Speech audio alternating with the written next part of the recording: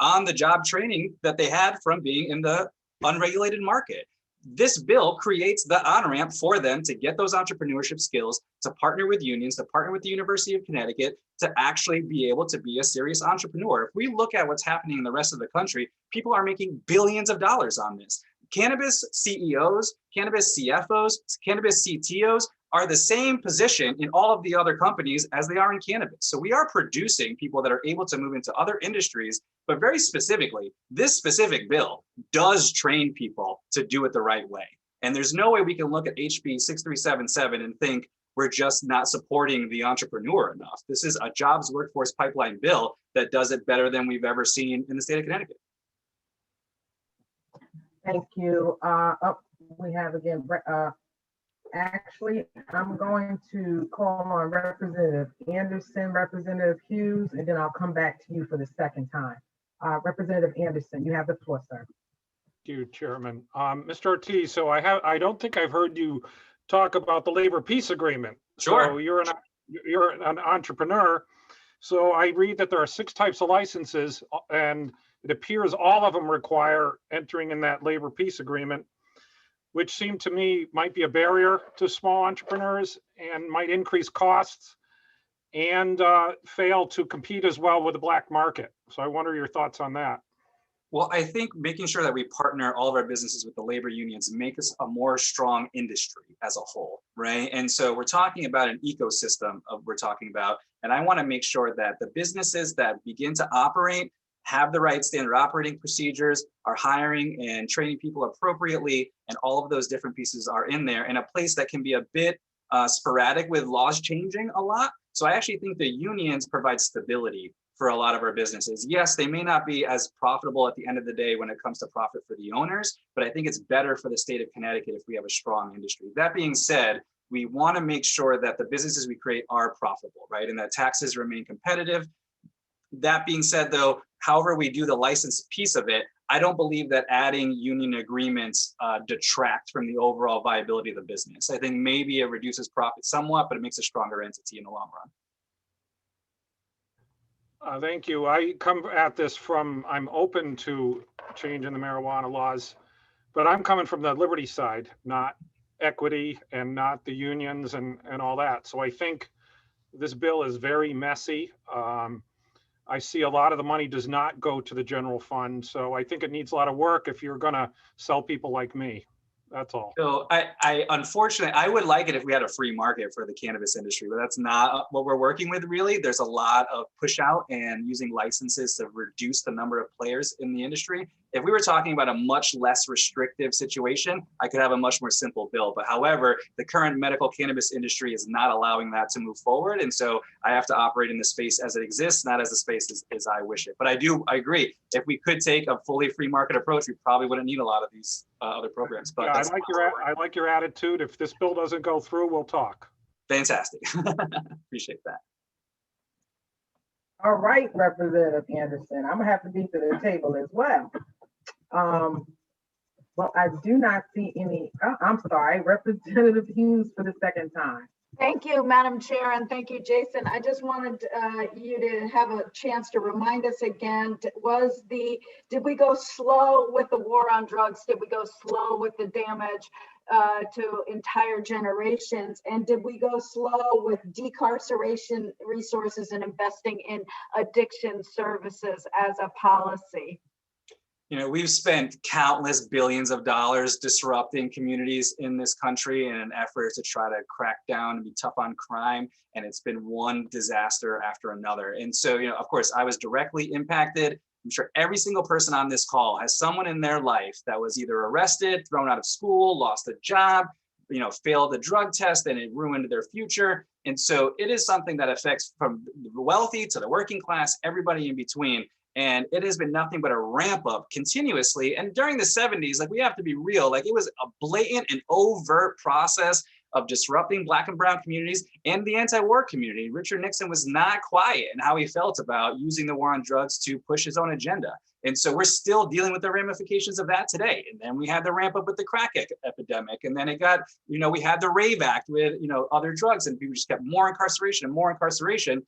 to the point where we had millions of people incarcerated. And we started to reduce that. I'm glad to see the state of Connecticut is starting to close prisons and reduce it, but it never should have got anywhere even close to that. And I think people really look at those stats sometimes and think of like, oh, that's just, X number of people that were affected. The economic impact of losing a breadwinner in a family ripples out to the rest of the community. And that's when we're arresting a mother, right? And that's what I think is a very proud piece of this bill does address parental rights in this situation. The number of families that have been ripped apart simply because one of the parents either had possession of cannabis or got arrested and had to go through a process, all of those families had economic impacts of what's happening. And so I do think people underestimate exactly how damaging it was if they didn't have someone that had to deal with it or had to pay court fees or had to lose a job. And so I just want to make sure that as we have all these conversations, we start to shift away from having gut emotional determinants of qualitative issues, right? We're talking a number of licenses. That number should not be based on because I feel, that's what it should be. It should be because X amount of jobs need to be created. We believe there's this amount of demand in the legacy market that we want to bring above board to generate taxes. We want to create a certain number of entrepreneurs. That can all be done with math and data and expertise of various people in the state of Connecticut. And so as long as we can agree that the damage done to our communities was racist in its intent and its impact, and start to quantify that, we can start to unravel this whole big problem of how do we make our communities whole? But there's just no way to know how much investment it takes to make a community whole unless you know how much damage was done. And finally, can you say something about the risk of fentanyl-laced, black market product that is seriously damaging our young people and youth because we do not have a regulated, equitable, economic market right now? Sure. I mean, I think anytime we can have more regulation on a system that's largely cloudy to purchasers and consumers, that's going to be a good thing. Again, this is where having unions come in to really standardize the process. We'll be able to make sure that our, food grade edibles are under the same strict scrutiny as other food grade products that we have in other markets. And so that by itself is going to give confidence to the consumer that what they're purchasing is going to be better. That being said, we have to be able to offer products and bring the community networks, the existing community infrastructure of those markets into the legal market. It's not just the consumer. You have to bring the entire supply chain into the legal market for the consumer to come with them.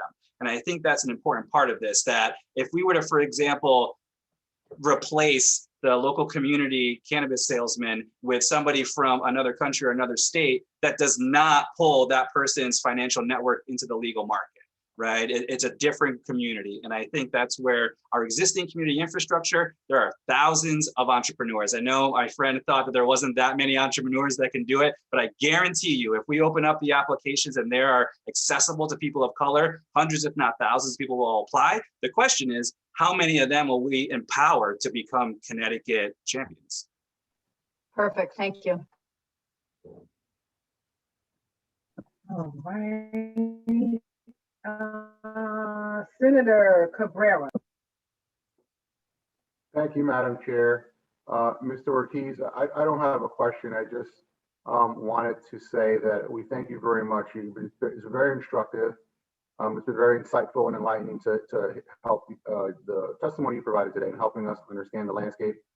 And I think, the last point, one of the last points you made, I think is very important in that I think too many people assume that the market as it currently exists in medical is essentially a free market, and that you simply have to just, kind of jump in the market and compete freely and survive, go up or down, survive or be successful based on your own efforts. And that's simply the barriers that are put in place there currently. And I think that's a really, really important point you make. I hope you keep making that point to more constituencies and more elected officials so that they're aware of it. So I just wanted to jump in and say thank you so much for taking the time to provide us with your testimony. It was very instructive. Thank you. And just quickly on that, for folks that are listening, we have 4 current cultivator and manufacturers in Connecticut. No amount of money that I had today, I could get a license. If I had $1 billion, I could not apply for a license. I could move to Massachusetts or Puerto Rico or other places and try, but in the state of Connecticut, it's legally impossible for me to get a medical marijuana license. Even though the state did authorize 10 licenses, we've only issued 4. Still, it's just impossible for me to do it, no matter how talented or wealthy I am right now. And so that is the epitome of a closed market and an oligopoly. And I think this program gives us the opportunity to really crack that wide open and erase the mistake that we made a long time ago. For, we wanted to keep it really tightly regulated, but I think now it's a good example of over-regulation keeping out entire communities. Thank you. All right. Thank you. And I don't see any further hands, so I will just make my comments and then we will release you. You've done an outstanding job in helping to outline, summarize, and actually delve a little deeper into what this bill is and what it actually does. The one point that I'd like to make, just listening to the conversation over the many speakers that have spoken and questioned you and commented, I think it's interesting that we have 31 states currently in the midst of a pandemic, right, that are allowing dispensaries to stay open and calling them essential. So we have federally, it's illegal, but it's also necessary. Talk about conflict, right? Talk about things that don't make sense.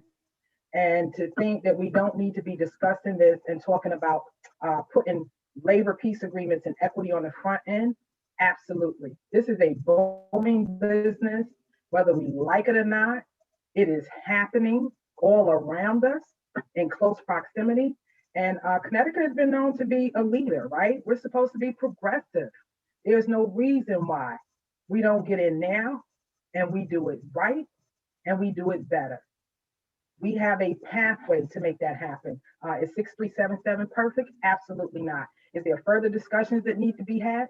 Absolutely. Are there other stakeholders that need to be to the table? Absolutely. And I think that this is the platform that we have provided here in the Labor Committee to expand this discussion, to make it all inclusive, and to put the people that are closest to the problem, closest to the solution. That is the whole objective of having this bill before us today. And I think that it's also important that we mention, the licenses is very important. And it is the number one way that we saw in California, how it made it easy for big businesses to get in. And we don't want to see that same thing happen here in Connecticut. We have checks and balances, we provide transparency, and we address the original sin of this country.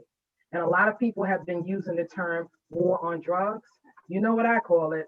The war on Black and brown people. Let's be honest, because we got people that are doing the same drugs and that are not being criminalized, marginalized, imprisoned, or incarcerated at the rates that Black and brown bodies are. So this is not about a war on drugs. This is about a war on Black and brown people. And this bill actually addresses all of that and takes all of those things into consideration. And I think last year when we tried to get this done, we put the brakes on it because the equity was not there. So for me and Senator Kushner, as the labor chairs in the Senate and the House at the General Assembly in Connecticut, we say they go hand in hand, and that we can't move forward without labor peace, and we cannot move forward without equity. So thank you so very much. I had questions for you, but you've done it all. You said it all, and I'm not going to belabor the issue any further because we do have other folks that are waiting to testify and are being really patient. But I just wanted to thank you again, Jason, for the partnership, for your work, for sharing your wisdom and your insight. And I look forward to us having further discussions and expanding the table and bringing more people to the table so that we can get this right the first time we do this here in Connecticut. Thank you. Yeah, and I'll just quickly say, for any problem that comes up not addressed by this bill, we have fantastic, brilliant people of color throughout the country that can solve every single piece of it. So if there's any legislator that wants to figure out some specific part of the problem, feel free to just reach out to us. I'm happy to help. Well, we have folks weighing in, and we will be having that conversation because there are things that do need to be considered that haven't been considered. So I look forward to, like I said, expanding the discussion and bringing more people to the table. And I thank you again for your participation in all of this. Thank you. And with that, you're welcome. We will call up next Farian Rabbani, and I hope that I'm saying that correctly. You got it. All right, Farian Rabbani, you have the floor. Awesome. Thank you to the honorable members of the Labor and Public Employees Committee. My name is Faraheen Rabbani. I've served as the Deputy Field Director for Congresswoman Hayes, was the founder of Students for Jahana Hayes in 2018, and a co-founder of the Connecticut-based nonprofit project called Be a Part. I'm also a Seymour resident, a recent UConn graduate, and someone who strongly supports HB 6377. Today, I come before the committee as a concerned citizen. All of my work I've done has centered empowering young people, including the reason for me testifying today. Though that this is not the education committee, the members here today have an ability to create a positive impact for our state's most precious capital, young people. HB 6377 is the first step to achieving equity in our state. This bill will support and empower young people, especially young people of color who have been systematically excluded from opportunities due to crimes related to cannabis. As mentioned by Mr. Ortiz, it first starts with fact-finding. We must gather all of the data that illustrates the full extent of the harm done to young people of color due to punitive cannabis laws. HB 6377 also protects young people from future discrimination due to any adverse cannabis crimes they may have been involved in, including simply having a joint in your college dorm room. I believe that being caught with a joint in your dorm room should not be the reason for destroying a young person's future, as controversial as that may be. If you were found in your dorm room with a joint, you risk the loss of financial aid that is crucial to obtaining an education. You also stand to lose your student housing, and for many, this means the end of their educational career. Growing up, I've always heard that education is my pathway to prosperity. Throughout my educational career here in Connecticut, through their public schools and our flagship university, I've found that to be true. However, it seems absolutely absurd to me that if I was to be caught with the joint, something I imagine many of the members of this committee have come across at some point in time, I would risk losing my financial aid, student housing, and ultimately my educational career. Section 29 of this bill is crucial to ensuring that we, as a state, empower our young people. We must reaffirm that education is our pathway to prosperity and do our best to make that true for every student in Connecticut. Through consulting the Cannabis Control Commission outlined in this bill and the Office of Justice Reinvestment and community organizations like Students for Sensible Drug Policy, we could find the best way to keep our young people safe while having their ability to prosper in the future. It's plainly evident that the criminalization of cannabis does not prevent young people from purchasing or consuming it. What it does do is make their lives much more difficult in the aftermath. We also do know that cannabis consumption is not a valid reason to prevent a young person from getting student loans, protections in school, or jobs in the future. This broken system is what perpetuates the long-lasting consequences on the war on drugs, or as Representative Porter said, the war on Black and Brown people within our most vulnerable communities. A joint in your dorm room quite simply should not disqualify you from pursuing prosperity through education. In order to empower young people throughout the state, especially young people of color, I urge this committee to co-sponsor, support, and pass HB 6377. Thank you.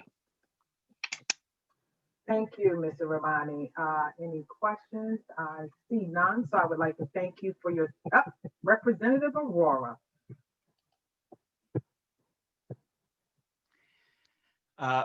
Thank you, Mr. Rabbani, for that excellent testimony. I want to ask you to make one comment and one question, keep it brief. The comment is that this discussion is not about decriminalizing marijuana, because there is 100% agreement on my side that nobody should be going to jail for a joint in their dorm room, right? I think you're right. There have been things which have been done in the past. We don't look proudly to them. That some of the laws were strict and were applied in certain ways which was not equitable. We all agree with that. This is not that discussion. I think it's easy sometimes to basically, because the passion about that and the clarity on that issue is a lot, just like Reporter said, right? She said, well, that really has been for all Black, brown people and for our communities been such a wrong thing. But what this discussion is about, should we encourage minorities to basically plunge into now selling in a legal format marijuana and encouraging in our state the consumption of marijuana. We're not saying, just please for a moment, there are two constructs here. It's important for us to be rigorous. We're not saying anything about what you said, that the harm had been done, we should decriminalize, and that is not even, that's a necessity, because nobody should ever have all the consequences just because they smoked a joint. But what we are discussing here is, should we give protections to industry? Should we basically encourage our minorities, people who are minorities, to go and build businesses? Is this our future? And I would like you to comment if that's where you see, and you work for Congressman Hayes, that's where we see the future of this country and this state, or yeah, you know what, as long as we decriminalize it, you're fine, right? Or do you think that we need to make sure that that people who got hurt should make money back selling it now to others? Because in the end, if it's overconsumed, we do know it'll harm our kids, it'll harm our communities. The same communities can, what they call ricochet, have a second harm. That's what I'm worried about. I'm not talking, there's nobody here discussing decriminalization is a bad idea. What we're saying is, do we want everybody to promote this industry in Connecticut so that we're the greatest grower, and this is the job engine of our future, and this is every minority business should be basically, we should have a lot of minority participation and encouragement to growing and selling cannabis in our state. Thank you for that question and comment. I would start by saying, first of all, people are consuming and distributing cannabis already. So it's not like we're going to change that from happening. It's already happening. So that is not my worry personally. My worry is making sure that the groups that have had the harm done to them in doing what others are doing legally are the first to get the opportunity to do the same. So in regards to that, that would be my response. Also, you were talking about this not being about decriminalization. So what I was referring to is Section 29 of the bill that specifically outlines how young people, students specifically, will be protected in the face of criminal actions related to cannabis, which is a part of this bill and a really important part. So I understand that you're not arguing against decriminalization, but what I am saying is, please consider that young people, if you're found with a joint or pulled over with any amount of cannabis, you could lose your student loans. And for a lot of people, especially people from poor backgrounds and communities of color, student loans are the pathway to getting a higher education. And student housing is the only way they're able to do that, which they stand to lose due to our current laws. So what I'm saying is, this bill, HB 6377, specifically in Section 29, addresses a longstanding understated issue that must be addressed. Yeah, the domain or the jurisdiction of the Labor Committee is not to those issues in a sense that, let's for a moment, if you took out the element of labor agreements as well as promotion of the business, that aspect is going to go through a different committee. When you decriminalize, when you make it legal, you will have to change and define the laws. When something is legal, you cannot basically go or decriminalize. You cannot go and say, well, just because you consume the legal substance, you're going to lose your student loan. Those go hand in hand. That's the same element. Now, you can add it in any bill, because when you write bills, you do have latitude, but that's a different thing. That when you decriminalize and make recreational marijuana legal, or you make it that it is not criminal to consume marijuana in the state of Connecticut, those issues will be solved, and correctly so. So again, I want to focus in the jurisdiction of what we're discussing, which is, should we be focusing on allowing, ensuring that we have unionized labor in marijuana, not upfront when the industry starts? I actually think that's really counter to the very proponent of the industry, because that's going to ensure that the industry is going to be in Massachusetts and not here. That's like creating what in business they call DOA, that you will not get the industry here if you put more regulation and put more constraint. But that's one. And the second is that if you basically, do you want to encourage, you just said that people who got hurt most need to take advantage of this boom. This boom is a dangerous boom, in my mind. You may consider that that, you know, that the next coming business in the future of Connecticut is basically for people to grow and sell marijuana. My viewpoint is that when you start dealing with an addictive substance, there is a lot of risk. And I don't know for a fact, or because there is not enough data around here to figure out what happens to people who get into that business as young, especially in young ages. Do they start selling it to younger people? Because think about that, a 24-year-old, if we basically ask them to sell marijuana, who are they gonna target? Most likely 21 years old and pushing to down, right? So my viewpoint is that, listen, you know, please be careful what you're saying. You know, you look very sharp and have done good work. You know, I think this is an error perhaps in your part that, you know, that you're saying that the harm should be done to those communities. They should be rewarded not by education in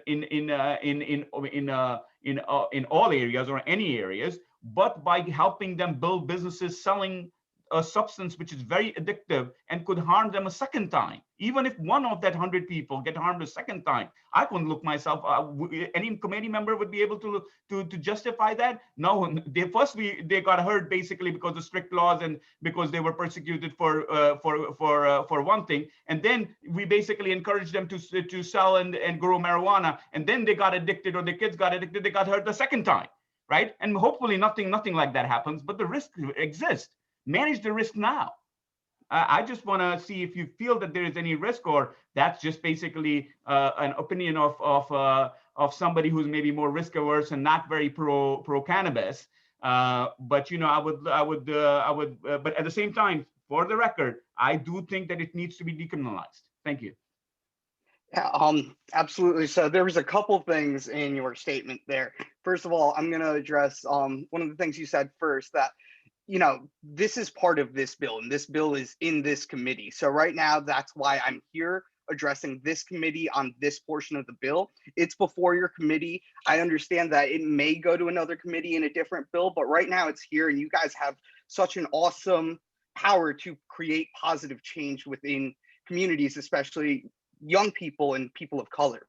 So that's why I'm here today, and why I brought up this point of the bill before you guys. In terms of the risk of harm, or a second harm, as you say, I don't think anything will outweigh the risk that especially communities of color face due to its existing laws. I don't think anything outweighs the risk of losing your student loans and your student housing, completely shutting out the opportunity to pursue an educational career. So I think that risk that you are mentioning, first of all, I don't know much data that would support that. And even if there was, it doesn't outweigh the risk in my mind that, you know, our current laws and our current system have perpetuated.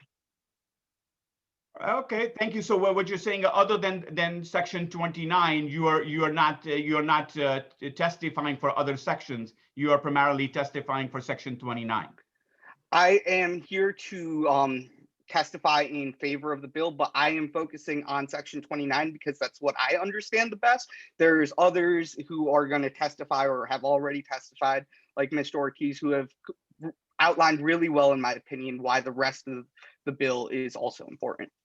Got it. So what you're saying is that 1 to 28, you know, 29 section, the 3%, which the 29 section represents, you're the expert on. From 1 to 28, we should rely on others. You don't have much of an opinion, but I appreciate your time. I appreciate your testimony. Thank you, Madam Chair.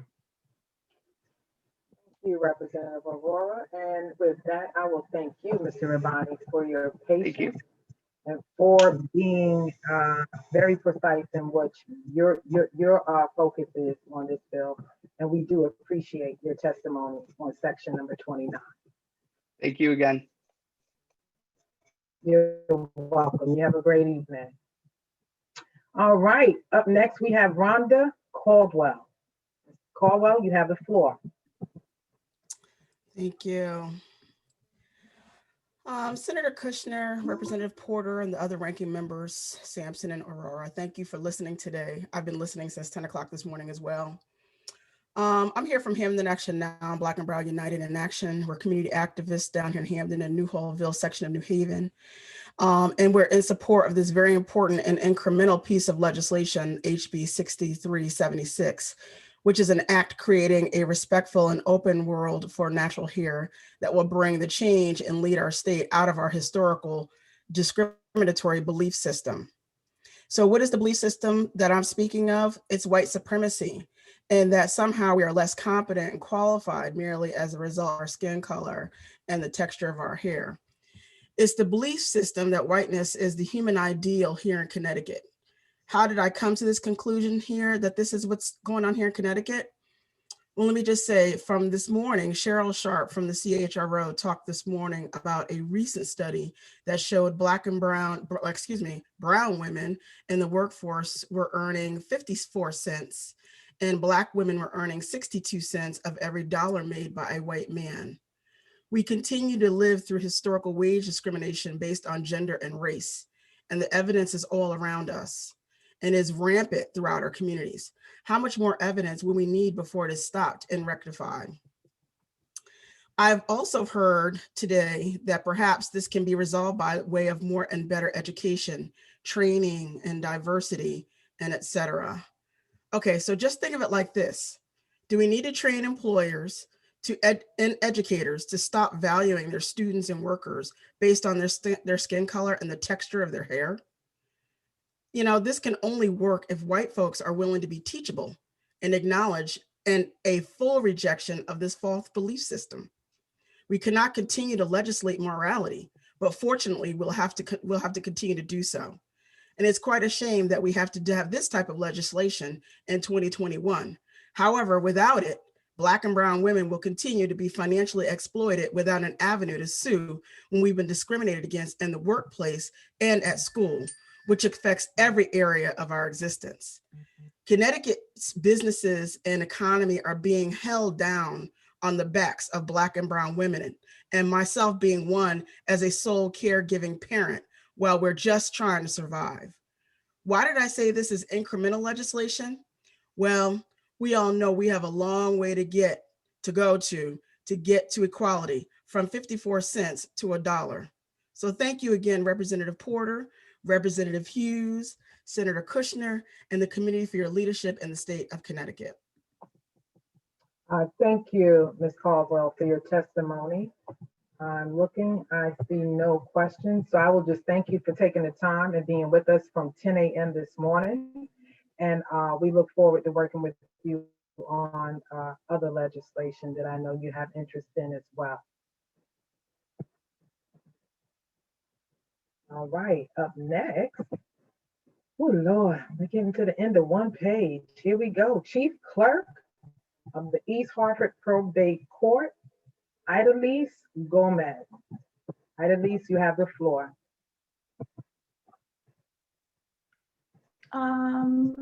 Hold on one second. Okay, here we go. Thank you, Representative Porter. Good evening to all of you members of the Labor and Public Employees Committee. I'm Idalise Gomez, and I'm testifying today regarding House Bill 6382, an act strengthening the probate court system. I am the Chief Clerk of the East Hartford Probate Court, as well as the co-president of the Connecticut Association of Probate Clerks. You heard from the co-president, Nancy Howard, earlier today, and we also submitted written testimony. I just wanted to talk, I know you've heard from a lot of clerks regarding this bill, but I'm here to present the views of our members. So I'm here to speak on behalf of the association. We did conduct a probate employee survey concerning issues of compensation, benefits, and collective bargaining. And when asked if they believe that state employees receive better benefits and compensation than probate employees, over 88% agreed. When asked if we should receive the same benefits and compensation as state employees, over 92% agreed. Over 78% feel that we're not being fairly compensated, and over 83% think that we should be able to collectively bargain. So basically, as co-president of the association, I'm here to present the views of our members And the opinions that they expressed are overwhelmingly in support of collective bargaining rights. So I just wanted to express that to the committee.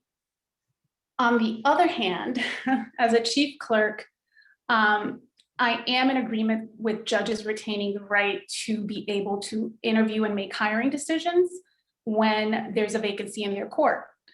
Does that mean that we shouldn't have collective bargaining rights to address inequities in the probate system as it relates to our compensation and benefits? I don't believe that the two should be mutually exclusive. I think that somewhere in the negotiating process, we should be able to make those types of decisions without completely giving up our right to collectively bargain. I don't think it's fair that probate employees are asked to give their all to a system that in turn depresses their wages. That leads to lower retirement benefits, and it just affects basically, your ability to keep up with cost of living increases. As you heard earlier, we went 4 years, nearly 5 without a pay increase, without a COLA increase. It's just hard to sit by and idly do nothing when these inequities are blatant.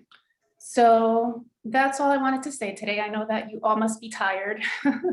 I'm tired and I haven't spoken once. You've been speaking all day, so I know that you must all be tired.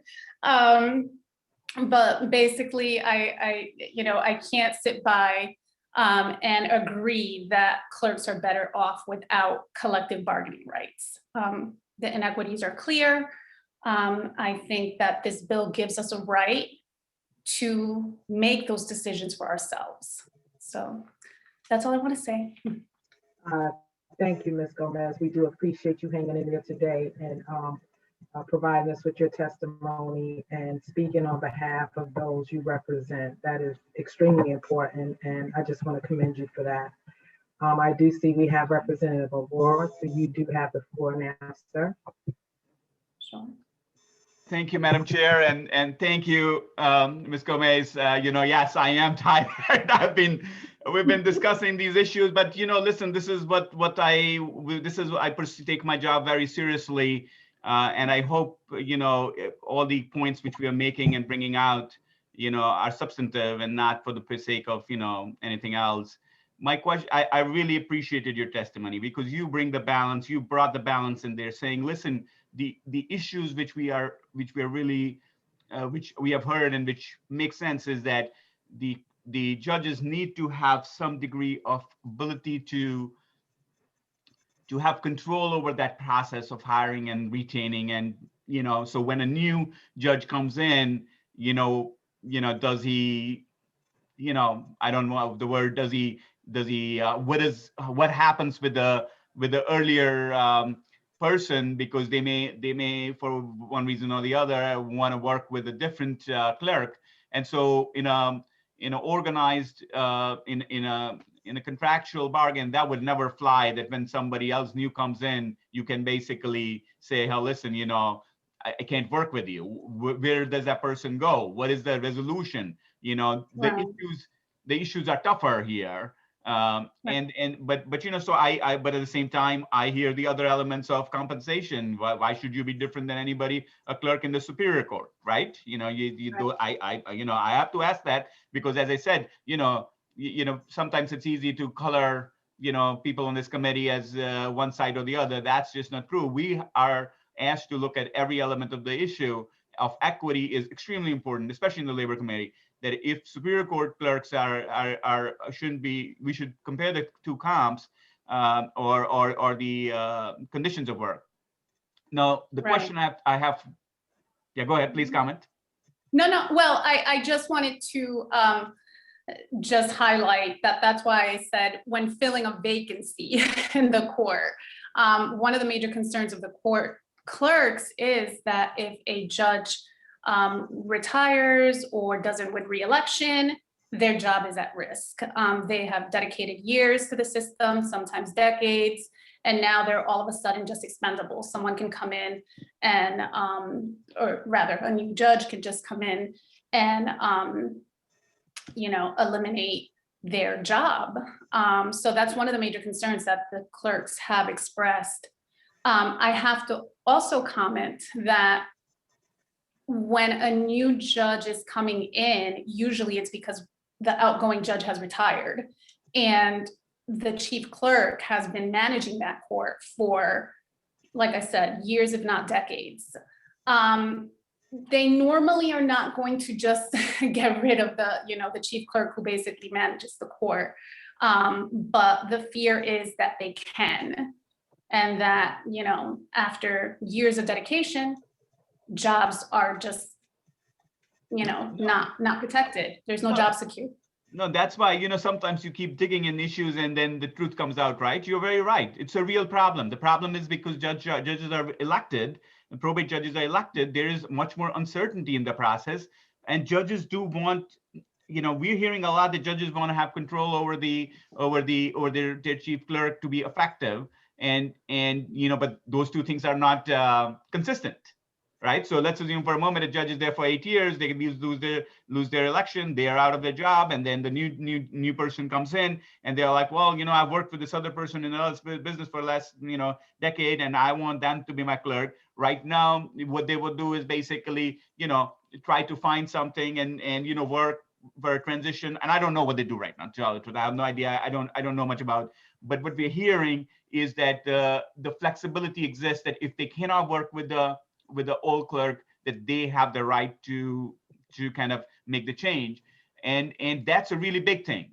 That's a big thing for both sides, right? So we can talk about compensation because there will be ease. That's one question. But this whole idea of flexibility for the judges is a very important question, which I know we can put on the side and say, well, that doesn't exist really. But that's the big, what they call the term they use. That's the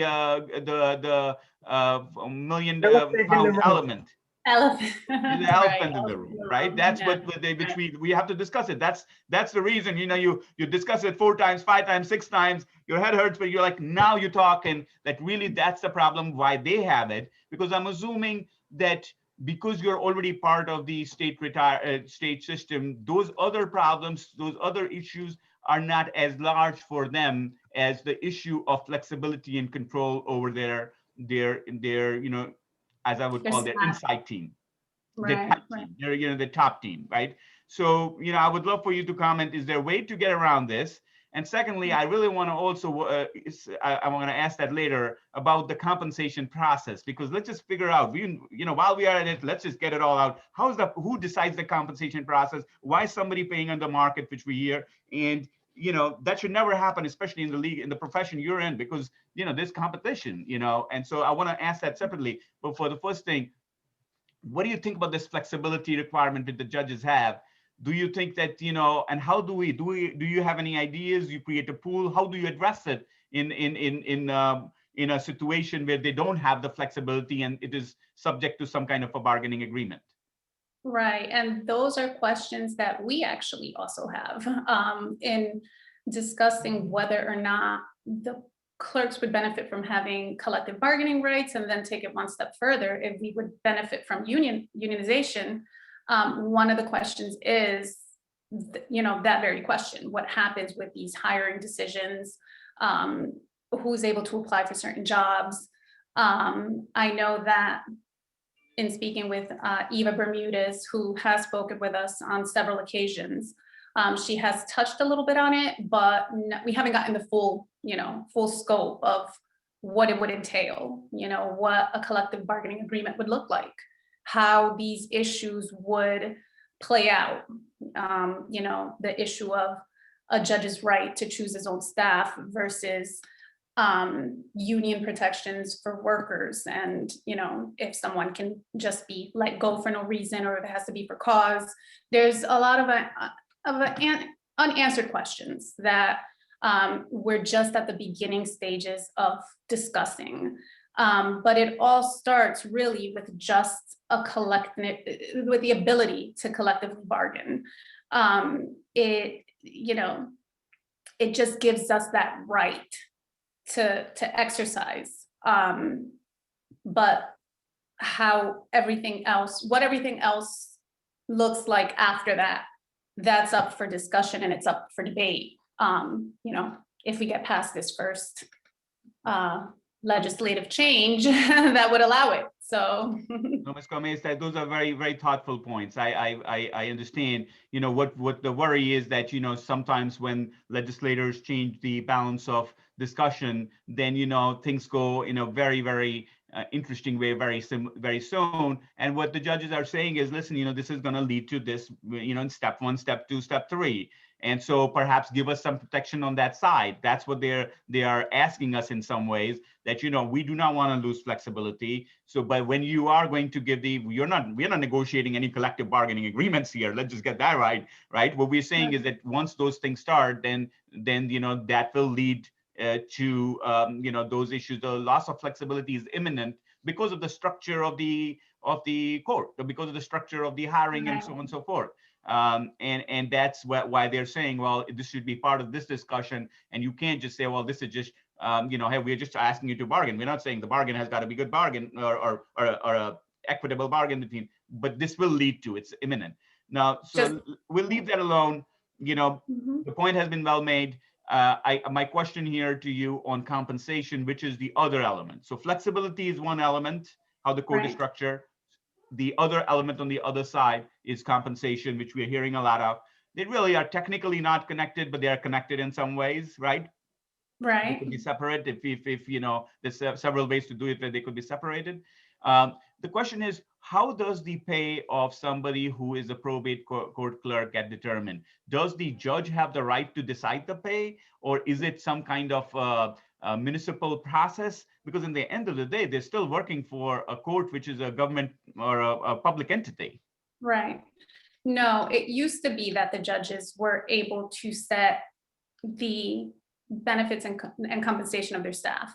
In 2011, after the courts consolidated, where we became 54 from 117, I believe, and 6 regional children's courts, that right was taken from the judges and given to probate administration. So it's probate administration who sets those policies. They set the policies concerning compensation, benefits, court staffing levels, retirement benefits.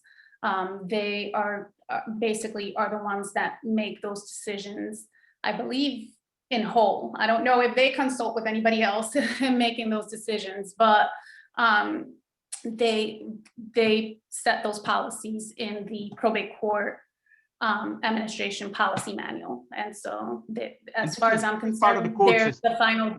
Sorry. I'm sorry? No, sorry, go ahead. Finish your, No, so as far as I'm concerned, they're the final word on that, on those issues. So the compensation is decided by the program department or the probate programs department in the court system.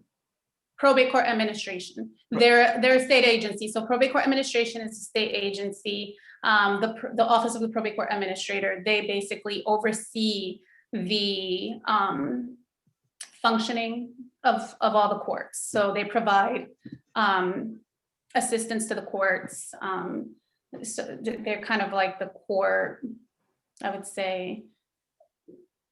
Well, they're the administrative body of the probate court. So they're the ones that oversee the functioning of the courts and set the policies. Understood. Now, would you have any idea why they are putting wages which are considered under market? Because this is a state agency. Again, the discussion all morning long I've been trying to point to is the goals are the same. I don't think we need to over legislate. We need to sometimes follow the laws which have already been made. So if the agency is a state agency setting the compensation for probate court clerks, why do you have an assessment why they are setting it at what I'm hearing under market levels, which are very harmful? Is there a reason? Do they have an agenda against these are state employees who in the probate administration? Why is it so? So I think the problem is that they set the policy. So when I came in, I came in 2011, and I came in right after consolidation. So I was never part of the pre-consolidation court system. As I understood it back then, every court was its own individual company, if you want to say, with the judge being the CEO, being the decider of all, all of the courts, operations. When PCA came in 2011 and the system was, consolidated and central administration was given over to PCA, they set they wanted to make a uniform policy for all the courts because the courts all had different pay rates, benefits, they were all completely different. So PCA comes in, makes a uniform policy, it applies to all the courts.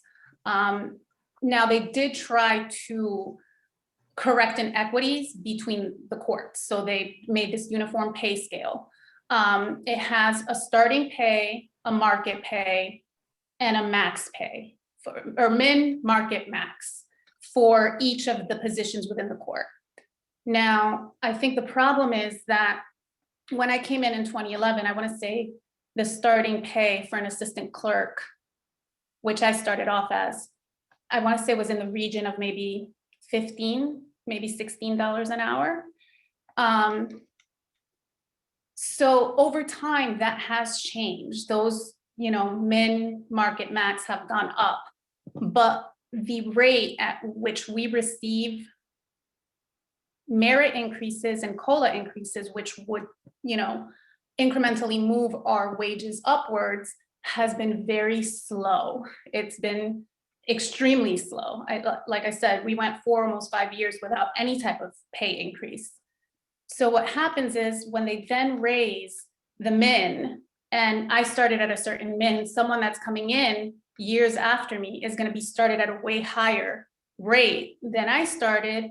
And because pay increases are so slowly applied or implemented, then it's like you can never really catch up. Understood. It's you're gonna be behind. No, you have, we have been sitting here for hours, listening to you, to testimony, and you are basically explaining the problem, like a professor. This is beautiful, right? The problem with the diagnosis, and we are with the diagnosis to me is that, this is a HR compensation problem. This is, every company has it. This is a small company of 500 people. Or what somebody else, I think it was Ava who told us, as there's 470 people, 60 judges and 400 employees, about right. About 500 people, and this company has a problem. The firm has the business or the organization has a compensation issue. I think we should be asking them to review the compensation issue so that, just like what you said, this is inequity that, you started earlier and, somebody else started later. They got market pay, but you are moving up slowly, but it looks like you were moving up so slowly that you are not stuck. And the point is that, I'm not a compensation expert, but in business, there's a lot of people overall around the world who make their living just designing fair, reasonable pay systems, compensation systems. And I think what we are trying to legislate is something really, that organization. Now, I'm assuming the probate, you said the probate, what's it called? The system. Probate administration. PCA, probate court administration, will have some HR experts, I'm assuming, and they are the ones who are doing it. But then it comes down to, where does the money come from? Is it coming from, because finally, I'm sure they understand that already. It's not that, again, let's dig one more step further, that, so they have a problem that the compensation is unfair and wrong. And right. Because of what you just defined, I don't think there's anybody in this room or how many people, 66 people will agree that just because you joined earlier, this formula doesn't look right. And we heard this several times that, people who are working for me are making more, it's not fair. And so now what my question is, would you know where the money comes from? Why are they doing this? They are not bad people, I can tell you, without knowing any of them. No, they're good people. No, they're not. Yes, they're good people. You know that. I know that. Everybody. I do. I know them personally, and they are good people. They are good people. I know that. I don't know anyone personally. I still believe they're good people. My question to you is it the part of money from which this is getting paid? Is that limited? Where is it coming from? So I think this is the other part of the problem. Now, from what I know of the probate court budget, we are partially self-funded because we charge probate fees, we charge accounting fees, estate tax fees, like the courts do bring in revenue. So we're partially self-funded, but we're not fully funded. So part of our funding comes from the general fund. Now, how those funds are applied is where the clerks are kind of in the dark. We don't really know what percentage of the budget is going to different things. Now, I know that when there is unused funds in the probate court budget, there's a sweep and it goes back into the general fund. Now, again, when the budget is approved, it's approved by, there's a budget committee, and obviously it has to be approved by the state. But we don't know how the funds are allocated. Are there funds being set aside to ensure that the clerks and probate court employees are getting, I think it's a 3% COLA, and merit increases are usually in the range of between 2 and I want to say 5%, which never happens. I mean, it's usually at 3%. That's what you can expect to get on a good budget year. So I know that the money comes partially from self-funding, partially from the general fund. So that's about as much as I know about, the funding of the probate court system. Well, you know more about many of us here as we speak here, but I thank you because I think it gives us a good idea where the real problem lies. The real problem lies that perhaps, as we decided that these are good people and there's some changes needed in the compensation methodologies, which, every company goes through it. This company got started in 2011. Let me not call it a company, let me call it an organization. This organization started in 2011. They started with some rules. The rules were basically not consistent over time, especially. And so now they have to update their rules. And if we do agree with the fact that these are smart, good people, they must have a revenue issue or some kind of a issue that, hey, listen, we're not going to go anywhere. So then the question comes out, how are you funded? What's the issue here? So, I think there is the purpose of the legislation seems to be totally different than what we're trying to achieve, because we're going to create all these flexibility issues and all of that stuff through this legislation. But the real issue is that compensation group, which is a government group, which is our own state government group, needs to basically figure out how to have a good system. So I thank you for bringing all of these things up. We had to dig really deep and, for hours to get this information. And you are the shining light here on this legislation, at least from my understanding. I think I understand these issues. And so I'm hoping others in the committee very well. I thank you for all your information and your time you're taken. And thank you, Madam Chair, for indulging in me. Thank you. Thank you. And next up, I think we have one last person. Last but not least, Senator Julie Kushner, you have the floor.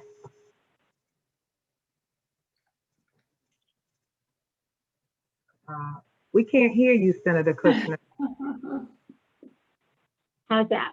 Is that better? That's better. Thank you, Madam Chair, and thank you, Adelise, for your testimony here today. And certainly, we don't expect you to negotiate a contract with us. We don't expect you to know all the answers of how the probate court system works, although your testimony was very thorough and very helpful. I do think that one thing that I want to comment on is you really got it right when you talked about your own personal views on what should be included in the contract. That is the process of collective bargaining. You get to decide what you as a group want to negotiate for, and management gets to decide what's important to them, and it works out to be fair to both sides. And so I so appreciate your testimony and your bringing all of this forward, and I wish you the best. I hope that this bill makes it all through the chambers and becomes law, so that you will have the opportunity to work through these complex issues with your management with equal footing and with an equal voice. So thank you so much for being here today. Thank you, Madam Chair. Thank you, Senator. Welcome. Yes, and thank you so much for your testimony today and for your patience.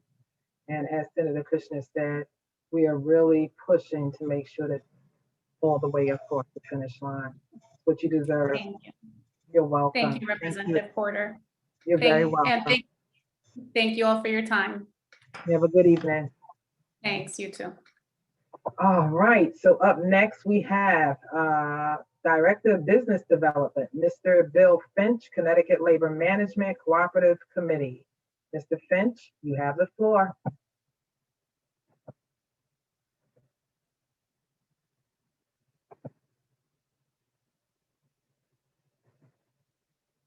I know I saw him.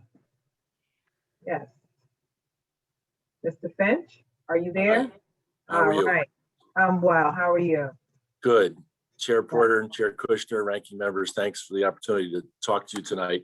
I know it's getting late and you must be getting just as tired as all of us, but I've had the opportunity to listen all day to the committee.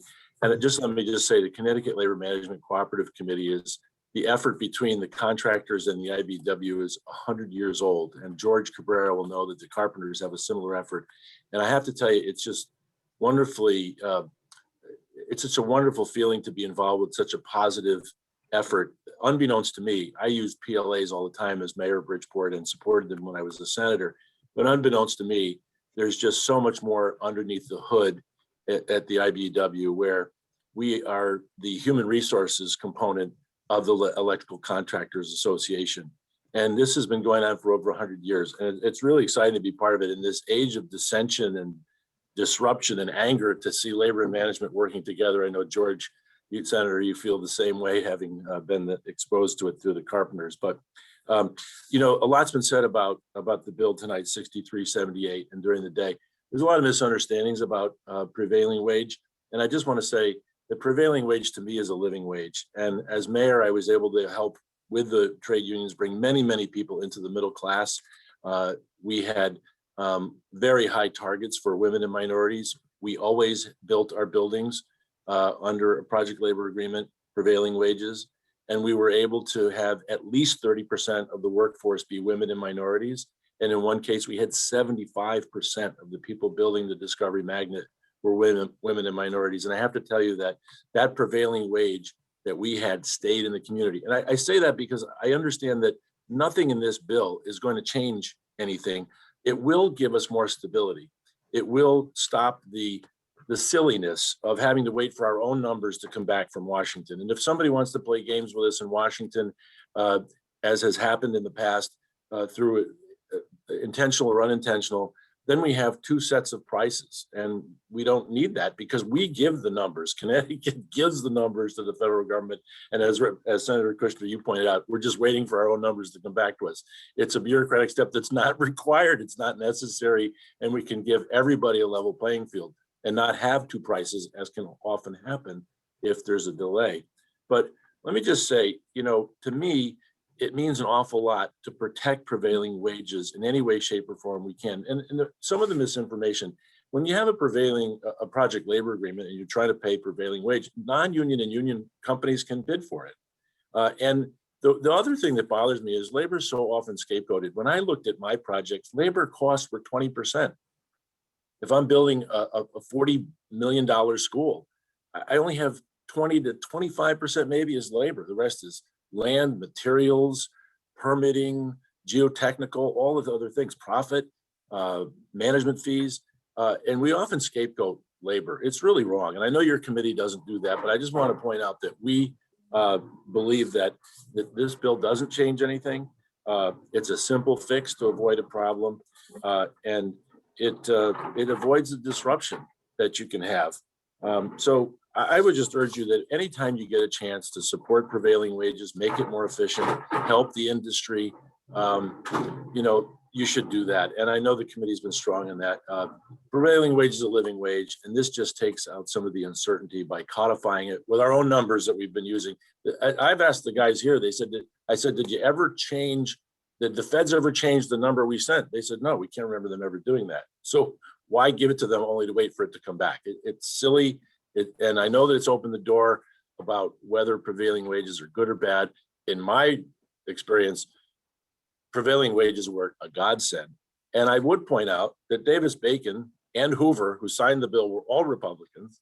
And most of my mayor buddies that I had at the time, John Harkins and Mayor Boughton, it was never political. It was just very pragmatic. Get prevailing wages out there in your community, because when you hire union, you hire local. Thank you so much for your testimony, Mr. Finch. You hit on some very pivotal points, eloquently put, and we thank you for that. Senator Kushner, you have the floor, ma'am. Thank you, Representative Porter. Thank you. I don't know whether usually you use your old titles to honor someone. I don't know whether to say. Call me anything but Mayor late for Finch. supper.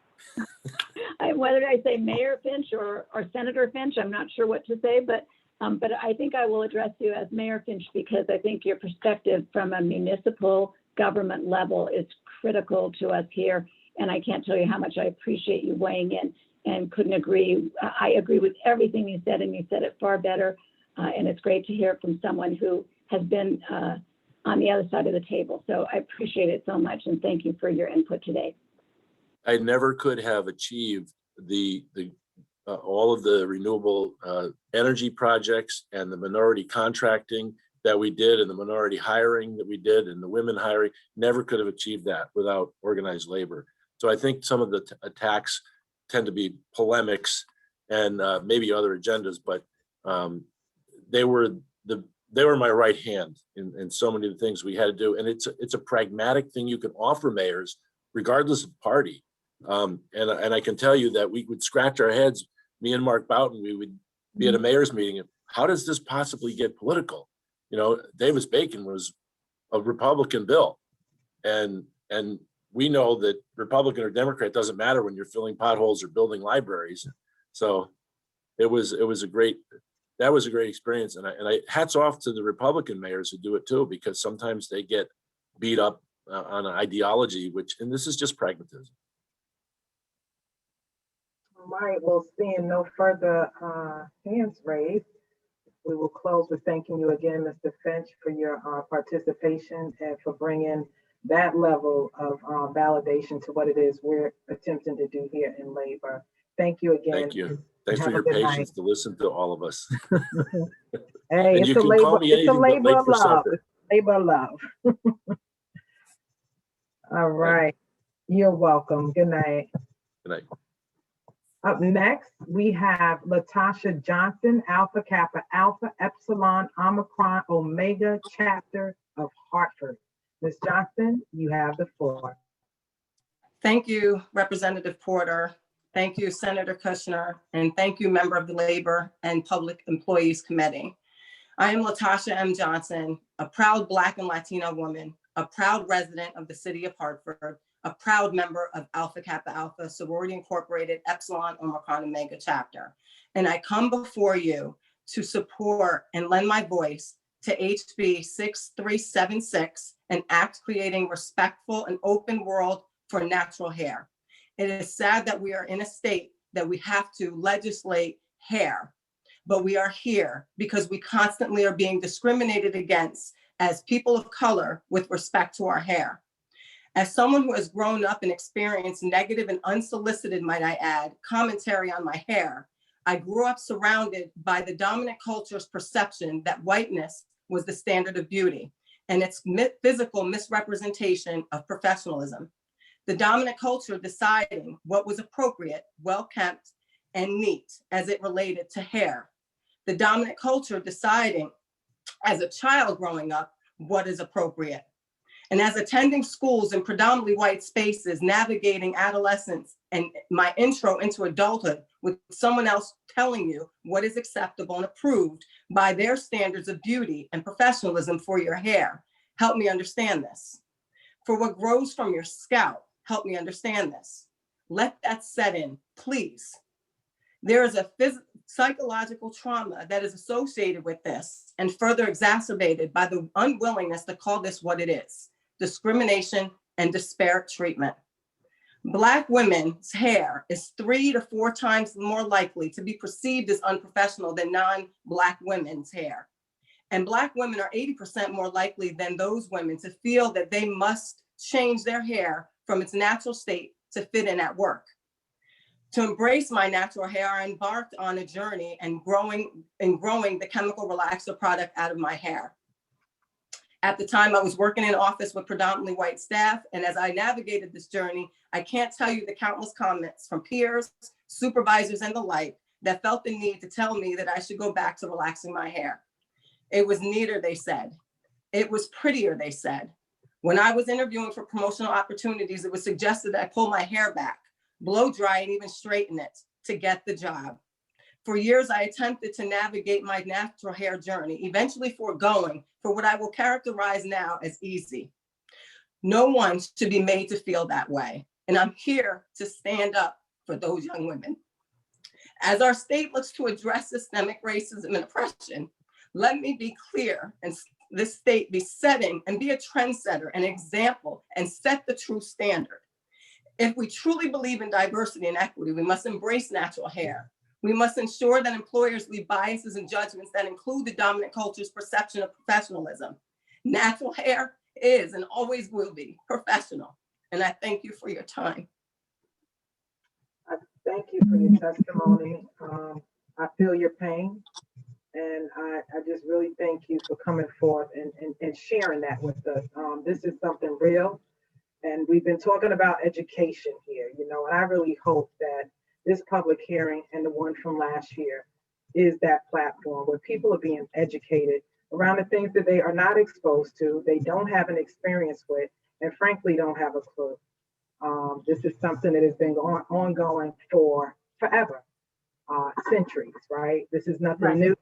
As we would say in our community, it is deja vu. We've been around this mountain way too many times, and it is going to be this year that I pray people join us in our efforts to eradicate this kind of discrimination in workplaces, public accommodations, credit, housing, you name it.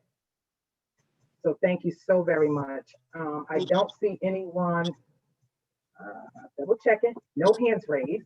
So there'll be no questions, but I do want to thank you again, Ms. Johnson, for your patience and for being with us this evening. Thank you, Representative Porter. You're welcome. You have a good evening. You too. Thank you. All right, up next, we have business agent and organizer for United Food and Commercial Workers Local 919, Emily Sabo. Emily, you have the floor. Thank you. Good evening, Madam Chair, Senator Kushner, Chair Representative Porter, ranking members, and ladies and gentlemen of the committee. Thank you for the opportunity to testify today. My name is Emily Sabo, and I am a business agent and organizer with the United Food and Commercial Workers Union, Local 919. We represent about 7,000 workers here in Connecticut. The UFCW supports the equitable legalization of adult use cannabis and has really been at the forefront in creating and shaping a new industry in the country. Currently, the UFCW International Union represents over 10,000 cannabis workers nationwide from seed to sale, including growers and manufacturers, cultivators, processors, and dispensary technicians. On average, unionized cannabis workers earn 13% more than non-union workers. We are focused on growing this industry in a fair and equitable way. We support HB 6377 because it does just that.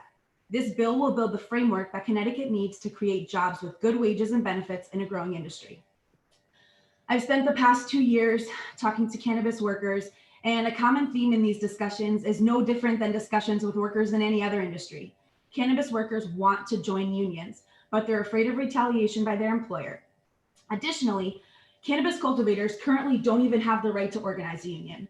The true difference here is that we have the opportunity to create a new industry that empowers the workers to make a decision without the fear of retaliation or fear of losing their job. It's time to level the playing field and empower workers. Labor peace agreements ensure that workers have a choice to join a union in a neutral environment. With a union contract, the workers have the ability to negotiate better wages, affordable healthcare, and secure retirement. Both labor peace agreements and union contracts help address the existing inequalities that cannabis prohibition has caused by providing equal opportunity to all workers. Labor peace agreements give workers a chance at having a union and, more importantly, a voice in the workplace. We urge you to support HB 6377 and help create a new workforce in a fair and equitable way. Thank you. Thank you so much, Emily. It's good to see you. Thank you for your patience as well and for your testimony. And I know we have someone that is eager to speak with you. Senator George Cabrera, you have the floor, Senator. Thank you, Madam Chair. Thank you so much, Emily, for taking time. I know it's been a long day. Thank you for hanging in there and testifying and all the work that you've done. I know we've talked about this many times. I just want to thank you for all your hard work in this space. And was wondering, and I said this earlier to a few other people that testified, I think sometimes it's difficult for individuals to understand the world in which we live in and we navigate with workers and what they go through as they try to freely make their own decisions on whether or not they want to join a union. So I'll ask you the same question. Could you just share with us one or two examples of some of the obstacles that workers face in real time when they try to freely make their own decisions whether or not they want to join a union? Sure. So I have a few examples, but most recently is an example that's been all over the news. The workers at Amazon in Alabama are trying to organize a union, and there's so many videos out there of Amazon even posting notices in the bathroom about to say yes, to say no to the union. They're holding captive audience meetings. They're keeping them late at work. They even changed a stoplight at the end of the Amazon distribution center so that any organizer doesn't even have the ability to speak to someone at a light because Amazon just wants to keep their workers from having a voice and having a choice to join a union. Now here in Connecticut, in the cannabis industry, I've spoken to a lot of workers, both who work in one of the 4 cultivation centers and also in the dispensaries. So some of the cultivators don't even have the right to join a union. So Labor Peace would help give them the ability that if they choose to, they can join a union. And other workers, the security in the cultivation centers is really high and tight. So you only have access to the department that you work in. So coworkers can't even really communicate with each other and say, hey, listen, have you heard about this? What do you think about a union? So there's really a lot of obstacles that workers face. Thank you. Well, thank you so much, Emily. Thank you for taking the time to testify today. I really appreciate it. Yet one more example why it's so important to have a labor peace agreement so we have some level playing field and give workers the freedom to decide for themselves whether or not they want to come together and have a larger voice in them. Thank you again for taking the time out of your busy schedule to testify today. Thank you. Thank you, Senator Cabrera. Representative Aurora, you have the floor. Thank you, Madam Chair. Thank you, Ms. Sabo, for your testimony. My question is, one is, since you have been really involved with the industry and, know a lot about the subject, do you know how big the industry is in terms of number of people, workers who work in the cannabis industry, both growers and dispensaries? Because we did hear there were not too many licenses actually to dispense, but how many workers are in the industry? So I don't necessarily know how many workers are in the industry, but I would be happy to get that information for you. Additionally, I do know that there's 4 cultivation centers, and that has to do with processing the flower, making the consumables. And then there's also over 20 dispensaries in Connecticut. The most recently opened one, I believe, was over the summer in New London. You said 18? 8 or 18? No, 18. 18 dispensaries. So, 10, I'm just making a very, approximate number. We're talking about 200 to 300 people in the industry, or maybe 500, because, 18 dispensaries, 10 people, that's 180. Then you add up, maybe 300, 330 people in the industry, or thereabouts. Right. So this is the question. Does Massachusetts, which has a much larger industry, do they have similar laws? With labor peace? Massachusetts, yeah, union, yeah, all of the, yeah. California, New Jersey, New York, Chicago has points on there. They have a merit-based application with points for labor peace. So there are other states that do have labor peace language, yeah. And then, there's nothing stopping, I know in Massachusetts, some employers have come to local unions looking just for labor peace agreements that happened in Washington, D.C., I believe, as well. Right. The reason, there is several elements of this law, and several objectives of this law, right? We've heard in detail about those. One of them is to basically make sure that we have a larger industry here in Connecticut. The other is obviously that it is equitable as the industry has. Another one is that the industry should give more opportunity to people who were harmed earlier by the excessive the stringent laws or criminal laws which were in place in the country and the state for a very long period of time. So there are varying objectives here.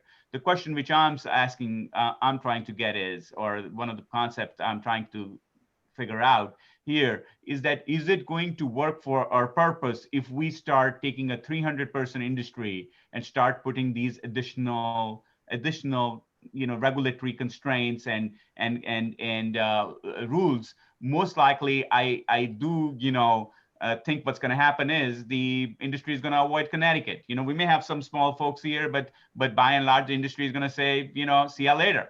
We've seen that, that is a very well possibility. So the very objective of the law will be defeated. Would you care to comment on that? I'm happy that you touched on this because I actually wrote this note down when you were questioning President Petronella. So I have since tried to follow up with our international union since you asked this question earlier. I haven't gotten a response yet, but I don't believe that any operator has left a state because they have to have a labor peace agreement. And the simplest answer to this is that we believe that any worker who wants every single worker deserves the choice to decide for themselves if they would like to have a union to represent them. Right. No, the industry, I don't think the question is how many people have left, because there is no industry right now. Right now, it's a 400 people industry. And we think, we heard from Mr. Ortiz that this is going to be a $7 billion industry, which really means it is going to grow. Right now, I'm reading it says $7 million or a $20 million industry. So it's going to grow 50 times. So 50 times employment there'll be 20,000 people employed in this. That's the vision which I heard. There will be many dispensing centers. Well, there'll be the vision I'm hearing is what I'm really trying to challenge here. And the question which I'm saying is that, guess what? If you put these laws, this is never going to go from a 400-person industry. I understand that these 400 people may not grow, and I still think it's such a growth industry because it's being legalized. It's that you're going to go from 400 to 800 irrespective. But if you put these laws in place right now, it's going to go from 400 to 800. If you don't put these laws, it's most likely going to go from 400 to 4,000 in terms of employment. The choice is the labor committee's choice. Do we want to really promote this industry? Because the law of economics out there are real. They work. Industries which get regulated early industries do not like early regulation. Industries gravitate to states and domiciles and areas where you have earlier ability to do things, ability to figure out new models. And that's where I'm gonna leave it. That I don't think this is a very small fledgling industry in Connecticut. It is basically a risky industry for our youth. We need to be careful. This law does all that we shouldn't. It encourages a risky industry. It tries to curtail a risky industry, which would lead to perhaps just the demise of the industry or a very low growth, boring industry here in the state. And so, but I haven't heard anybody really challenge those economics. I got something with casinos, but where is casinos 10 years later? We're not Vegas. We're not anywhere. We're basically that industry also, perhaps was overregulated or not managed right or regulated right. Anyways, I'll leave that there because I don't have that much knowledge about that industry either. But I do believe that the law of economics says do not overregulate an industry earlier. Sure. So what I will, it seems that you like research and study. So what I will do is I will follow up with you about the state of California specifically. So they started with a medical cannabis program and then also legalized cannabis for recreational use with a labor peace agreement. And California their cannabis industry is growing exponentially. And like I mentioned earlier, none of those operators who are operating in California under a medical license chose to leave the state of California because of a labor peace agreement. And I will be happy to follow up with you about that offline as well. Thank you. Thank you, Madam Chair. You're welcome, Representative Aurora. Just one brief question for you that came up, and you can tell me what you think, what your response would be. Is regulation more risky than a legal market? No. Okay. I believe that here we're giving workers a chance, a fair shot. We're creating a new industry where workers don't usually workers aren't the person that is at the forefront of the mind. And we want to keep Connecticut workers in mind, and we want to make sure that they have a fair chance at joining a union if they want to. Thank you. I absolutely agree. And not anything against industry, but I really would like to see small businesses have an opportunity to really capture this market in a way that no other state has done before, because we know that it is the small businesses that really push revenue in states. And it's time that we really, we talk about it, but we really give small businesses the platforms that they need in order to succeed. So thank you so much. I'm sorry. I see Senator Kushner has raised her hand. Senator Kushner? I just want to say, well done. You did a great job describing the bill and describing what will come of this bill. And I appreciate your response about California. I did happen to be in California shortly after the labor peace agreements were put in place, and just shopping, ran into owner of one of the large operations.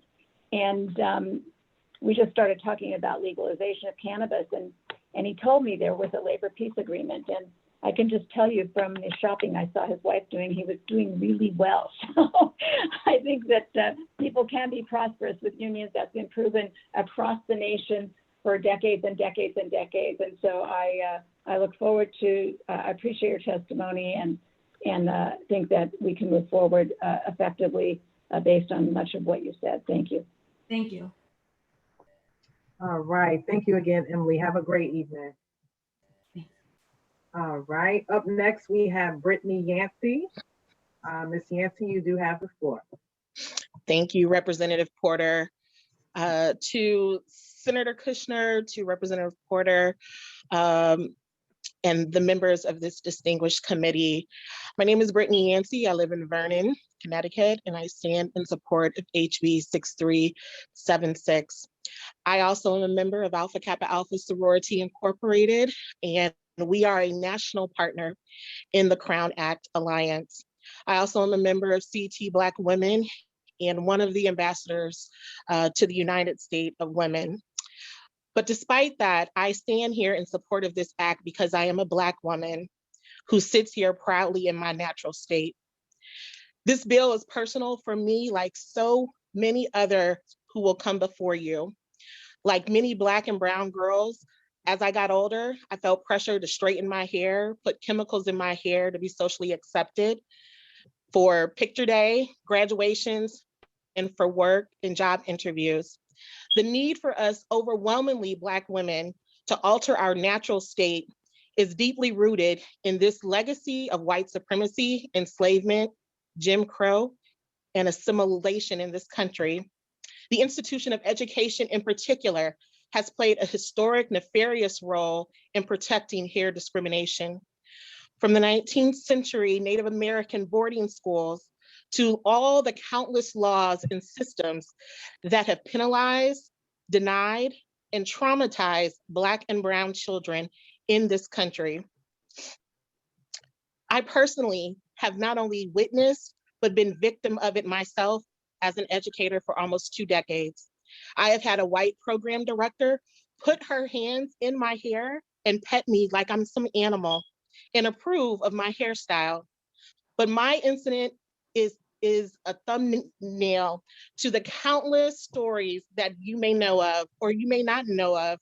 For example, the countless people who have been dismissed from their jobs, like Chastity Jones, threatened for expulsion, like the Cook sisters in Massachusetts, and the wrestler who had to cut his locks before America, despite, and to alter his hair, excuse me. The cases are a thumbnail to the discrimination taking place in our country, and there are many cases that are taking place here in Connecticut. Today, we are demanding that this committee follow through with the elimination of white supremacy by passing this law on race-based hair discrimination. Black women, as it is already stated before, are 3.4 times more likely to be perceived as unprofessional, their hairstyles, to those who are non-Black. But I won't go through the stats, given the fact that I am supposed to be in my class right now teaching. Despite all of the laws on racial discrimination, too often courts have wrongly excluded hair discrimination. Hair discrimination is racial discrimination. And as elected officials, you cannot stand before and yell Black Lives Matter, put a sign in front of your yard, and yet waver on this bill. This has to pass. This bill is not simply about hair, it is about people's rights and their rights to bodily autonomy, their rights to their identity and culture, and for atoning for the long history of structural oppression in this state. In closing, I urge you to pass HB 6376, HB 6377, and HB 63080 in full support. Thank you for your time, and I have time for one question if there is one, but I have to go. Right. Thank you so much, Brittany. I do see that we have a question from Representative Winkler, and I will just state quickly before he asks his question or makes his comment that you really conjured up something in me that makes my belly, heart, and soul ache. That was one of the things that really pushed me forward in this. Andrew Johnson, December 27, 2018. That is what I remember about the wrestler who I watched stand and have his crown, just decimated. It's sacred. The symbolism of locks is very sacred. And I can't even begin to tell you what it did to me to watch him be surrounded by white people and a white woman with scissors in her hand as she cut off his locks so that he could finish his wrestling match. So, I mean, these are the things that people really need to be educated around, and just put yourself in the place of a parent or a child that is happening to, because that's what I had to do. And with that, Representative Winkler, you have the floor. I'll just keep you for about 20 seconds. Ms. Yancey is a constituent. We've corresponded. I just wanted to thank you for your compelling and concise testimony. Thank you. Thank you, Madam Chair. Representative Winkler. I appreciate your support in helping me prepare for today. So thank you so much, and your commitment to this issue and all the agenda. Yes, you have a rock star of a representative. Thank you so much for hanging in there with us. Now you get back to class and teach those young minds what they need to know. Thank you. You're welcome. You have a great evening. You too. Thank you. All right, up next we have Yvonne Renee Davis. Ms. Davis, you have the floor.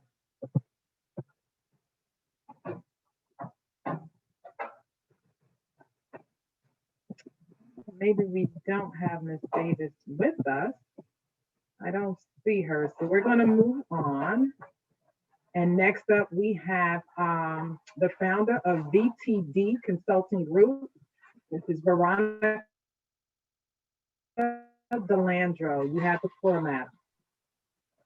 Gotta turn my camera on. Uh-oh. Can you see me? My apologies. Thank you. Can you all see me? We can see you and hear you. You have the floor, madam. Okay, thank you so much, Madam Chair. To Madam Chair Porter, Madam Chair Kushner, and to the rest of the distinguished members of the Labor and Public Employees Committee, good morning, good evening, and good afternoon. My name is Veronica T. Delandro, and I live in New Britain, and I come before you today standing in support of HB 6376, which is an act creating a respectful and open world for natural hair, also known as the Crown Act. On July 7th, I chopped it off. I had a hair appointment, and instead of getting another touch-up or relaxing my hair, I decided to chop off all my hair. And so began my natural hair journey. Coincidentally, the same day I chopped my hair was the same day I had an interview with a national nonprofit organization. Before my interview, I kept looking in the mirror to see what accessories or which colors would balance my new look.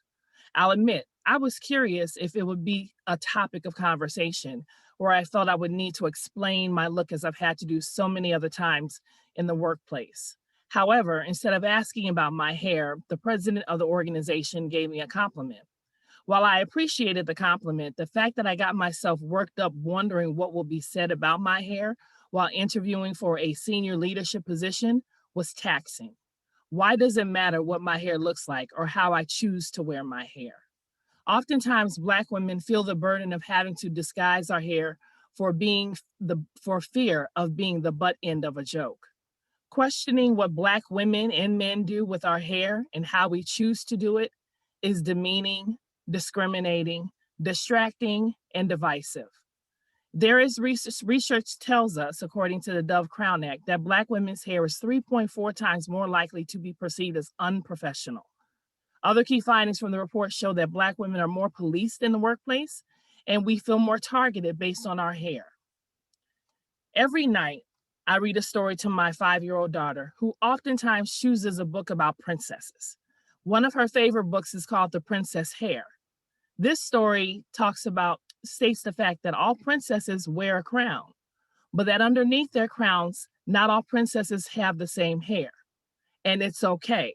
So whether it's a puff, a twist out, dreadlock, kinks, frohawk, head wrap, curls, teeny weeny afro, bantu knots, braids, afros, buns, blowouts, twists, or a flat out nappy, all princesses, all little Black girls should go about the world being free and happy without a care about their hair. And we've seen in the news the stories about young girls being sent home, punished, or even expelled because of their hairstyle. I never want to be the parent that receives a phone call or an email because my child's school is saying they need to be sent home because of how they're choosing to wear their hair. They shouldn't have to worry about what their hairstyle looks like, nor should the Black mothers, sisters, aunties, grandmas, and cousins who are often discriminated against in the workplace worry about their hair.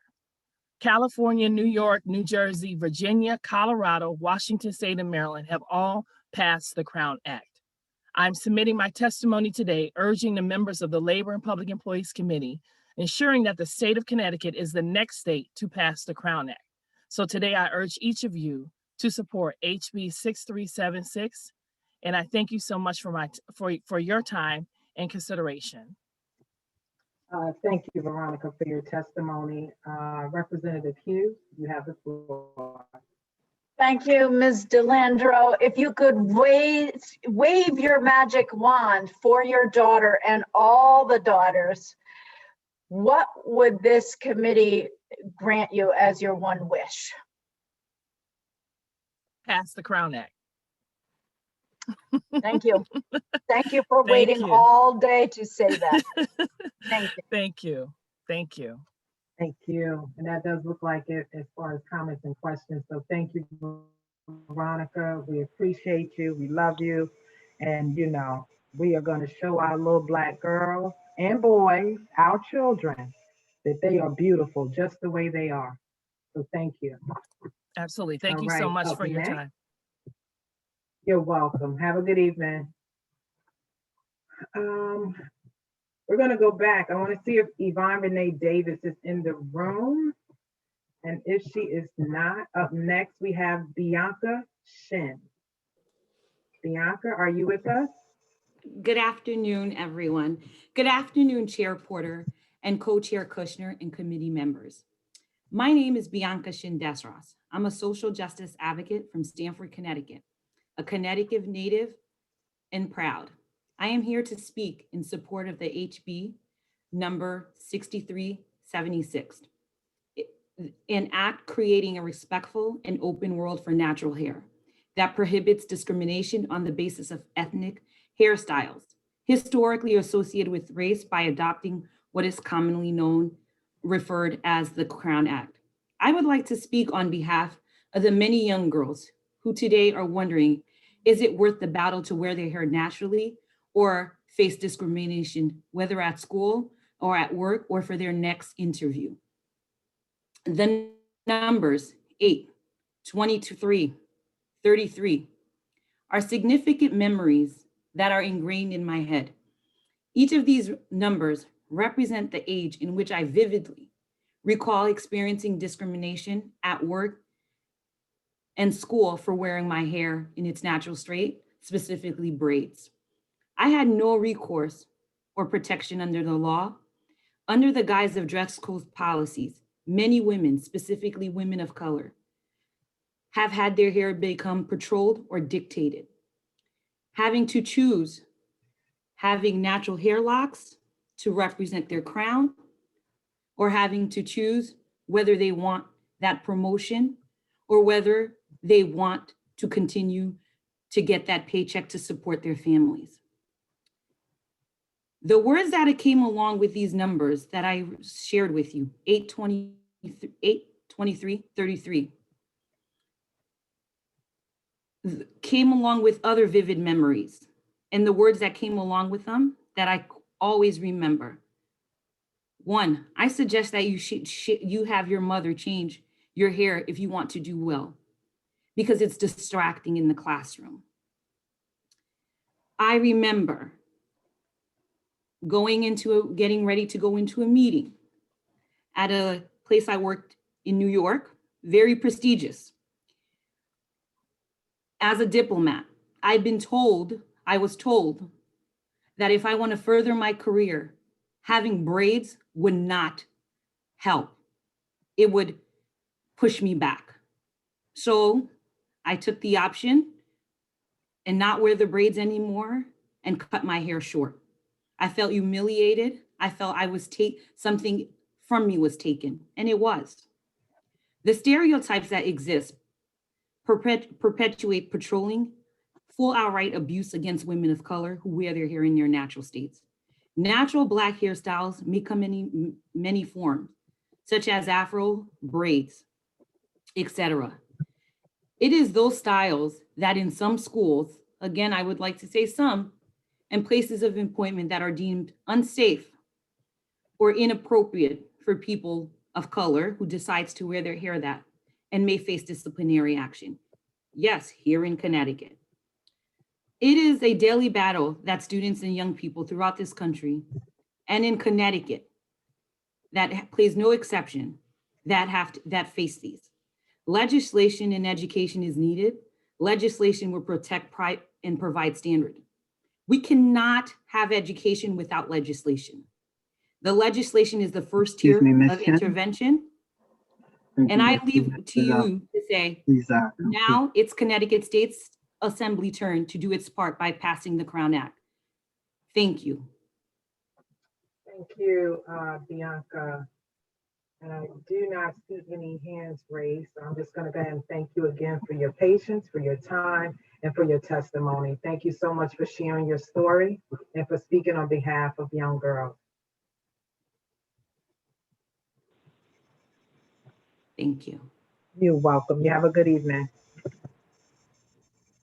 All right, up next we have Rick Hart, UPFFA. You have the floor, sir.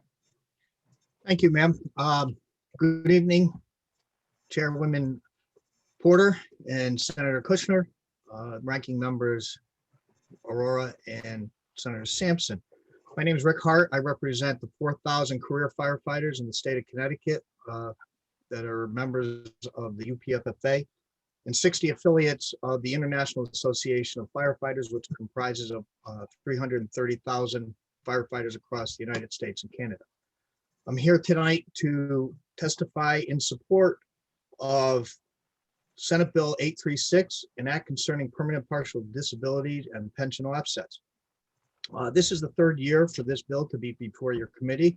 Hopefully the third year is the charm that this bill gets enacted into statute. It was unanimously passed out of committee in 2019 and passed on a 13-1 vote last session. At the crux of this bill is the money grab by the municipalities on our membership, that when they get injured to the point where they have to retire on a disability pension, state statute under the workers' comp law provides for permanent partial disability payment for loss of a function of a body part or loss of a body part. That schedule is found in Connecticut General Statutes 31-308, and it assigns a weekly benefit for each injured body part. So for instance, if you injure your back, a total disability of a back injury is worth 374 weeks of payment under workers' comp payment schedule. A doctor, 3 doctors have to agree on when you reach maximum medical improvement. If they deem that you cannot return to work, you're retired under that disability. Now, under workers' comp, they assign you a percentage of loss of that body function. And it's unfortunate that the opposition testimony that is presented shows a gross lack of understanding of the statute. They claim that they discourage that members will be discouraged to return to work as a result of these injuries. Well, that's categorically false. The doctors have deemed that the injured employee cannot return. They have to retire. So the workers' comp assigns a weekly payment of X number of dollars that is due them because of the injury that they incurred while on duty. What municipalities are doing is taking that PPD payment, conflating it with wages, and in an OLR report from 2000, OLR defined the PPD as a benefit, not a wage, but a benefit. So they're taking that sum of money on a weekly basis and they're just subtracting that from their pension that they are owed from the municipality. Cost also claims it's an unfunded mandate, which is categorically false. They're using the boogeyman theory of, let's call it an unfunded mandate. They have to pay the pension. If you have a defined benefit plan, the pension has to be paid out, which that money is already there. And they have to pay the PPD payment, which is already there if they are self-insured. That money is already in their workers' comp account. So to call it an unfunded mandate is just categorically false. So Thank you, looking, Mr. Hart. Excuse me, your 3 minutes is up. Please conclude your remarks. Yes. So what we are looking for is we're looking for in the bill that is written to prevent municipalities from offsetting pensions with injuries that are so severe that the members have to retire. They get their PPD payment, which in effect, what they are doing now is making the employee pay for their own injury. Thank you. Yes, thank you for your testimony, Rick. I do want to ask you a couple of questions around,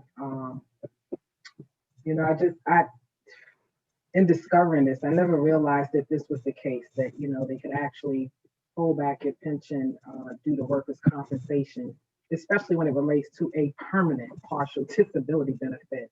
So could you tell me, why would a municipality eliminate a retiree's benefits due to receipt of a partial disability benefit? In the simplest terms, it's a money grab. It's a way for them to save money out of their pension fund. Plain and simple. There's no other explanation for it. They claim that workers' comp statute says you can't earn more than 100% of your wages. Absolutely true. PPD payments are not a benefit. They're a finite weekly payment that lasts anywhere from 1 week to, they could go up if you have 100% disability of your brain, for example, that is worth 520 weeks. But obviously that is, that's never paid out. That's just the number that they assign what your brain is worth. So it's just basically a money grab to save a few dollars. And that's why I said it's blood money. Wow, thank you for that. Last question, as you state that, think I know the answer, but I'm gonna let you make it plain. What impact would this have on the pension funds of the municipalities? You're saying that the money is already there, correct? The money's already there. The pension is due the employee. And they know that going in. That's why you hear about, you guys are well-versed in unfunded pension liabilities. That money is due the employee based upon their contractual or whether or not it's an ordinance, their pension disability payment is already there. So it's not Thank like, you. I'm sorry. oh, no, it's not like it's, they have to come up with extra money to pay out to the employee. All right, thank you for that. I do see that we have Representative Aurora. You have the floor.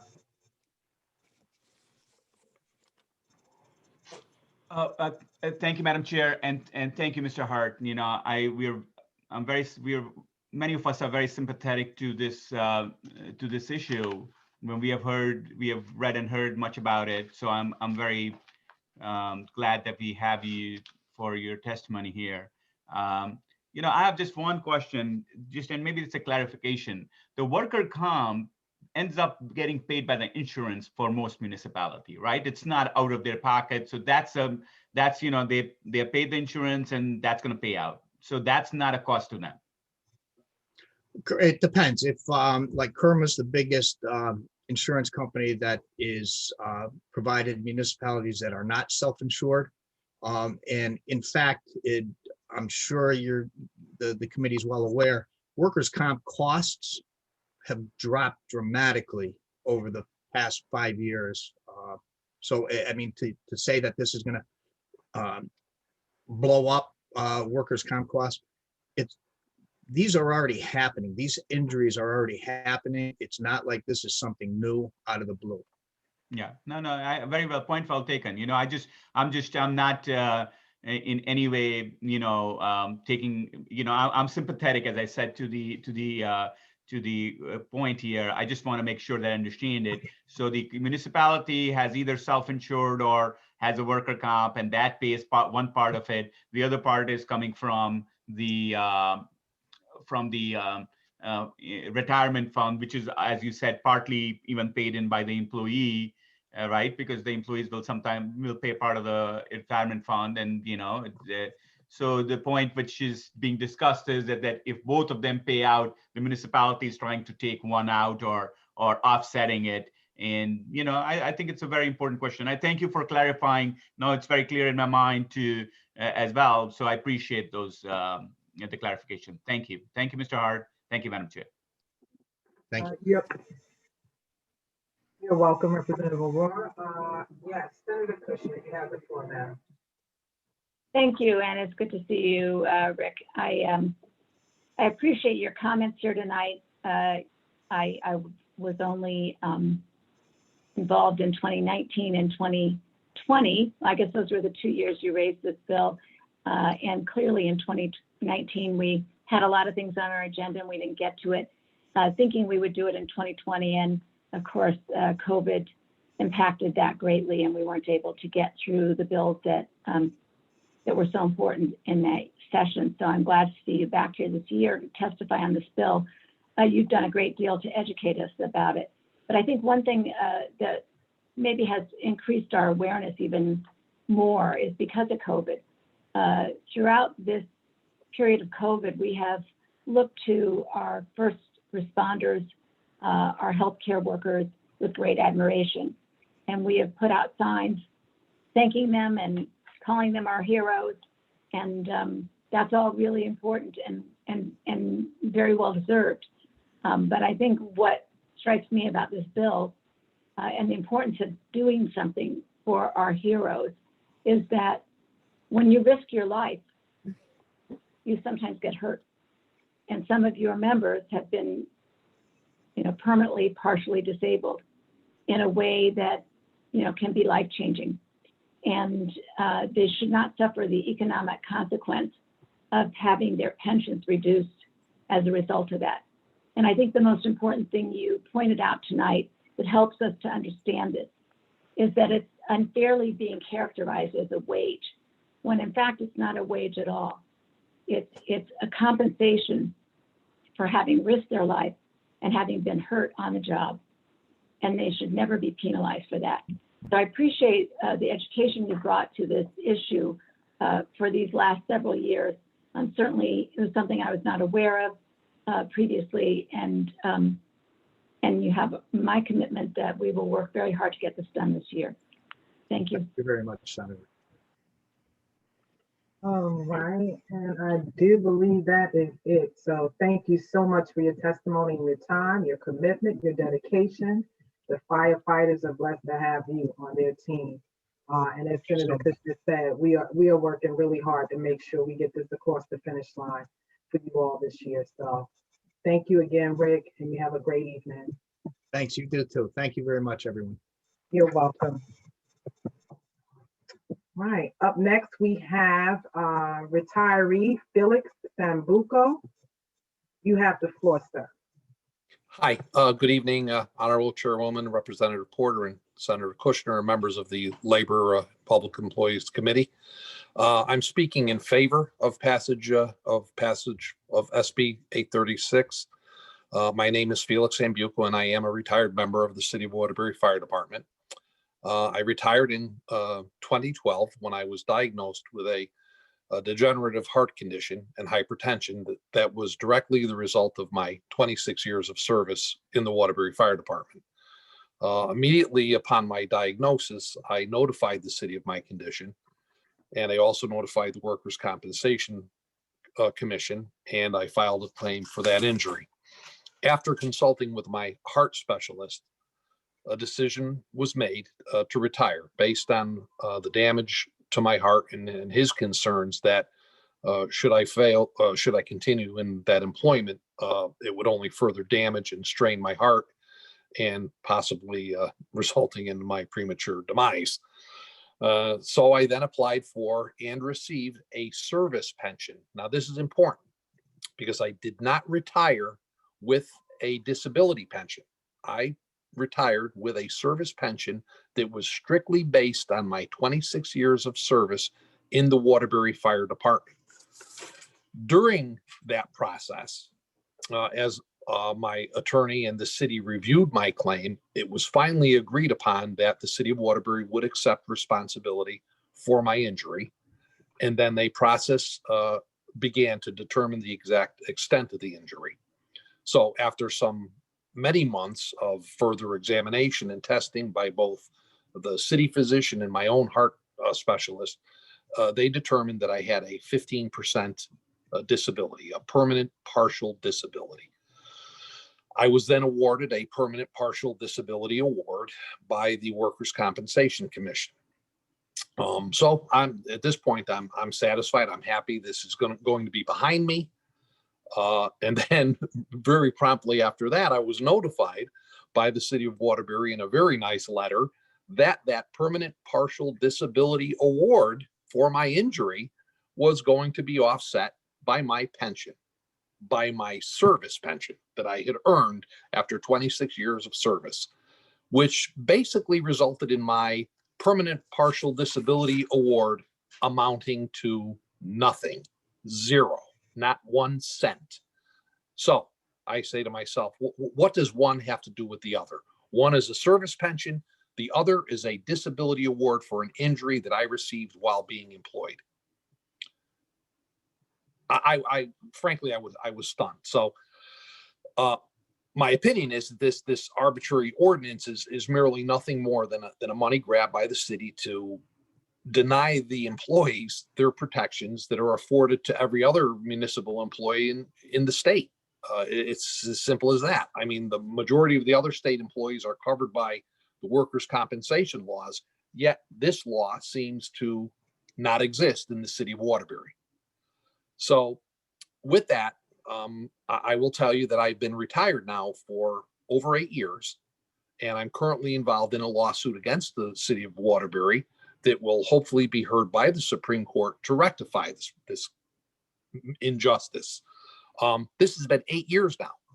So 8 years fighting for an award that the city already accepted, only to hide behind this obscure ordinance. Now, I'm of the opinion that the city of Waterbury does this purposely. And I think part of their agenda is to hope that I die before the case is settled. It's already been 8 years and I've got a defective heart. So, but I continue to fight. And every year I go for an echocardiogram. My heart doctor monitors my progress or lack of progress, because this is not something that's going to heal itself. And unfortunately, this year, only 2 weeks ago, I went for my echocardiogram, and normally I get the call from the doctor and he says, okay, no need to see me, you're okay. That wasn't the case this year. He called me into his office to tell me that we will be doing open heart surgery this year on me. And it's not going to cure my problem. It is going to hopefully arrest the problem and give me a chance at a fuller, more normal life. Excuse me, Mr. Sambuco. Yes. Thank you very much. Your 3 minutes up. Please conclude your remarks. Okay, well, so that's basically it. So in closing, let me say that I appreciate the time to speak to the committee and voice my concerns. And the only other thing I would say in relation to this is that, ironically, had I not retired, instead, had I decided to stay on the city payroll and not retire, I would have received my full permanent disability award payment and my full weekly wage. So it's ironic that as a result of my retiring, I was penalized. So with that, if you have any questions or if I can be of any more help on this matter, I'd be happy to answer questions.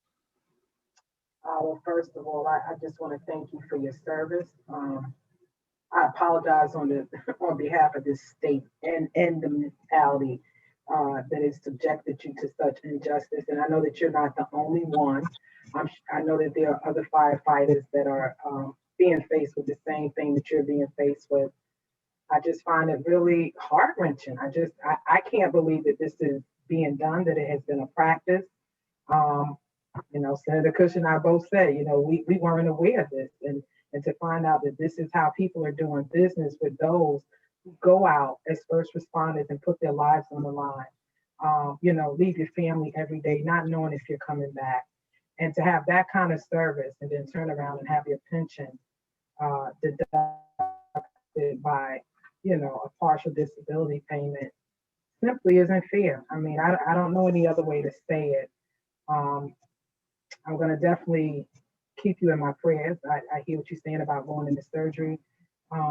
Definitely will be lifting you up. But as I pray for you, I'm going to also have my hands on the plow and be grinding to make sure that we get this over the finish line. You have no idea. I say there's so much power in story and what you shared with us. I hope, that those that are listening, not just the members of this committee, but the members of the General Assembly as a collective, understand how important this piece of legislation is, and not that the rest of them aren't, but this is really a pressing issue, and you all deserve to be made whole, and we are committed. As Senator Kushner said, we are wholeheartedly committed to getting this across the finish line this year. Well, I thank you very much for that, and I appreciate your kind words. And if I could just say one last thing in closing, and it's just an observation of mine, and what you have just said, and the thanks that you've given to myself and other firefighters and emergency responders is very touching. But I'm reminded of a number of funeral services that I've attended for members of our fire department, not only in the city of Waterbury, but in 9/11 and throughout my career. But most importantly, the ones that I've been involved with personally in the Waterbury Fire Department. And what always struck me was the number of city politicians, state and local politicians, legislators, members of the political community, always made sure that they were front and center of those services and had a prominent place, always up front in the front pews, making sure they're seen, and then later making sure they're heard when they speak so glowingly about our service and about our sacrifice and what we do. And yet, when it comes time, after the cameras are put away and after the speakers have gone and after the public has left And we are standing graveside or standing beside the families of those who have sacrificed. They don't have the decency to do something as simple as paying us, or not even paying us, I shouldn't say that, trying to make us whole for something or an injury that we received in service to that city. I will forever be grateful for my service, and I loved every day that I did it.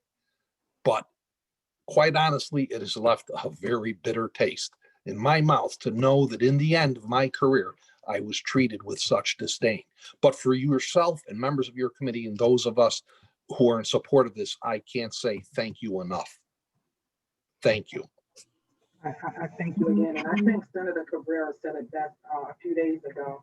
You know, we want to talk about heroes, but we don't get to call them heroes until we treat them like heroes. And that is truly the mission of this committee, to honor you all in more than just word, but in action. And you deserve that, you and all your fellow brothers and sisters. So please rest assured that we are doing our best to make this happen. And I'm hoping and praying that this is the year it happens. Thank you very much. You're welcome. You have a blessed evening. Thank you so much. You as well. Thank you.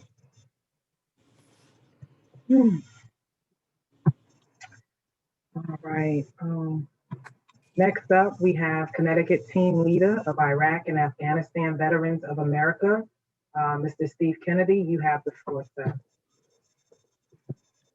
Thank you. Thank you for having me today. My name is Steve Kennedy. I'm a resident of Fairfield, and I'm here in my capacity as Connecticut Team Leader for Iraq and Afghanistan Veterans of America. But before I get to my testimony for IAVA, I just want to express my personal support for HB 5158, an act concerning breastfeeding in the workplace. You're going to hear from my wife later on this bill, so we're still awake for it. And having seen the difficulties she's faced breastfeeding our 4 kids while working full time, I don't think I could possibly understate the need for change in this area. She's the hardest working person that I know, and she works for an employer that's actually known for being accommodating of working parents, but it took just an incredible amount of effort on her part to make it work. I mean, I like to think that I'm a pretty hardworking person, but I could not have done what she did at all. And I can't imagine how many people have been unable to continue breastfeeding or have been kept out of the workplace altogether because it's still not a welcoming space for people who are breastfeeding. So I just wanted to express my support for that. Thank you. But yeah, so turning to HB 6377, an act concerning labor peace agreements in a modern and equitable cannabis workforce. I want to express IAVA's support for this measure with the recommendation that certain veterans be included in the equity provisions of the bill. Similar to a criminal conviction, less than honorable discharges based on the use of cannabis follow veterans for their entire lives. These veterans are more likely to experience unemployment and homelessness. They suffer from service-connected mental health conditions at greater rates. They die by suicide at twice the rate of their peers with honorable discharges. These discharges are also given to disproportionate numbers of veterans of color, LGBTQ veterans, and veterans with mental health conditions. So even though the CHRO has issued guidance warning that this may violate anti-discrimination laws, many employers use honorable only policies in regard to hiring veterans, which further perpetuates that disparate impact and contributes to those same negative outcomes. So including veterans with less than honorable discharges for cannabis-related offenses in the equity provisions of the bill would remedy this injustice and create potentially life-changing economic opportunities for these veterans in much the same way as the proposed legislation would for civilians with prior cannabis-related convictions.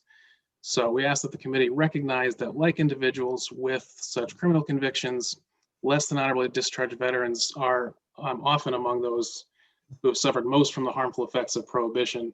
And we'd be happy to work with the committee to ensure that these veterans are included as this legislation moves forward. And finally, I just want to briefly offer support as well for HB 6376. So in response to Iraq and Afghanistan veterans and current service members, even the military has begun to modify its grooming standards to acknowledge the racism inherent in its current standards. And if an institution like the military, which has an explicit goal of enforcing conformity, can introduce protections for Black service members who wear their hair in natural styles, it's beyond me why a state like Connecticut should not be able to as well. So thank you for your time. I'm happy to answer any questions. Wow, thank you for that. And I'm gonna I'm gonna call on Senator Kushner so that we can move this along, but I really do appreciate your testimony on all the bills, the breastfeeding, definitely, and what you just stated about the military really resonates. So thank you for sharing that with us. Representative Senator Kushner, you have the floor, madam. Well, Steve, you just blew me away. You know, we've had so much testimony today from so many different individuals. We've been at it all day long. But there's something new to learn from almost every one of the people who has testified, and you brought to the table something, a new perspective that I really appreciate.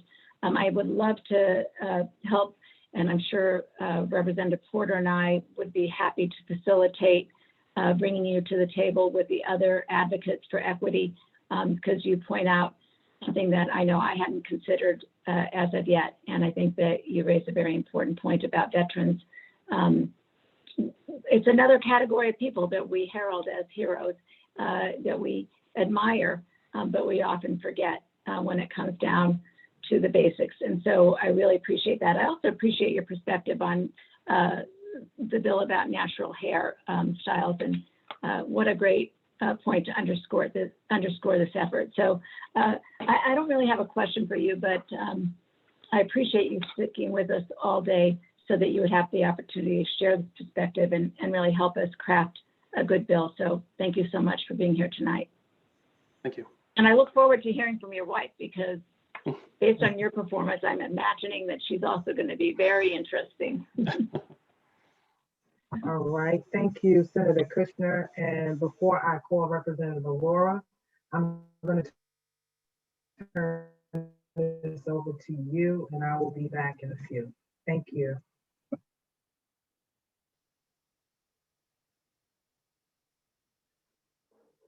Representative Aurora, you have the floor. Thank you, Madam Chair. Thank you, Mr. Kennedy, for your testimony. You know, as you are concise and powerful, and you know, I really appreciate all you said. And you know, I just want to talk about one bill, which is 6377. And for a moment, I want you to kind of my opinion would be that section 29, which you really focused your testimony on, you know, is something which really, you know, has strong consensus. And for myself, I really believe strongly that that is something that has to be done. I just don't think that's a Labor Committee issue, but because, you know, someone else pointed out that it is in front of the Labor Committee, it has been drafted in the Labor Committee, looks like a duck, walks like a duck, then we have to do it, right? So, but I thought, you know, your point was well taken. We are going to, we all think that the idea that somebody, because they had a marijuana violation, would have those consequences just doesn't make any sense anymore, or never made sense, but especially with what we have, it doesn't make sense. My question to you is that bill is coupled up with 20, or actually it has 34 sections, or 30 some sections. There are 33 other sections. So our discussion, or our kind of probing, or my probing, has been on the other sections. And since you did spend time looking at the bill, you know, and for a moment think about, hey, I am a big supporter of section 29, because I do believe that what you're saying is basically is not speculative. There is nothing to, we have to support that we have to decriminalize. We have to make sure folks who have that, you know, cannot get punished that way, or what has been done. But my question to you is, the other 28 sections, or the other 32 sections, do you have a view on those? Because we do believe that this is going to kill the industry, number one, if you start over-regulating it. And there was confusion here. Some other member mentioned that regulation of the use versus regulation of the industry. Regulation of the use, good thing. Regulation of the industry and overall, not the greatest thing, especially when it take you to more than the regular regulations. Similarly, you know, taking and focusing, you know, even, you know, I would ask you a question: should we focus folks who have served in the military and encourage them to go to grow and sell marijuana versus other businesses, right? And should there be a priority on this? You know, or should we be neutral? or should we actually discourage, hey, marijuana in favor of technology and others? Because as you know, veterans bring so much to the table in terms of their skill set. So can you please talk to other aspects other than 29? Because 29, we are with you. We will have all of our support. But can we have your opinion on the other parts of the bill, which seem to be, very detrimental to a number of things? Sure. So, first, I'd say I can't speak to every section of this bill as representative of IAVA. Just because it is outside of our area of expertise. I can't speak to how labor agreements will work here. Although I have personal opinions about it, but I can't speak to that as representative of IAVA.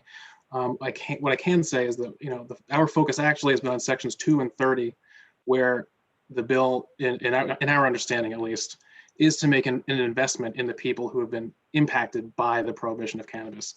And that's why we want to make sure that as we're doing that, we are including veterans who have been impacted by that prohibition within the military as well as in the civilian context. So that's kind of been our focus. I think that when you take a veteran who served the country and then gets kicked out, stripped of all their benefits simply for possession of cannabis, which certainly happens,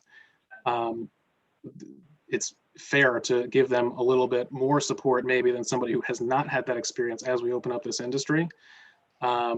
And then as far as directing people into certain industries, things like that, I would argue that Connecticut actually does do quite a good job supporting veterans. That's one thing that we've always been really proud to support with, to work along with Connecticut's Veterans Affairs Committee and our state Department of Veterans Affairs. I think that I don't think there's another state in the country I would rather be as a veteran.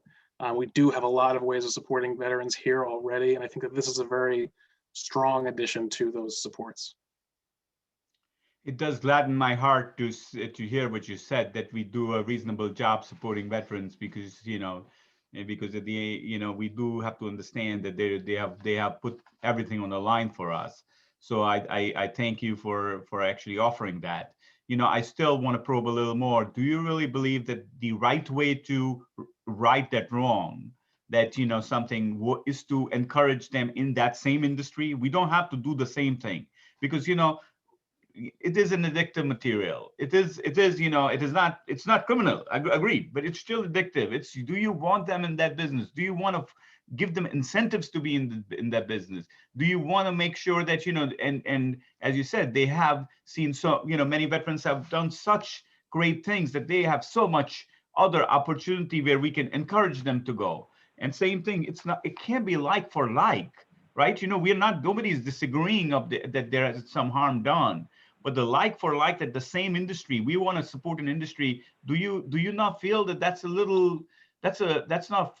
that may have adverse consequences? Don't you feel the risk of it, as I do? I would argue that we're not necessarily offering incentives to them to do it, rather than making up for the current disincentives. So without some sort of provision for a veteran who's been disadvantaged so severely because of their impact from this current system, to provide them some kind of support there provides equity, as the provisions say. I wouldn't say that it makes a veteran any more likely than an average person to go into this industry. I would say that it makes it possible. Okay, I think there is always a little bit kind of a confusion between section 30 and other sections, because section 30, again, I agree with you. The whole idea is that you have to check that and you have to rectify that, but the rectification process, or the rectification remedy, remedy cannot be encourage them to go in that business. Maybe we differ on that. First of all, I thank you for your service. I support the sections which you specifically mentioned, but I do humbly want to point out that there is a lot of risk and possible harm to communities from some of the other sections which we need to avoid. But thank you again for being here. I know it's late and we've been asking a lot of questions of a lot of our participants here, but we do appreciate your patience. Thank you, Madam Chair, for giving me the podium here. Thank you, Representative Aurora. And thank you, Steve, for being here tonight. I see no further hands, but we do appreciate your testimony, and we'll absolutely make sure that it is under consideration by the committee and hopefully by the other advocates in the equity at the equity table. So thank you so much. Thank you. Next up, we have Brandon Wyatt. Is Brandon here? Brandon Wyatt with Minority Cannabis Business Association. Okay, I do not see him at this time. I know it's been a long day and we may see him later, and if so, we will bring him back. Next, I have Luis Vega from Wepa Farms. He's the CEO. There you are, Luis. Is it Luis or Louis? Oh, you have to unmute. Hello, my name is Luis Vega. Puerto Rican descent, living here in Connecticut and doing an amazing thing. Thank you so much for you guys taking all your time today to talk about this. My name is Luis Vega. I'm the CEO of Wepa Hemp Farms, talking today in support of HB 6377. I am part of the Connecticut Hemp Program currently. I'm a licensed processor as well as producer. I am from Meriden, Connecticut. It's where I live. I work in a couple different districts in the state as a licensed producer. I help manage different contracts throughout the state and permits throughout the state. I was featured in Forbes, Yahoo Finance, and a couple other, and most recently Hemp Growers Magazine. I'm a member of the Meriden Chamber of Commerce, the Monroe Chamber of Commerce, and the Valley Chamber of Commerce. I'm also a member of Lambda Alpha Upsilon Fraternity Incorporated and an alumni of the University of New Haven and UConn for my undergraduate and my postgraduate degrees. I entered into the CBD hemp field and the cannabis industry due to my own personal medical conditions. I have Crohn's disease, and cannabis and CBD has been something that's always helped me in my life. But ultimately, I'm talking in support of this bill because as a young entrepreneur, I was able to enter into the hemp space. And doing so, I was able to create 40 jobs. I was able to create fair wages for my employees through the licenses that I acquired through the Department of Consumer Protection and the Department of Agriculture. With the new procedures coming in and the other bills that have passed in the last couple of years, allowing hemp to be a viable industry here in the state of Connecticut, allowing us to create jobs, allowing us to open up more workforce, allowing us to create more commerce, and actually allowing us to work with our farm service agencies, the U.S. Department of Agriculture, and basically gearing up for full production of what can go into the cannabis space. My biggest thing as a Latino here in the state and as a member of the Minority Cannabis Business Association and Minorities for Medical Marijuana, this bill helps address many things for our communities. As a CEO of a company that now has created more jobs for the community, we pay higher than minimum wages. We get to pay tons of taxes to the great state of Connecticut, and I absolutely love from here. I was raised in New York City. I was born in Chicago, and I have made Connecticut my home. I absolutely love it here. It's where I got married. It's where I had my children. It's where I've decided to continue my life and my business. Through this program, the amount of jobs I've been able to create for people that look like me in the Black and brown community, people re-entering, people that don't necessarily get a chance to do anything, really because of some of the restrictions that are placed on them. We have many veterans come to our farms that we work for plant therapy. They'll actually spend the day, come out, work with the plant things, and actually see what goes on soup to nuts. So being able to be a Connecticut producer and processor, we've been able to build out our labs. The infrastructure that we've been able to build out, we've been able to take up vacant buildings that were not being rented, and we now create more spaces. We are a full fulfillment center. And as this industry continues to grow, the amount of jobs that we're able to create in our workplace, we've seen that cannabis was COVID-proof ultimately. And I'm not asking for a handout. I'm not asking for a hand up. I just want to be able to compete in the exact same arenas as everybody that's competing currently. We have 4 medical producers where there's actually 10 licenses. Mr. Vega, your 3 minutes is up. Please conclude your remarks. Thank you very much. in conclusion, I want to show my support for HB 6377. It will be able to create fair and equitable jobs. We'll be able to have culturally conscious workplaces, and we'll be able to grow opportunity for even the small person. Thank you so much, and I appreciate your time. Thank you, Mr. Vega. And I don't see any hands at this time. I will say I appreciate hearing from you. I have a very similar experience, having been born in the Midwest, then moved to New York City as a young adult, and then made my home here in Connecticut. After 30 years, I can safely say I am going to stay in Connecticut forever. So I appreciate your devotion to Connecticut. I share your passion for the state and all that we can do. And I also really appreciate your shout out to Puerto Rico, which I worked in for many, many years. And I think that the opportunities that you talk about, creating jobs and good jobs with good benefits, is exactly what we're about here today. So I really appreciate your testimony, and I look forward to seeing you as this industry grows. So thank you so much. Thank you. Have a great night. You too. Click the link in this. I would set you up with a page like this to help raise money, or you can just donate to that.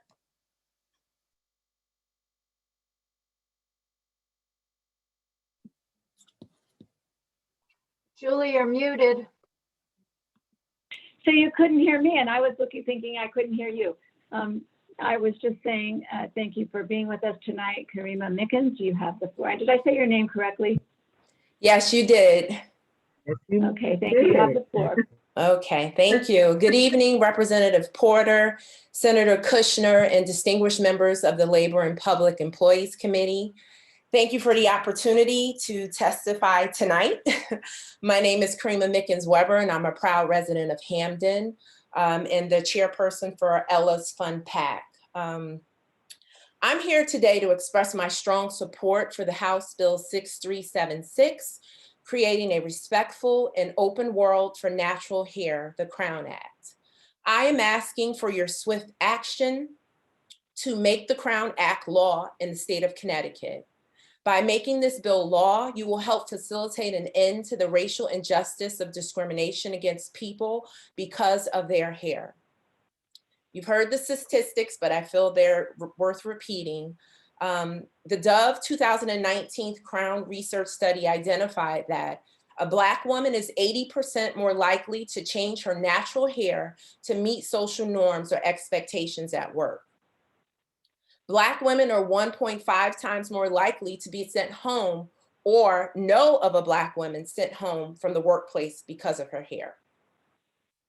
In the United States, the law in many states does not currently afford protection for race-based hair discrimination, even if the hairstyle is inherent to racial identity.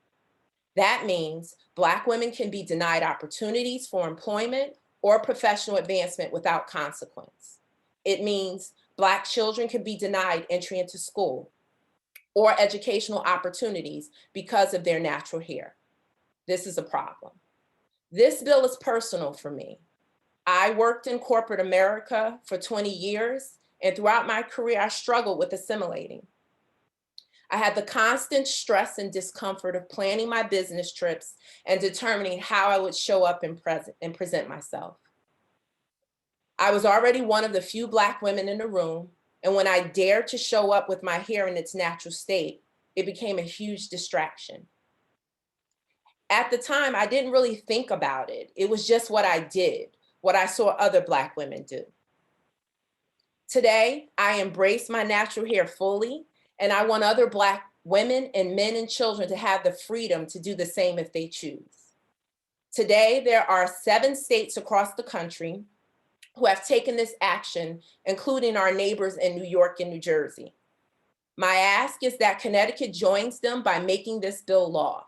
Show the Black women, men, and children of Connecticut that they have every right to show up as the full expression of themselves and that their hair should not be a barrier.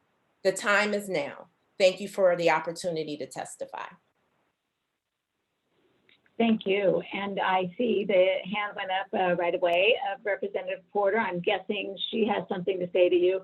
that I'm anxious to hear as well.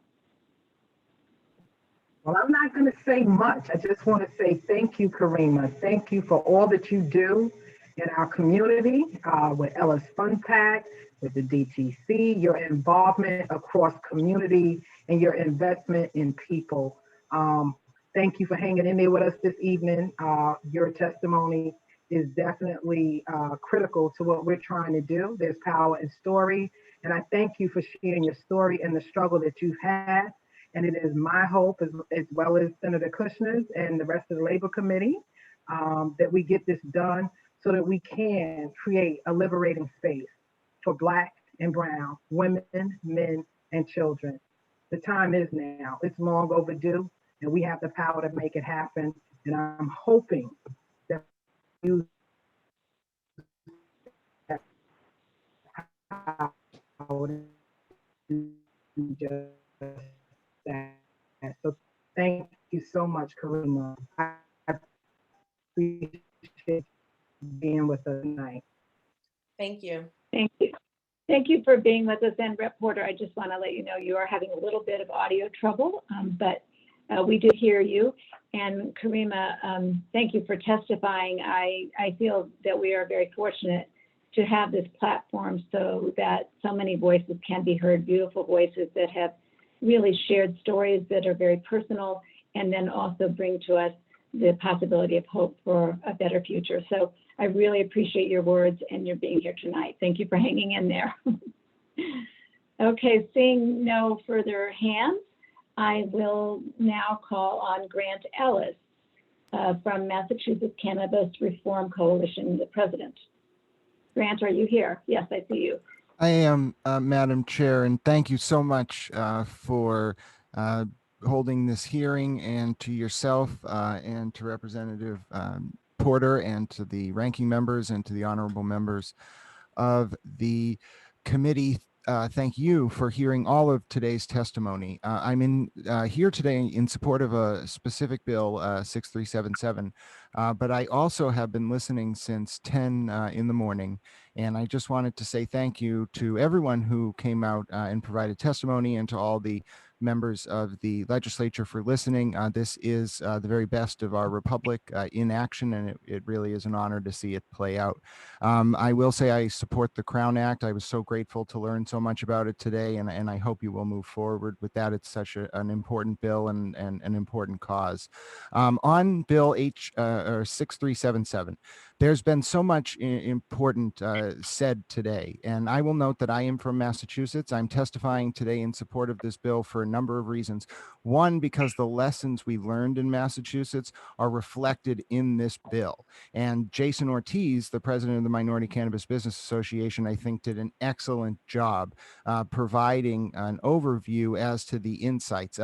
In particular, what we saw in Massachusetts that this bill addresses is a number of things. One, without being intentional about equity, the market will end up consolidated in the hands of a few multinational and multi-state operators. And in that way, it will become much akin to Standard Oil in the late 1800s, early 1900s, before, they were really regulated in the after the passage of the Sherman Antitrust Act. So I heard a lot said today about how overregulation can kill an industry, but in Massachusetts, if we did not have that level of regulation, the centralization that would have occurred would have drowned out everyone but the largest operators. So this type of novel emerging industry does have the chance to be regulated in a way which wards off that kind of consolidation.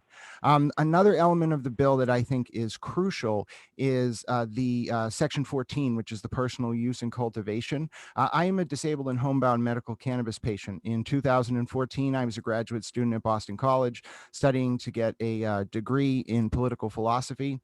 I fell disabled about 4 years into that graduate work and spent 18 months in and out of the hospital. When I got out of the hospital, I had trigeminal neuralgia, I had lost vision in one of my eyes, and I was on 8 different narcotic medications. My doctors introduced cannabis 12 months into my treatment, and within a year, I was off all of those narcotic medications. If I had to purchase that medication at a brick and mortar medical or adult use dispensary on my SSDI, it would be 50% of my monthly stipend for 1 ounce of cannabis flower per month. By being able to grow it at home, I can grow in Massachusetts as a medical patient 6 to 12 plants, depending on how many adults are in my home. By being able to grow it at home, that price goes down to $30 to $40 an ounce, and I can actually use cannabis medication, which means I don't have to rely on the pharma-narcotics, and I can actually have a functional life. So that home grow provision, I also think, is crucial, along with the equity provisions. And another provision that wasn't really discussed a lot is Section 24 and Section 25. Folks might be familiar in Massachusetts, we have a huge issue with local corruption to the point where our U.S. Attorney General Andrew Lelling had to start investigating the abuses on the local level because small local companies and big companies were being taken advantage of by municipal officials. There's one federal case, US v. Correa, which is actually ongoing right now, and there are a multitude of other investigations into local cities and towns. So local control is an important element of determining how cannabis businesses will function in any state. And I do implore you to give deference to local cities and towns, and that also will help determine the number Mr. of, Ellis? sorry. Thank you. Your 3 minutes up. Please conclude your remarks. Yes, so that local control will help mitigate the number of licenses, but make sure there's state level oversight of the local control to ward off nefarious malfeasance. And I'm happy to answer any questions. Thank you, Madam Chair. Thank you for that testimony. It's great to hear from a neighbor who's already been through some of this and has had some experience. So I appreciate your comments here tonight. I do see we have a hand. We have Representative Aurora.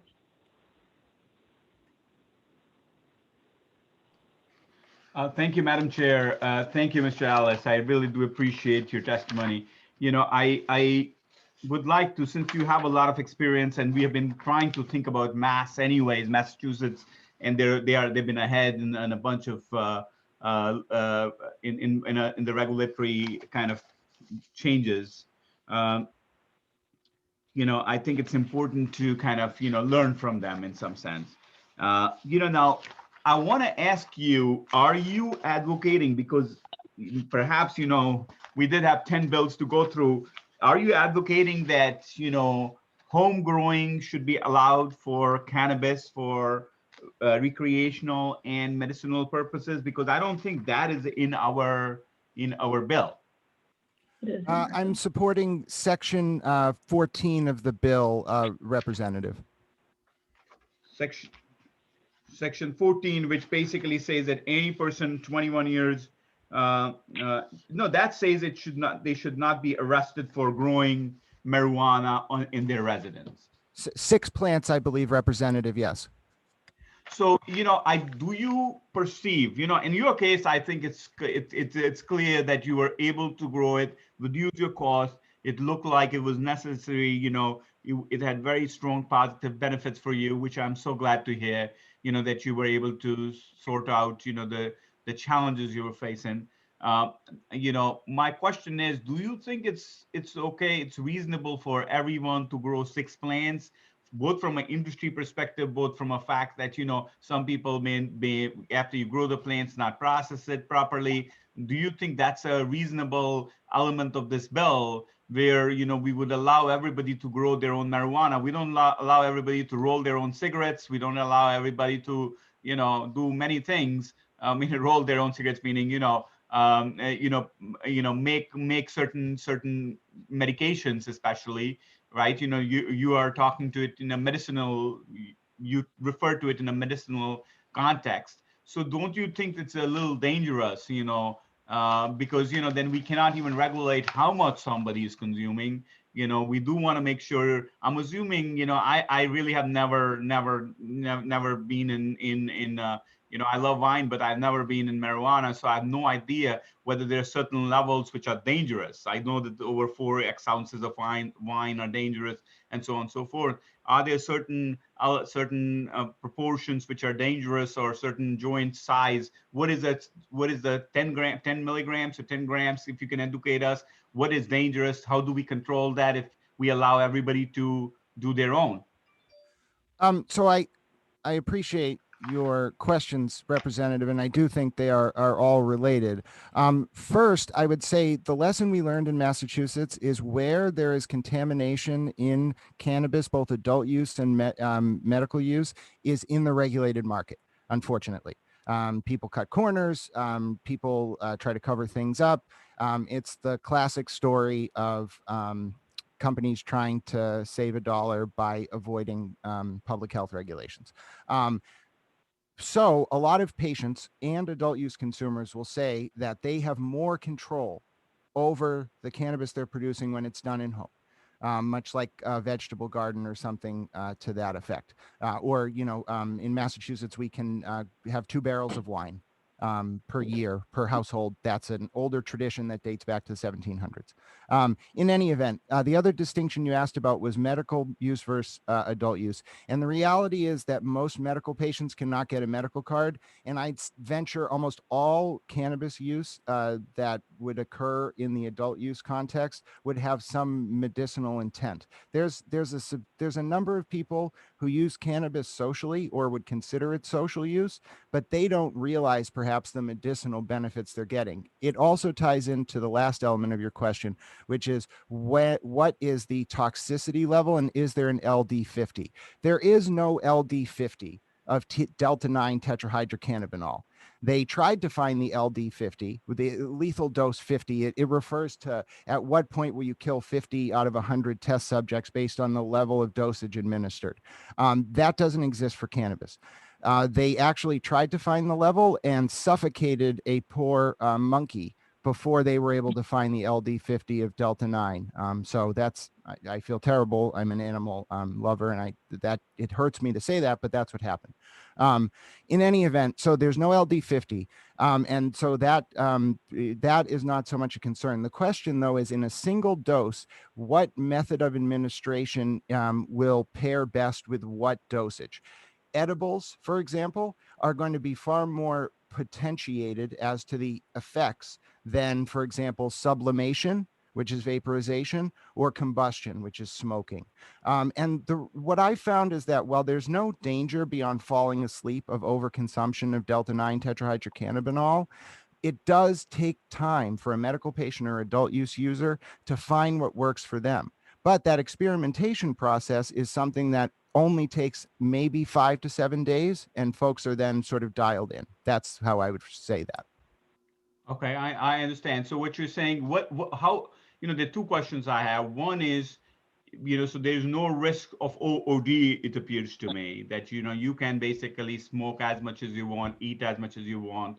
That's what you're saying. I have no information, I'm not an expert on, I'm a legislator, not an expert on marijuana health or what you would say, bio impact, or what you're saying, I'm going to take your word, it has no impact. You can eat or smoke as much as you want, or in vaporized or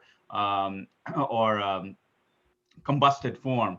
The question is, what about if you basically engage in activity like drive? But that would be an issue, right? If you drove when you had more than certain amounts of marijuana, I think you are impaired, or would that be correct though, right? Yeah, and I think that's a lot like any drugged driving statute. The distinction between ethanol and BAC and a drug driving statute obviously being observable impairment. And yes, it does introduce a level of subjectivity, but I think observable impairment in particular when there's related training, while it cannot supplant an objective test, maybe there will be one day, it does allow an officer to say, well, you've clearly taken, too much of your pain medicine or too much of your cannabis based on how you are impaired at this moment. So is there some standards available out there to recommend that do not, just like, for example, for alcohol, there are, that you should not have more than, and I don't know, what are the units here? 10 grams of marijuana every 2 hours or 4 hours before you are not allowed to drive, or you should basically give the keys over to your spouse? No, there is no measure of cannabis in the blood or otherwise that would indicate or be tied to impairment. We may get there one day. So right now, all we have is, as I was mentioning, like a drugged driving arrest would occur. There is observable field sobriety tests, and that training develops, the police agencies will oftentimes develop their own training and material for cannabis intoxication. And we found that they work with the Cannabis Control Commission for best practices, and they seem to like that. but there is no element of advisory that, because, sometimes people who are actually consuming alcohol or for that matter, cannabis or marijuana would say, well, hey, how much do I do before, it's not safe to drive? And obviously it depends upon the weight, I'm assuming, but let's assume you can say a normal man, an American man weighs 1x, I don't even know how much American man, but 170 pounds, you should only smoke 10 grams or 1 gram, or what is it?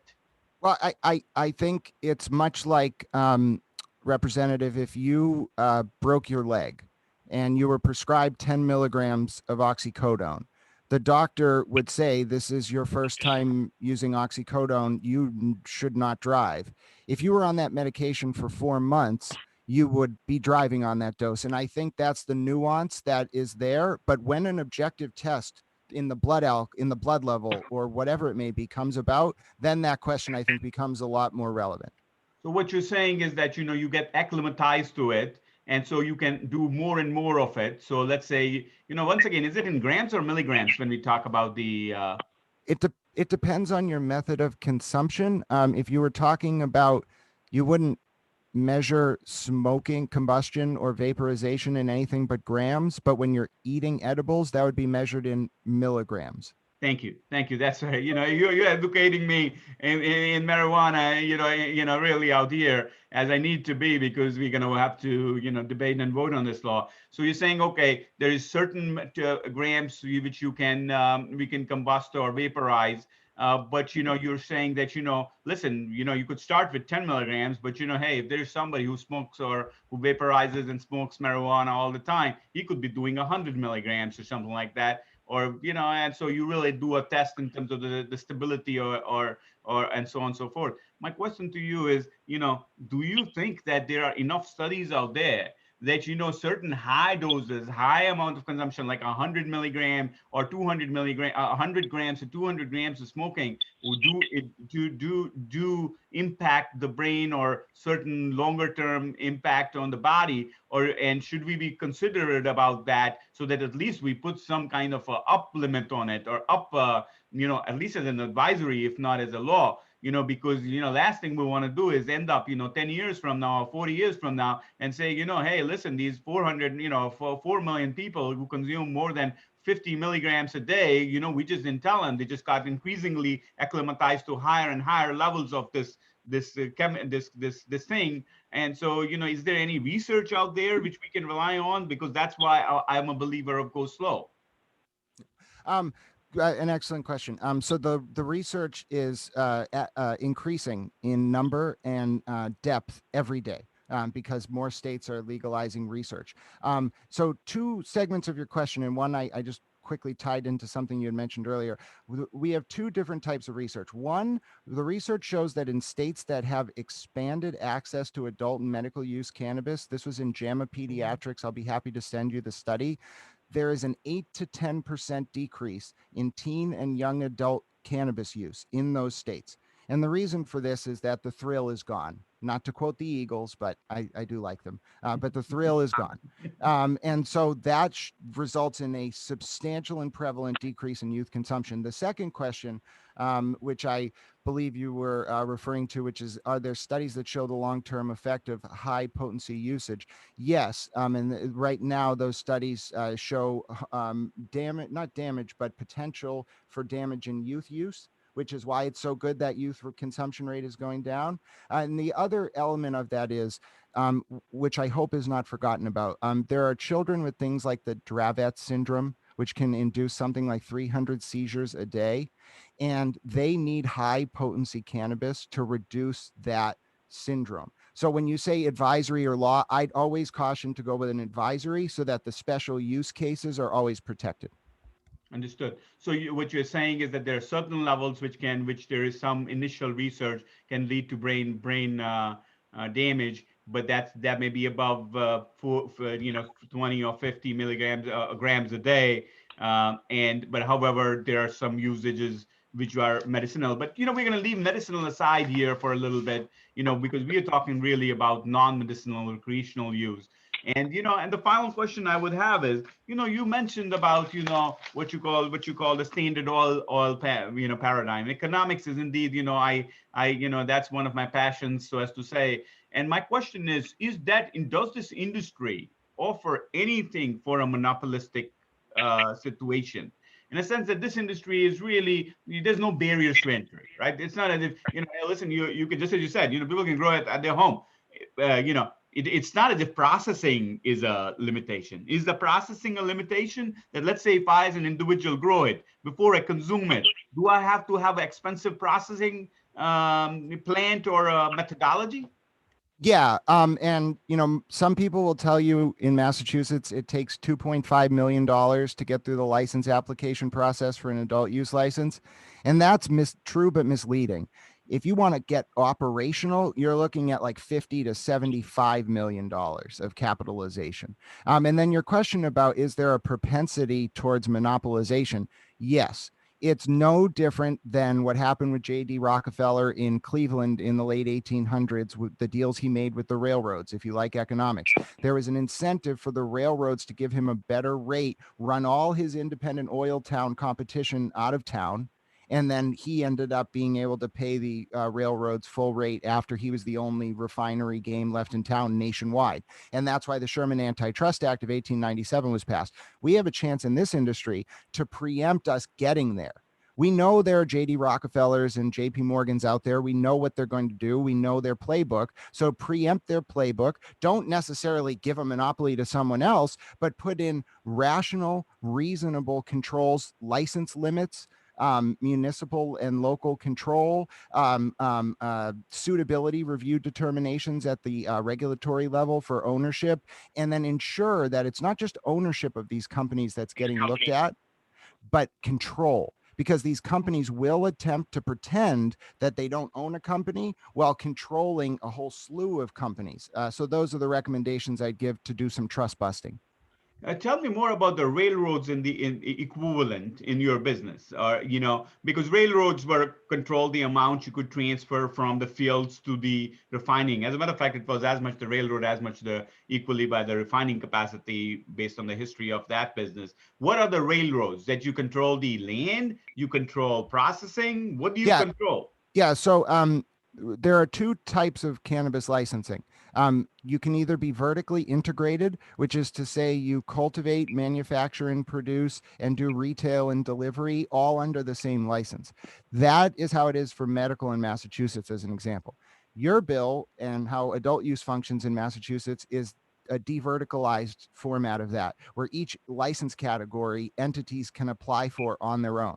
So in Massachusetts, each entity or company can own up to 3 licenses in each type. So 3 cultivation, 3 manufacturing, 3 retail, 2 delivery.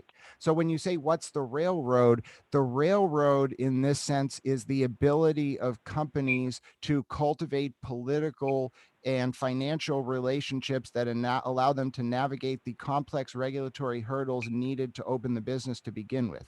And that's what you have to work on breaking up. Hence why it's so important to give assistance to communities and applicants that were harmed by the drug war, because they cannot use their connections with municipal and state officials to get through the application process. And therefore, they will never own a business if you're not intentional about those programs. So your point of view is that it's not really the railroad, it's not an economic process. What you're saying is that it's the regulatory capture, that they will be able to buy all the licenses, and then because the licenses are going to be limited, even if it's a larger number, if we have 10, then 10 can be, I think we said we had 18 in the case of medicinal. So those 18s get bought out by Rockefeller or JP Morgan or Morgan, not JP Morgan, and then nobody else has the Mr. Ortiz doesn't have a chance in the world to compete with them. Is that the real question? Yes, and my smile came from the fact that over the past 3 years of getting involved with grassroots activism, my new favorite word is regulatory capture, because that is the word of the day. So. No, we don't like, we are the legislators. I hope you don't call it legislator capture. you know, you might use that term, but jokes aside here, you know, so the question which you're saying is that if you basically grow it yourself, you can actually process it yourself as well. So, you know, I didn't know that, you know, I'm not a marijuana expert and I've never smoked or eaten or done anything with it. So does it really mean that, you know, you basically grow a plant like I grow my cilantro, and you basically then convert it into you crush it, or do you have to process it? Or No, well, yeah. So it could, most 90%, 95% of adult use users are patients. What you would do is, you know, spend 6 to 9 months growing this plant. You got to watch it. It becomes like your baby, metaphorically. And then you have to cure it for 60 days. So it's an investment of your time, a labor of love. Then at the end of that process, you either have flower that you could combust. My throat's collapsing, for example, my esophagus and airway penetrate into each other. So I have to vaporize that flour, crushed flour. Or you could take something like a t-shirt press. I don't know if you've ever seen like a heated t-shirt press to press decals onto a t-shirt. You can use that same concept in a solventless extraction to what's called concentrate your cannabis preparation. So you take the cannabis flowers, you press them in the t-shirt press, and it comes out in this concentrated form that has no tar and that you can sublimate or vaporize in a way that won't harm your lungs. And some patients do that, but a very small number. No. Can I, excuse me, Representative Aurora, I hate to interrupt, but I do want to make an announcement for the public. It is 7:30 and we are on the 45th witness here. And I appreciate the amount of knowledge you bring to this hearing process, Mr. Ellis. I do want to assure the public that we are going to continue and get to every person on this list. I do want to remind committee members that part of the process of a public hearing is that we get to hear from people who have certain expertise, and certainly Mr. Ellis is one of those folks. And generally we ask them to be brief, and we keep our comments and our questions brief so that we have an opportunity to hear everyone in the public. I know that that may seem confining, but the process has worked for many, many years in hearings. And I do want to say that we are fortunate as legislators to have the ability to contact each one of these wonderful witnesses after the hearing and get further information that will help us make decisions and gain more knowledge where we have certain deficits. And so I appreciate your questions, Representative Aurora, but I hope you will keep in mind that we really do want to hear from all of our witnesses tonight, and that while I have learned a great deal from this conversation, I also know that I can contact Mr. Ellis after the hearings and be thoroughly briefed on all the questions that I might have. So with that in mind, I return the floor to you, Representative Aurora. Thank you, Madam Chair. You know, the real point is that of a public hearing is that we can definitely call Mr. Ellis, but my constituents can't. You know, the 3.5 million people in Connecticut can't. This is their only opportunity to have information from somebody as knowledgeable as him, and you know, and the other 100 people who have been knowledgeable as him. And the purpose of the Please public continue then. I appreciate your comments, but please continue. You have every right to ask as many questions as you want, and I'm sure every member of the public that is waiting will understand that you are sincere in wanting to understand all of this much better than you currently do. Thank you. Absolutely. Thank you, Madam Chair. I really always appreciate your indulgence in me. You know, thank you, Mr. Ellis. I do understand. My concern really here is that you presented a very complicated process, which, you know, obviously you are super on top of it. But the worry is that if there were, you know, if 3.5 million people in Connecticut were allowed to do it, is there somebody who would basically take the process and not be able to manage it? Because it does look very complicated. You have to realize you know, once you do something over and over, it becomes very simple, right? You know, the things which I do, which are very intricately complicated, but people are like, yeah, how do you do it, man? You know, so my viewpoint here is that from your perspective, this is a very simple process. But is it possible that people who are that spend, if we allow 3.5 million to people to do it, many people might do it wrong and have more tar. I don't even know what that is, but have more tar or stuff which will hurt them. It will hurt their lungs, and and then we are basically having lawsuits and this and that. And the legislator says, why did you approve it, Mr. Arora? Or why did you vote for it, Mr. Arora? I want you to basically give us a little color or a little bit of your knowledge as to, hey, listen, how much can it go wrong? This seems to be a complicated process. Maybe they need, you only need to leave it to some experts, or is it that everybody can do it? I'm sorry, I'm going to interject as the chair of the Labor Committee in the House.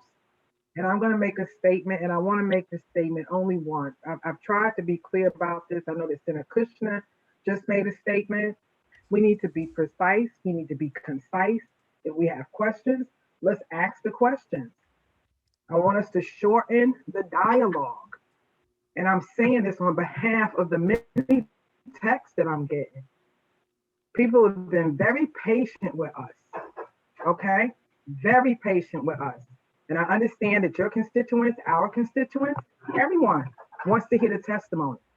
So if there's a question, Representative Arora, please get to the question and let's move on. Thank you.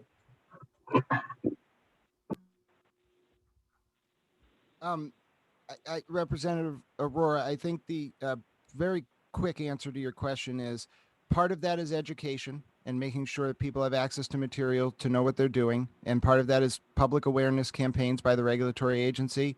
And the other part of it is that it is like growing a plant.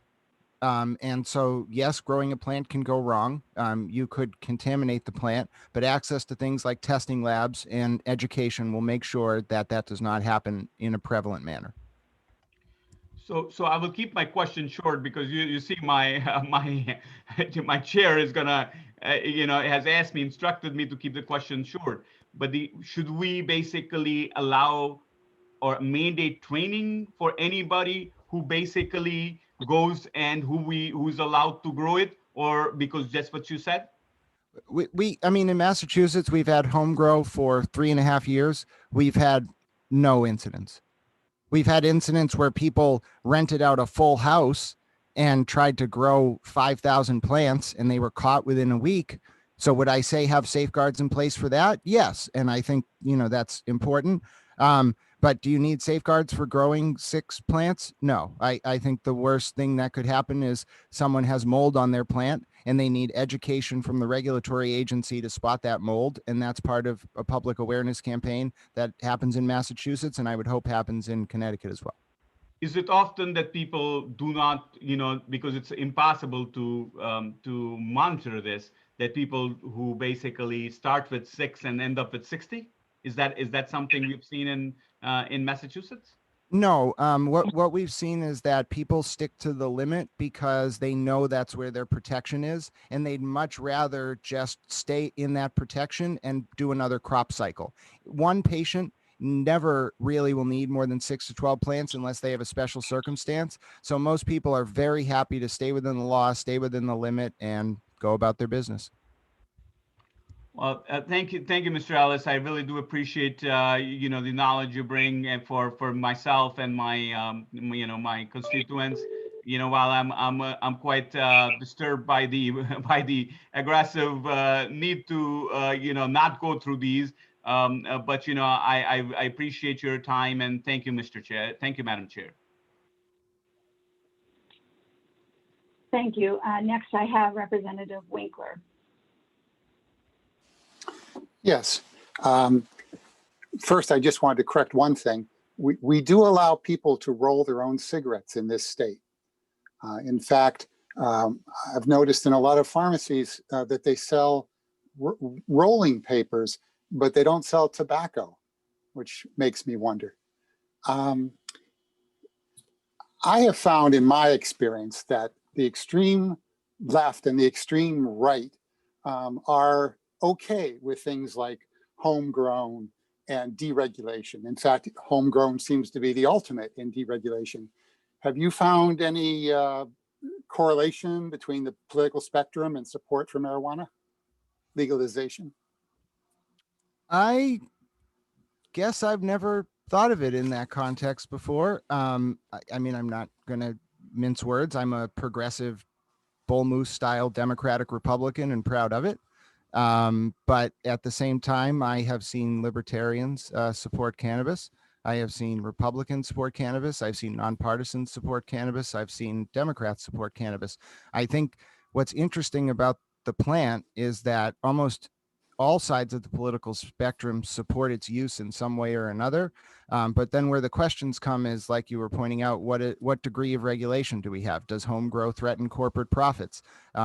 Does regulation facilitate a free market or protect against trusts? And how you answer those questions, I'm sure, is framed by your political perspective. I try to always answer them from the perspective of, if I were making a universal moral law that everyone had to follow at all times, how would I make the law? But I maybe have a little bit of a bias towards Kant in that regard. So. Thank you. Is there any greater degree of difficulty in growing marijuana than, say, broccoli? I don't know a lot about growing broccoli. So maybe it's harder than, I mean, I've never grown a tomato either, but I figure I could. But yeah, what you really need to learn is light cycles. So if you can master turning, either running an automatic on-off switch or turning a light on and off, you can grow a cannabis plant for the first time. And then from there, it's just dialing it in, getting your cannabis to a way that, you know, works for you, in the sense that some buds will be bigger than others depending on how you grow it, and making sure you don't have mold. All righty. Thank you, Madam Chairwoman. Thank you, Representative Winkler. Seeing no other hands, thank you, Mr. Ellis. You have given us a lot to think about, a lot of information tonight, so we appreciate your being here and testifying. Thank you, Madam Chair. I hope the committee enjoys their evening, and I appreciate the time. Thank you. So next up, we have Shailene Title. Is Shailene here? And did I say her name correctly? I don't see Shailene. Okay, if she joins us shortly, we will come back to her. Then I have Brittany Clark.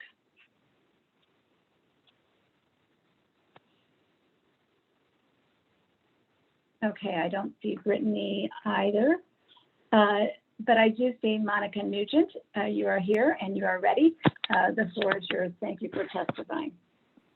Good evening. Thank you so much for giving me the time to testify before you today. Good evening, Senator Kushner, Representative Porter, Representative Aurora, and members of the Labor and Public Employees Committee. My name is Monica Nugent, and I am president of the Managerial and Exempt Employees United Union, an affiliate of AFT Connecticut. I am here to speak in support of Raise Bill 6381 that requires this committee to establish a task force to look at the retirement cliff that the state is facing just next year and the barriers to recruitment into the state managerial and exempt work classes. I believe that the recommendations that can be provided by this task force will help remedy the situation. I know that you have my written testimony in front of you, and it's been a long evening and day, so I'll try to summarize as quickly as possible. The imminent retirement cliff that has resulted in an urgent situation for the state workforce across all agencies and job classes. However, as cited in a DAS state employee study that I have attached, almost 80% of the managerial workforce is eligible to retire in 2022. Over the past 15 years, managers have not had merit raises or cost of living adjustments as the same rate as bargaining unit employees. This has led to compression and in some cases complete inversion of manager salaries and the employees they supervise. Outside of a 3.5% COLA increase in July of 2019, managers have not received any increases in wages for 6 years, but have had increases in deductions for CSRS, health insurance coverage, and most recently, the paid FMLA deduction. This has led to managers bringing home less money today than they did in 2015. In addition to the issues regarding salary, managers do not get the same opportunities for professional development. Over the past 10 years, the manager training program has been stripped from the Office of DAS, and any in-service training classes have not been offered due to budget reasons. This has led to managers coming into positions with no training or onboarding. with droves of managers leaving the workforce and with them taking the years of institutional knowledge with them, this is going to be a major hurdle for new managers who will have to fill these positions. These are just two of the issues that are creating barriers to recruiting and also retaining managers. Anecdotally, across agencies, we hear all the time of managers downgrading their positions from managers to unionized positions to bring home more money for their families. We're hearing of positions being left vacant or filled with unqualified hires because internal staff who would be able to do the job well are not willing to become managers. M&E and AFT Connecticut believe that conducting a study into these issues facing managerial employees and the barriers to recruitment into these work classes needs to be conducted, and without it, the state stands to be in an extremely vulnerable position. This study and subsequent report will provide insight and a roadmap to action to ensure that vital state services related to public safety, health and human services, and other general government functions continue uninterrupted. Thank you for your time and attention, and I will be happy to answer any questions you may have. Thank you, Ms. Nugent.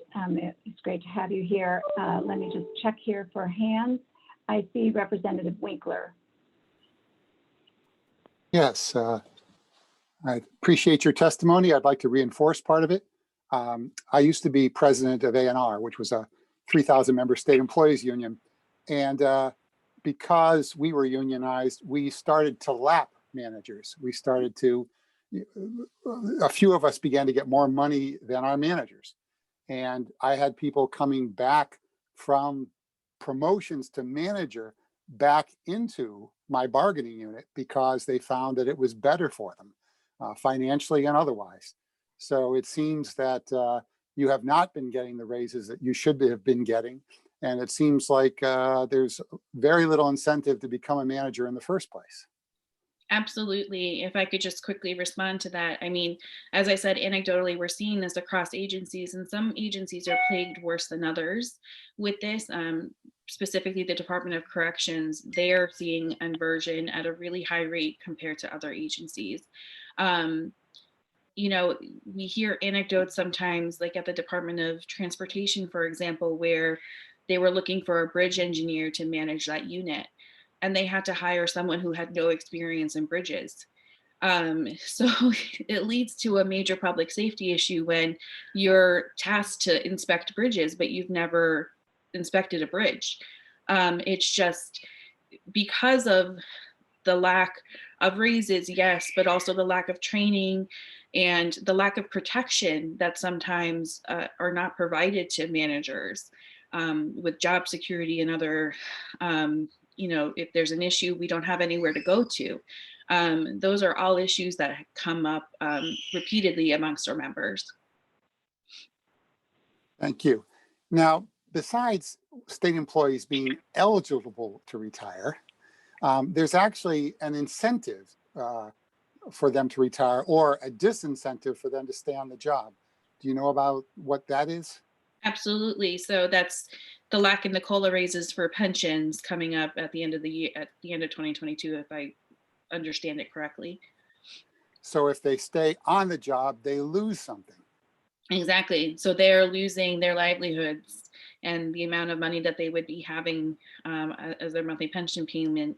And so again, it's another one of those situations that I feel that plagues managers slightly more, just because they haven't had the same level of raises. And so now when you're talking about, we haven't made X, Y, and Z percent more over the years, and now we're going to have our pension cut, potentially cut as well, it's the way people are viewing it. So there's no incentive for them to stay and to continue to do the work that many of them enjoy doing and don't necessarily want to leave.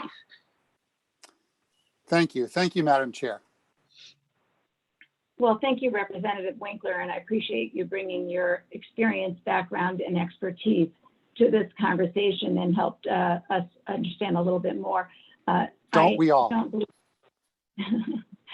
I see that Representative Arora has his hand up. Thank you, Madam Chair, and thank you, Ms. Nugent, for your excellent testimony. I have two questions. The first one is basically to clarify, does the pension not go up more? Is it that they do not get COLA increases, or does it go down? So it's whatever the pension is, that if they, from what I understand, and I'm not an expert in this piece of it, if you work past 2022, the pension that you leave with, you give up the COLA increases. From there on?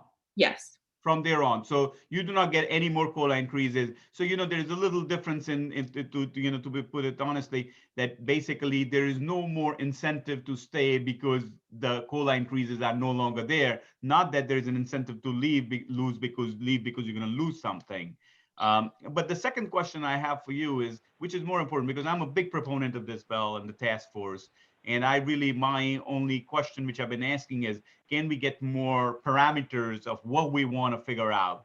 Because, from a previous, there's only been one other testimony about it. And we really were asking questions about, what kind of stuff are most important. So I'm going to ask you the same question. What are the areas which we can do more ask the task force to focus on? Should it be more, we heard about, overlaps when one person leaves and the other comes in. We heard about training, and I am a big believer in training. I want to hear, why is training being cut? Because, in this era, everybody needs to be retrained every 5 years, if not in details, at least in Zoom and, all those kinds of things. So, I want to ask you about all your specific ideas you may have, because it appears you understand a lot about this subject. Perhaps, educate myself and our constituents and all who are watching as to what are the kind of things you want this task force to look at. Absolutely. So as I mentioned, right, the two biggest ones are the salary compression and inversion, and then second, the professional development. The professional development, I think, can have a deeper dive looking at, the task force can look at. The overlap is a great suggestion. I know in my position, I was fortunate enough to have a TWR overlap with my position. I represent a one-person office though. So without her being there for me, I would completely be in the weeds. But also mentorship, I think that's a huge a huge issue. In any kind of corporate position, there are mentorship programs. There's not really anything like that in the state, which I think would be a great asset. Second, another issue that we are exploring as M&E is the restructuring of the MP pay plan. So the MP pay plan is separate and apart from the bargaining unit pay plans. It is set up in a way where it's a range. And that range, if you are a new state employee, you come in at one salary and that's it. You don't get a raise. They don't look at what you were earning previously at a previous job, right? So that's a disincentive to apply for these positions. Because if you're new to state service, you start at that lowest tier and you're not going to get a raise, right? There's no room for a step increase in that pay plan as well. So we would like to see the MP pay plan and kind of look at possibly restructuring that plan so that it's more equitable.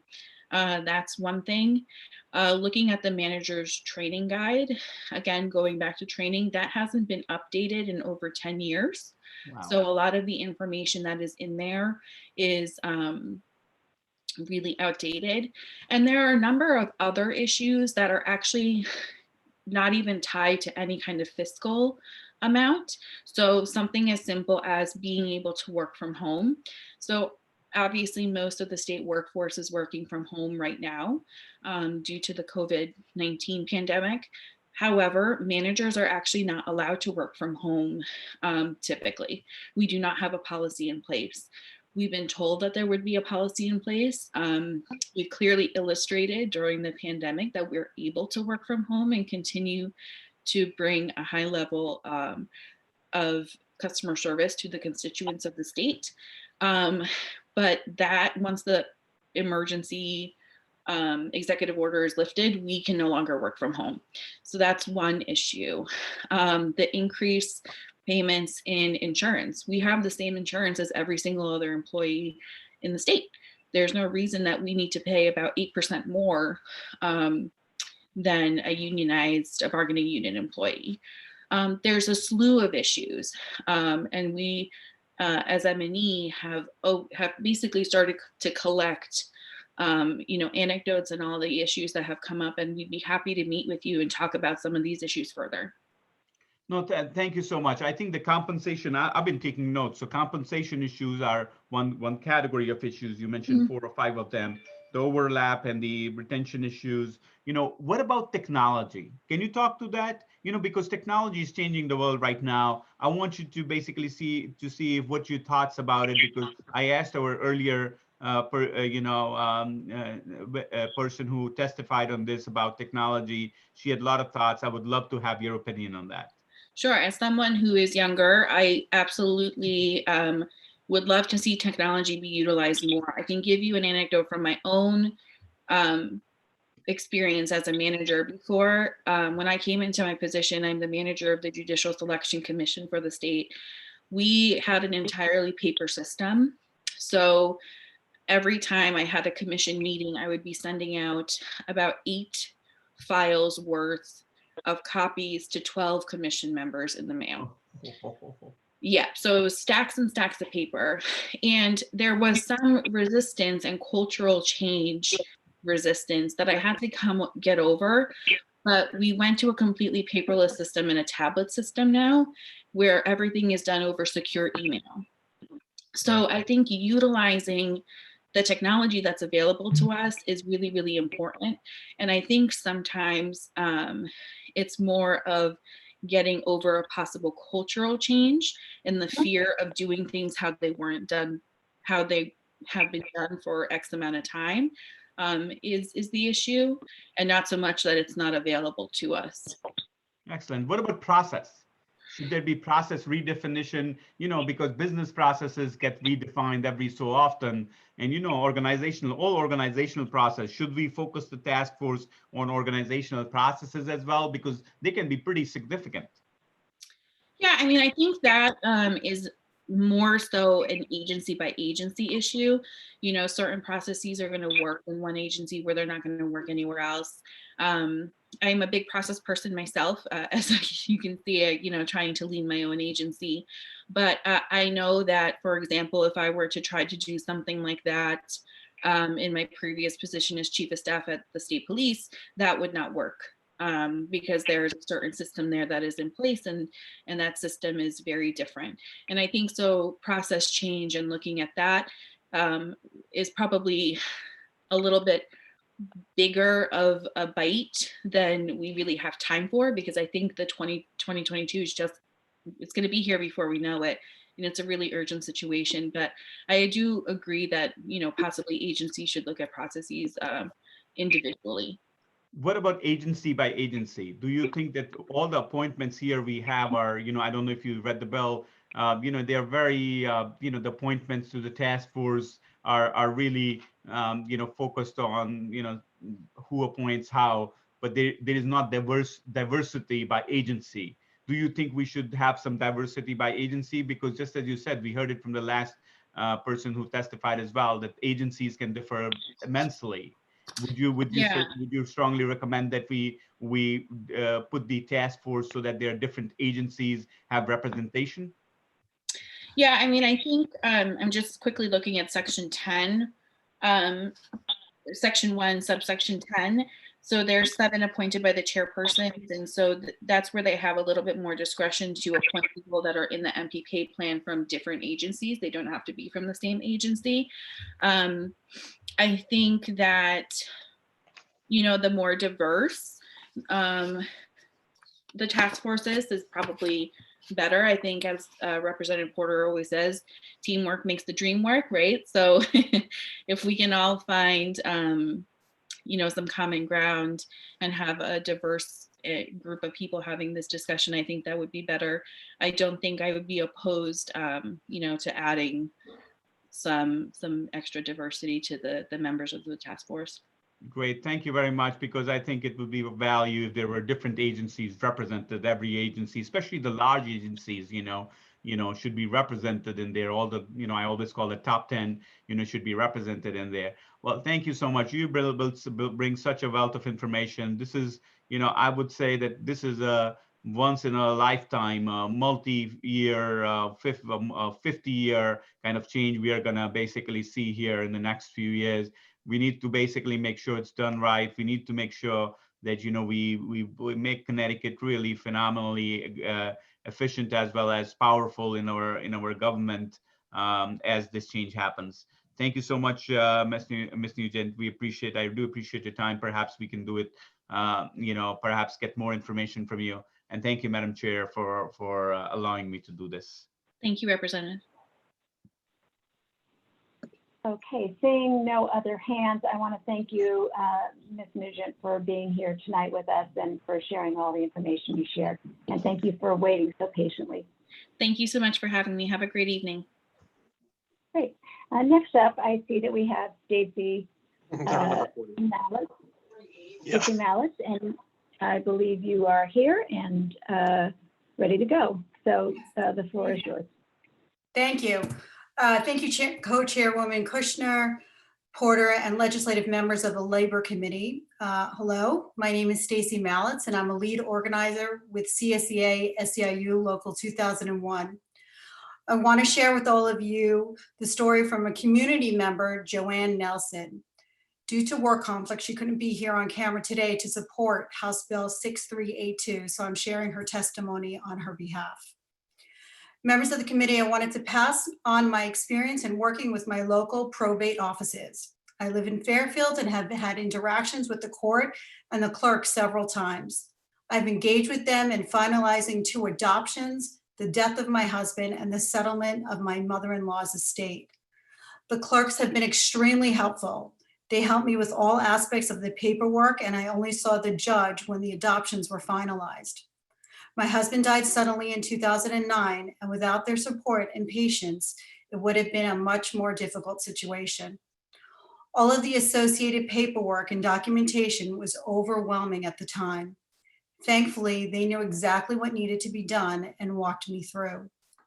When my mother-in-law died, I became the guardian of my children's inheritance until they reached the age of 21. Again, they assisted with the paperwork and even followed up 10 years later when my oldest turned 21. They provided the help to complete the necessary paperwork to turn the ownership over to my adult son and daughter. The clerks are extremely important to the court system and those of us who need to engage with probate. Their knowledge of the many procedures is beneficial to everyone who interacts with them. This is not an easy job, and I truly appreciate the assistance and support I've had through the past several years. Best regards, Joanne Nelson. There was one other thing I just wanted to add on a personal note in the support of House Bill 6376. And we've heard a lot of stories of people having really difficult times as adults based on how they chose to wear their hair. And I just wanted to tell a different kind of story for a moment, very brief. As my role as a parent, I volunteer to chair Picture Day in my daughter's elementary school. And 2 years ago, my friend's son walked in when it was his turn for his picture with the biggest afro you can imagine. And I never seen his hair that way. And I looked at him and I said, Rowan, you look awesome. And when I saw his mother later that afternoon, we talked about it. And I said, it takes a big personality to be able to do that. And we talked about how shy he is, but yet he is very proud of his ethnic hair. Let's make it so that he is not sitting here one day making the same argument against discrimination for his hair. He's very proud of it. His sister is proud of hers, and they should never feel the way people have felt today in their testimony. Thank you. Thank you. Thank you for reading that communication. And we're so happy that you could be here to represent her. And also thank you for your comments. I'm looking about the comment. I'm looking to see if there are any hands. Seeing no hands, thank you, Stacy. And I'm going to turn this back over to Representative Porter to continue chairing. Thank you. Thank you.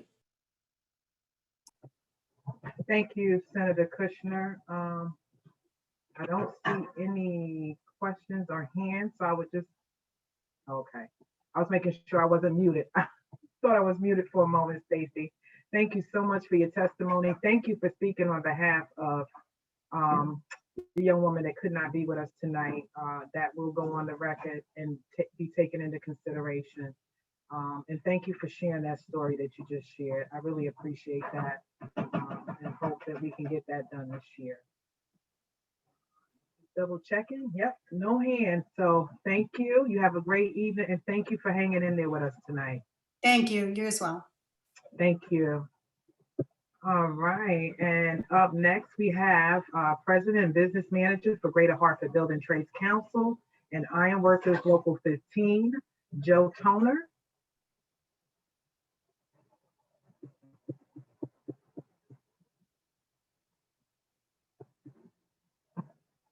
Okay, I do not see Mr. Toner, so we will move on to Executive Director Mary Jane Oatman of Indigenous Cannabis Coalition.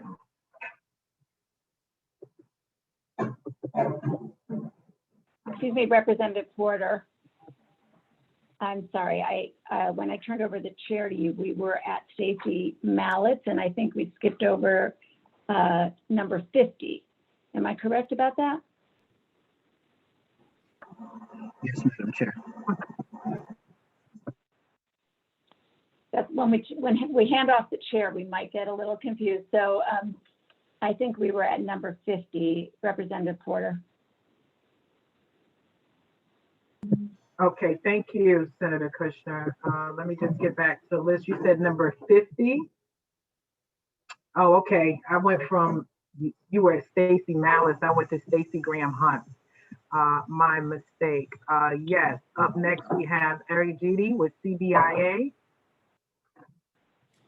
All right, yeah, I'm Robin, or Representative Porter. I was a little concerned you were skipping over me there. I'm so glad to have the opportunity to speak with you this evening.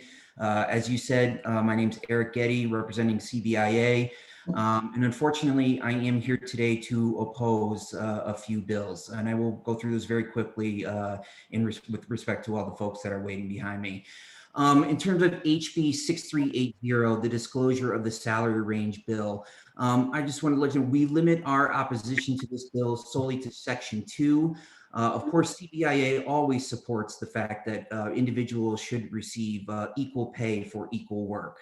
However, we do oppose efforts that would undermine the merit pay system. And in this case, Section 2 requires equal pay for comparable work rather than equal pay for equal work. And again, I would just refer to you to my testimony for some details on that. In terms of HB 6379 on non-compete agreements, I think we can all agree that there are a lot of industries where non-compete agreements are inappropriate for use. However, there are also a lot of industries where these are very legitimate for the purposes intended. They are highly regulated tools used to prevent the loss of important confidential and proprietary information. And what this bill does is attempt to eliminate the validity of these agreements in two circumstances where they are needed most: when an employer terminates an employment relationship, or when an employee subjectively believes they had good cause to end the employment relationship, yet there's no court or legal authority that validated that belief. Further, the requirement that these agreements should not apply in any industry where their employee does not make twice the minimum wage is both a moving target, given the built-in increases every year to the minimum wage, and does not take into account the needs of individual industries. On HB 6383, the call center bill, this bill would impose some severe financial penalties on businesses that attempt to adapt to market forces. It penalizes businesses for adopting new technologies, and most of all, it will not prevent a single business from leaving the state. It will, however, ensure that a call center will never be relocated to Connecticut. And I'm not alone in my view on this bill that it will have a negative impact on both employers and employees in the state. And that's exactly why Governor Cuomo of New York rejected a similar bill until significant changes were made. And Governor Newsom of California noted that it would dissuade businesses with no intention of leaving California from making any further investment here, which would hurt, not help, California workers. And then finally, a bill that's received a lot of attention tonight, 6377 regarding cannabis labor peace. And I just want to make it clear, I'm limiting my objection solely to section 3 of this bill and not any other section. The stated purpose of this section in this bill is to reduce the unjustified stigma regarding marijuana use. This seems to be achieved by restricting employers from prohibiting the possession, consumption, and use of marijuana in the workplace, as well as prohibiting employers from requiring, as a condition of employment, that employees refrain from using cannabis outside the workplace. The fact that marijuana has an impairment effect on the body is not a stigma. And I just remind the folks on this committee that employers in this state are under incredible pressure to ensure safe workplaces for employees and customers. Further, many believe that those who do come onto their premises deserve to be free from the worry that the person either driving their bus or injecting their arm with a vaccine or repairing their vehicle is not under the influence of marijuana. At the end of the day, recreational marijuana use is a lifestyle choice, and not everyone in the business community promotes that choice. It is a policy, obviously it's a policy decision that you as a committee and then you as a general body will have to make a decision on in the coming year. We only ask that if you do make the decision that this is the right policy for Connecticut, that you do what every other state has done that has legalized recreational marijuana. And that's respect businesses' individual choices to operate. Mr. Keating, thank you. Your 3 minutes are Actually, up. I got one line left and I'm done. We ask that you respect individual choices as business owners to operate drug-free workplaces and allow us to provide the safest conditions possible for our customers and employees. And with that, I turn it over to questions. Thank you for your testimony. And at this point, and I do see that Representative Aurora's hand's gone up, but at this point, we are halfway through our testimony. We still have about 48 people to go. It is after 8 p.m. So what am I going to do is ask my committee members to hold their questions so that we can serve the purpose of this public hearing in courtesy and respect of people's time. So at this time, I will thank you for your testimony, Eric, and I'm going to call the next person to testify. Did Representative Aurora have a question, Madam Chairman? Representative Vitigliano, I'm asking that the committee members please hold their questions so that we can get through and hear from the people that have been waiting patiently to testify. Thank you. I appreciate that position, but Mr. Getty's been waiting patiently to testify also. And he has testified, Mr. Vitigliano, and as the chair of the committee in the House, I've stated my intent, and if you have any issues, we can talk about that later. Thank you. And thank you, Eric, for your testimony. I object, Madam Chair. I think this is you're bullying me. This is not right because these Eric, I'm sure, wants to be Representative Aurora. Thank you. I have spoken. I am chairing this committee, and I am saying that we are going to move through and hear from people. I'm asking you to hold your questions. That is what I'm asking. I have to ask him the question when he has testified. I'll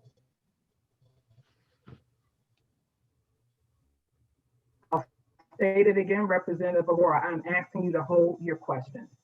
So at what point can I ask him the question? After everybody has testified? You can ask him the question whenever you feel like it, Representative Aurora. I'm not having you ask the question now because we need to move through this list. We've been at this almost 12 hours and we are halfway through our public hearing. And I've been trying to express to you, I'm sorry, I'm speaking. I am speaking. Thank you. Please finish. I'm finished. And I'm ready to call the next Madam Chair, the question here is, the mistake here is that we have taken too many bills together. These are very critical bills we need to hear about. We need to make sure the process of democracy works. Just because it takes too much time doesn't mean we won't let the process of democracy work. Representative Aurora, you are out of order. I am chairing this committee and you are being very disrespectful right now. I have instructed the members to please hold their questions. This is not a debate and it is not up for debate. I am chairing the committee and I ask that you honor that. Thank you. Representative, I really appreciate the time to make my statement today. You know, I am a little concerned that, you know, the fact that, and I certainly would never accuse you of, I know I've been sitting here since 10 o'clock. I totally understand that. There are a lot of people waiting here. You know, I've waited patiently for my opportunity to be able to be heard on this issue. I know that it's just coincidental, of course, that the debate is being limited when it's my turn. And sometimes I have a tendency to come to this committee and oppose a lot of bills. I also tend to come here and support a lot of bills. So I know that has nothing to do with it, but you know, I would like the opportunity at some point in time to be able to address the committee's questions, and not online, not just offline, but also online for the benefit of the public. You know, we represent thousands of member companies throughout the state of Connecticut. They do deserve to get their shot at this committee. They can't sit here all day. They asked me to come here and sit here all day. I will not belabor the point anymore. Again, I know everyone has been waiting very patiently, but you know, we continuously are denied opportunities, it seems, to come in and you know, either make bill suggestions, meet with the committee at times. You know, I know you are incredibly busy, as is your co-chair. You do not have time to meet with all of the people requesting. So, you know, if you are going to be cutting me off today, I do hope that at some point in the opportunity, or you will provide the opportunity to members of the business community to have our side fairly heard the way you've heard so many others today. So with that, I apologize. I certainly do not mean to disrespect you as chair. I respect your decision to cut off debate, but I hope you give the opportunity to the business community to comment in the future. I appreciate your comments, Eric, and you know that it is not intentionally done because you are the person sitting in the seat right now. You will not be the only one. There are several people behind you. This is the way that we're going to proceed for now, because we really do need to hear people's testimony. And I think that people have been very patient, and that the purpose of this public hearing is for the public to be heard. So I appreciate what you stated, and I will continue to move on to the next. As a matter of fact, go ahead, Eric. No, I was just going to remind you that while I am an evil lobbyist, of course, I am a member of the public as well. Oh, absolutely, absolutely. And that's exactly what I meant. You and other people coming behind you, other members of the public, will have an opportunity to present their testimony, and I'm asking that the members of the committee hold their questions. So I didn't mean to say that you were not a member of the committee. So for clarity, you are absolutely a member of the public. Appreciate that, Representative. You're welcome, and thank you again, Eric. I am going to ask that we recess this public hearing for 5 minutes. It is now 8:13. We will return at 8:18.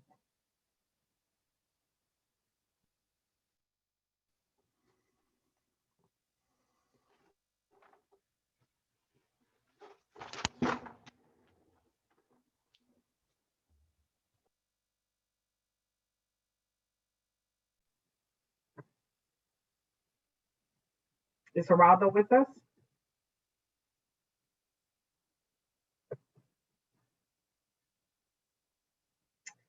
Okay. Hector Geraldo, Samarin Farmstead LLC. Moving on to number 52, Erlene Bradshaw.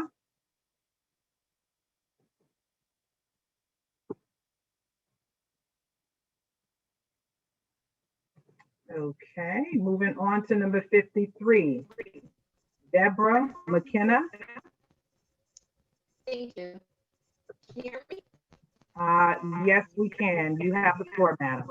Great. Thank you very much, Representative Porter and Senator Kushner, and the rest of the Labor and Public Employees Committee. Thank you for hearing our testimony tonight. I apologize on the back end. I see her by all day since 10 o'clock, but she may not stay that way. I'm a partner at Haber, McKenna, and Dinsmore. We're an employment firm with offices in Haven, Hartford, and Springfield, and our practice is devoted solely to workers' rights. I'm here tonight in my capacity as the Vice President of the Connecticut Employment Lawyers Association. We are a membership organization of private attorneys in Connecticut who devote at least 50% of their employment practice to advancing the rights of workers in Connecticut. I've submitted written testimony, but I'm here really to talk about 4 of the bills that are currently pending before the committee. And those are Raised Bill 5158, which is the breastfeeding expansion, Raised Bill 6376, the Crown Act, Raised Bill 6379, the Workers' Rights Bill, and Raised Bill 6380, the Salary Disclosure Bill. And I will try to be brief. First off, in regards to the breastfeeding expansion bill, I don't know that there's that much to say about it other than we believe that any expansion to these protections that give workers more opportunity to be able to express their milk in a safe and private manner are a good thing. And unfortunately, sometimes we need to have the law to encourage employers to do the right thing. As for Raised Bill 6376, the Crown Act, we've heard many speakers on the bill tonight, and there's no way that I could ever, do any justice to their testimony. We've heard a lot of really personal and really painful stories. I can talk to you briefly about my experience in terms as an attorney who practices in the area of race discrimination. And the question about why do we need this law as opposed to more education about that is that employers do not always do the right thing. And if you think about this out there, there are people who brought these claims in the past saying that it was a form of race discrimination or racial stereotyping to have dress code or policies that prohibited folks, particularly having pretty hairstyles. And unfortunately, the federal jurisprudence just hasn't caught up with that. I'd like to think Connecticut is typically on the forefront in terms of workers' protection. There are 7 states that have passed these bills. I'd love for us to be the 8th. And I think that when you look at the cases that are out there, it's more reason why we should have this codified into the law. So I'm going to move on to the next 2 bills. The Bill 6379, which is a workers' rights bill. I have a colleague, I think this was just later tonight on this. This is a done non-competition agreement. We believe it's a really important step for Connecticut to take for worker protections. You'd be surprised to hear how many low-level employees have to sign non-competition Excuse me, agreements. Ms. McKenna, thank you. There are 3 minutes. Please conclude your remarks. So I would just, let me just reiterate that we strongly support 6379. We also support 6380, and I would direct you all to the written testimony we've submitted on both of those bills. Be happy for our organization to talk to anyone who has questions at any time. Feel free to reach out to us. We would be happy to talk to you for more questions. Thank you. Thank you for your testimony, Ms. McKenna. You did have a pretty choppy, I think your internet is unstable. You do have written testimony that you submit, correct? Yes. Yes. Okay. All right. Well, thank you. Thank you for hanging in there with us tonight. We do appreciate you taking the time to testify. Thank you. Madam Chairman. You're welcome. Madam Chairman.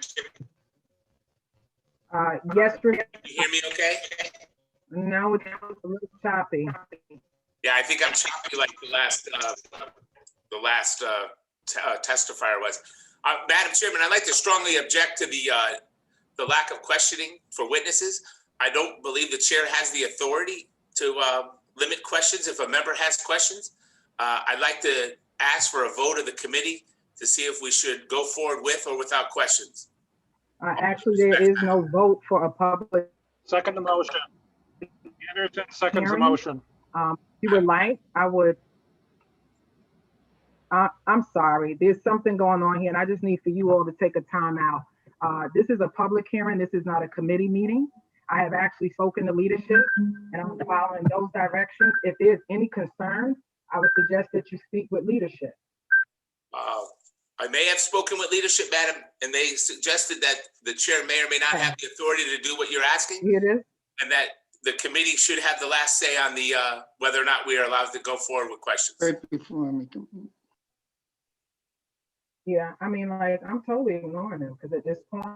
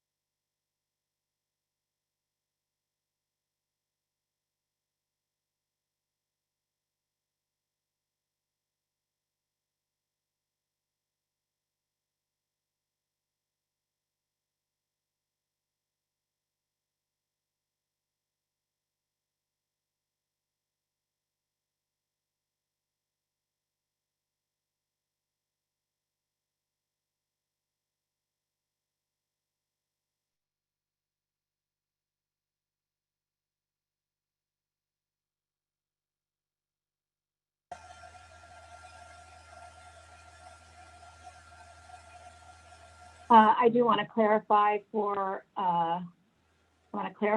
the public here, and for committee members, we are going to stand at ease and take a short recess. Thank you.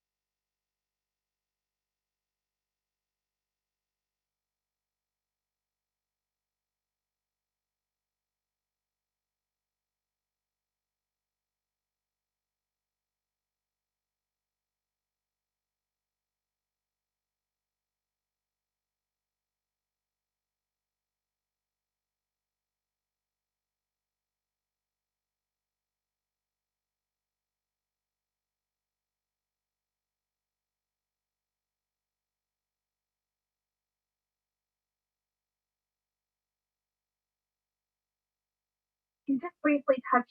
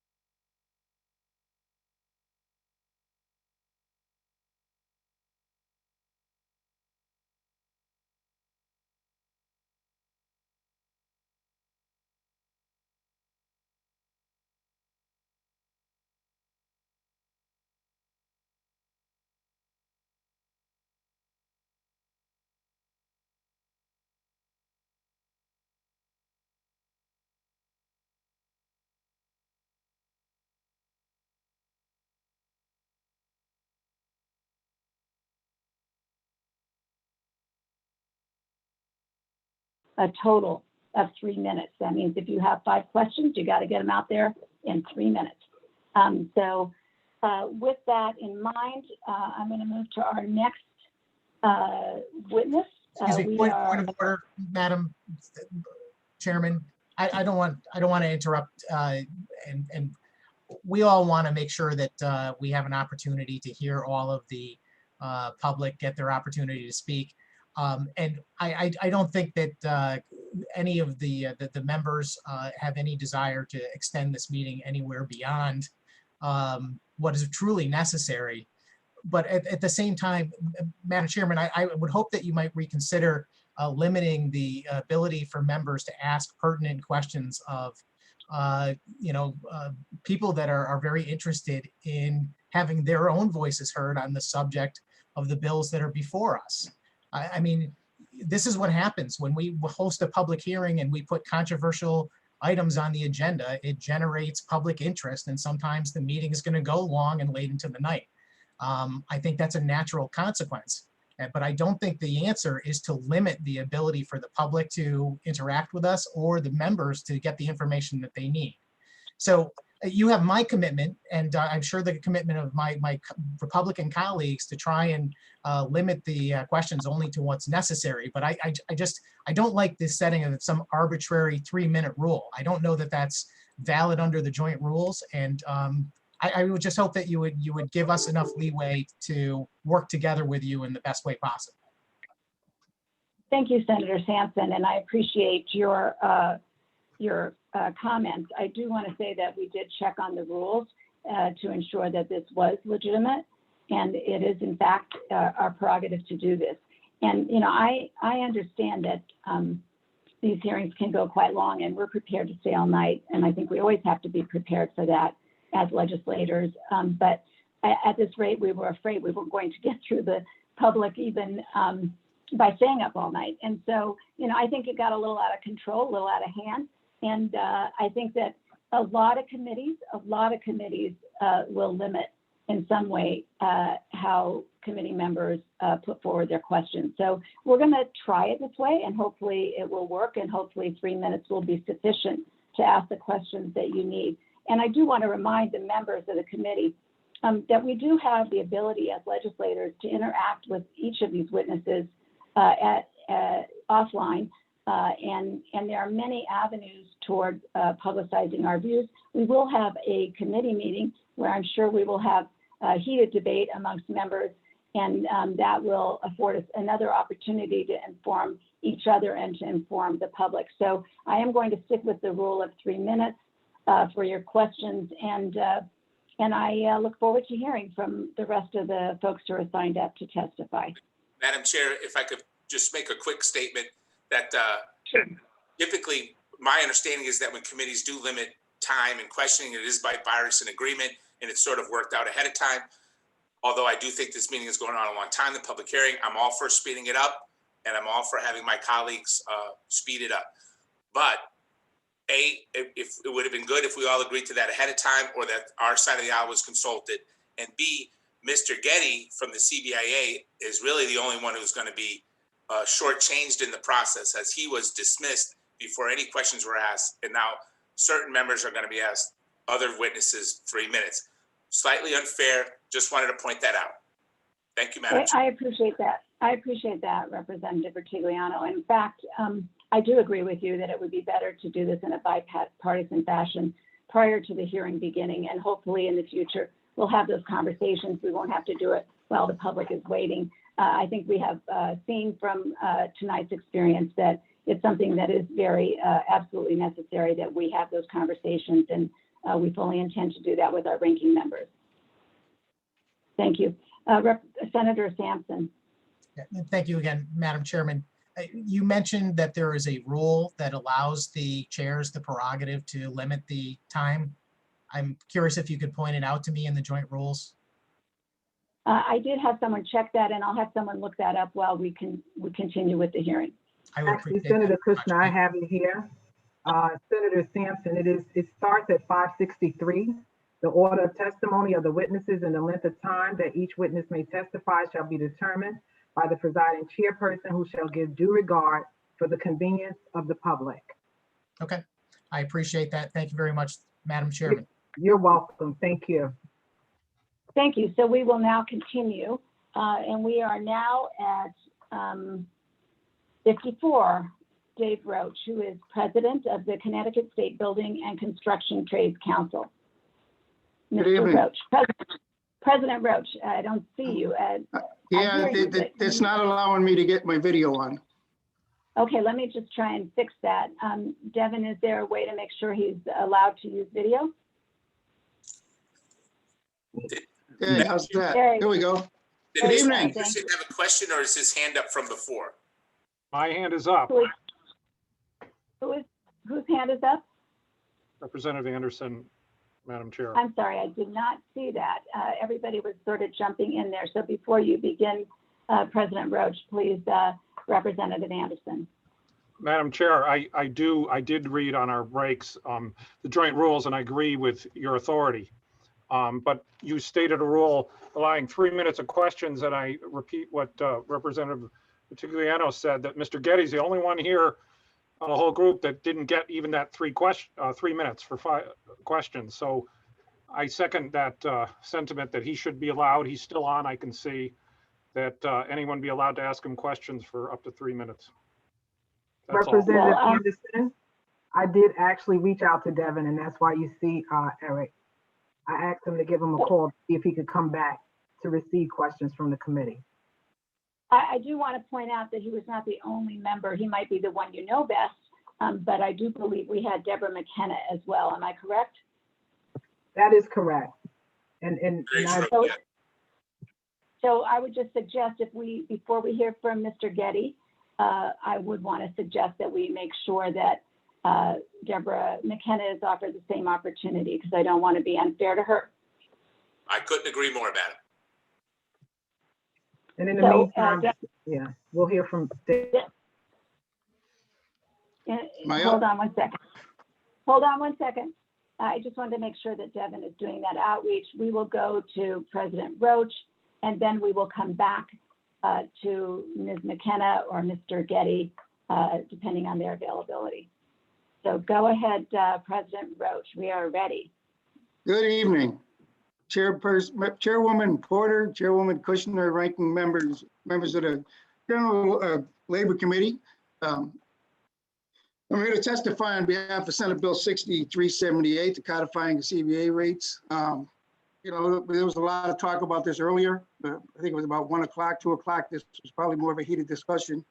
But, you know, this bill is not about raising thresholds, as people were trying to say earlier. It's not about changing determinations. I have specifically been the person for the last 18 years that has dealt with the federal, with the feds on actually getting the rates in so they get done on time. And I can tell you the process is not easy. It takes a month at least ahead of time to get them in. They don't post them right away. They almost at the last minute in July. And if they make a wrong determination or make a mistake, which happens often, the state of Connecticut might have already taken them rates, so the wrong rates can be posted. So I think it's actually less of a burden on the State Department of Labor to do it this way. It makes it easier. I don't think this, I know there's no cost factor because they do it now by taking it from the feds who we give it to. And it kind of just all gonna come the same way, except eliminating that one step and it'd be more efficient. So, you know, it's really that simple of a bill. But I gotta go back to something earlier that Representative Aurora said, and it blew me away, and it's been bothering me since 1 o'clock this afternoon. And I don't know what study, I don't think it was his personal opinion, I hope, but he did make a statement that prevailing wage discriminates. And I believe he said discriminates against brown people. That just blew me away when he said that, because prevailing wage is just the opposite. It includes everybody. It's a way for us to make sure people are getting paid fairly. I've never heard that in my 42 years of this business, somebody saying that prevailing wage was discriminatory. Completely wrong, off base. I don't know where that study comes from, but I would burn it if I was you, Representative, because it's wrong. It's absolutely wrong.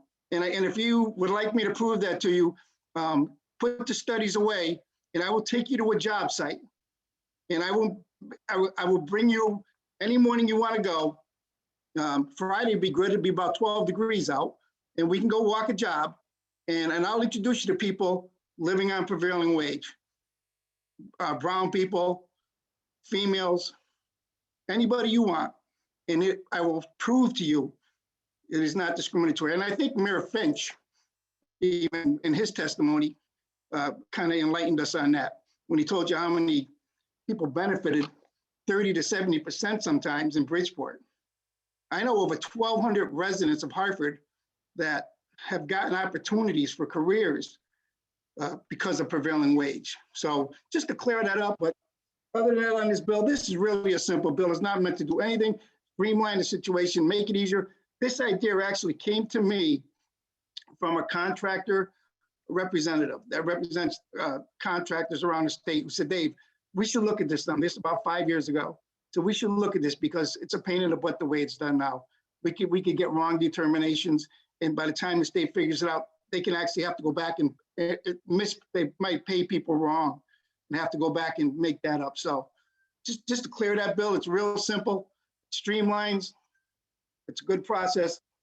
Thanks for having us. I do agree with limited time. I'm sorry, because some of us have to be at work at 5 in the morning. So to stay up all night is tough.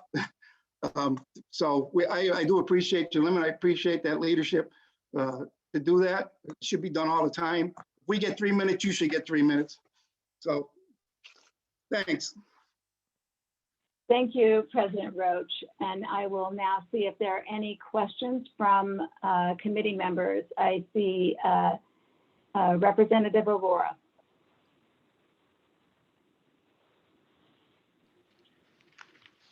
Thank you, Madam Chair, and thank you, Mr. Roche, for your testimony.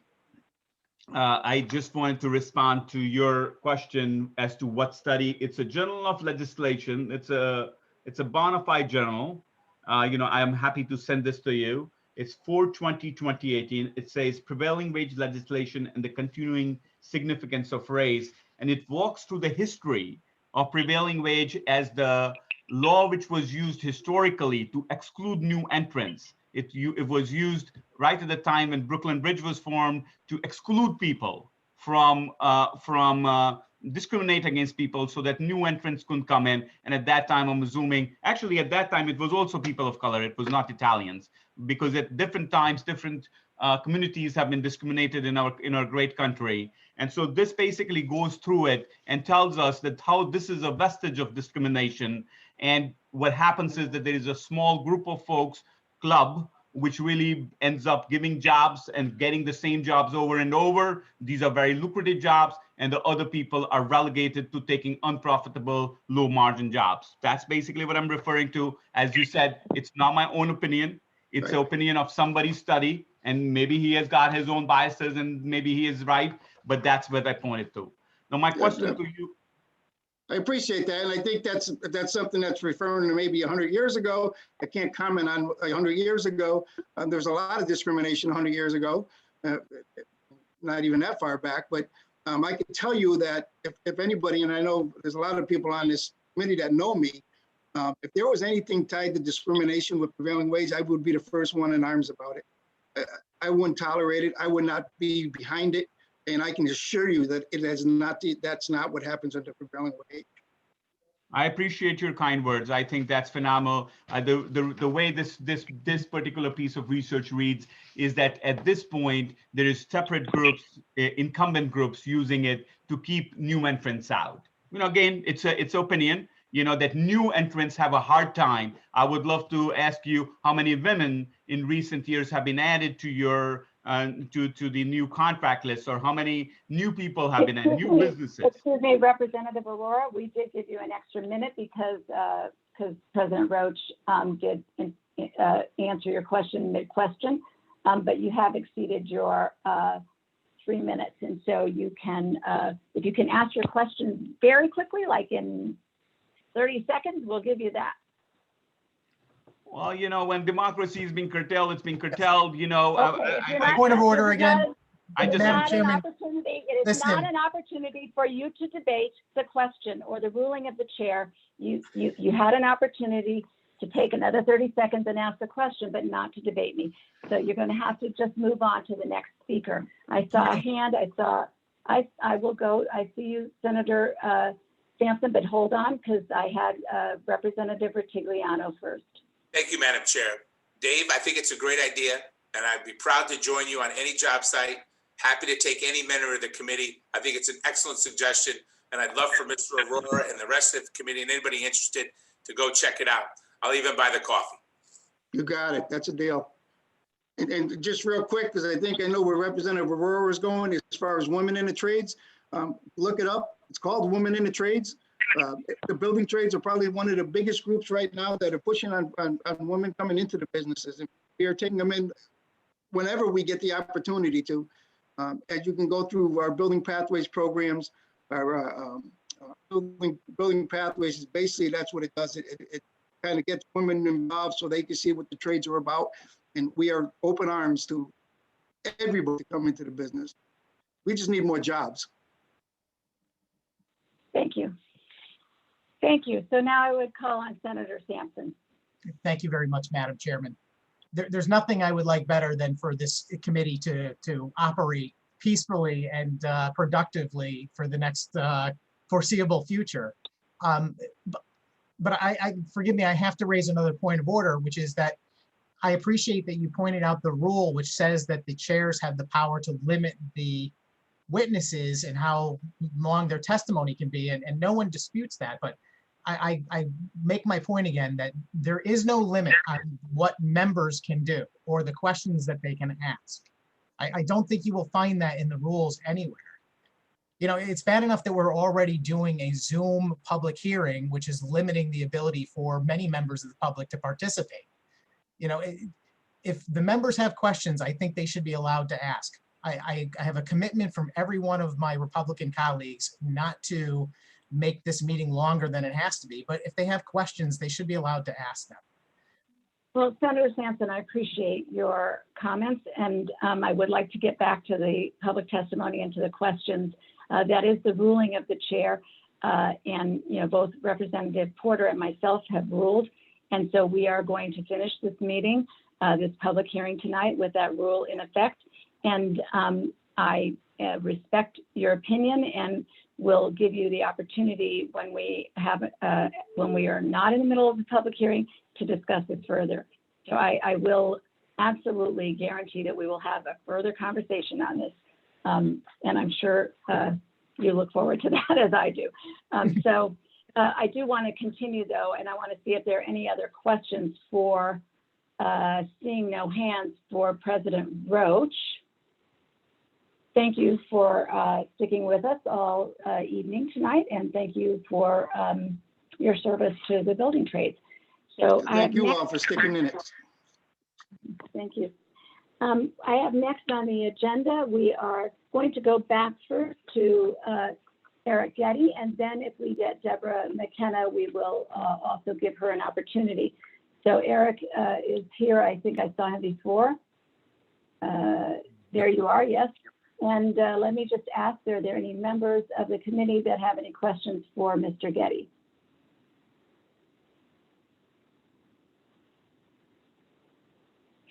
Well, I'm sorry we brought you back because I didn't see any hands go up.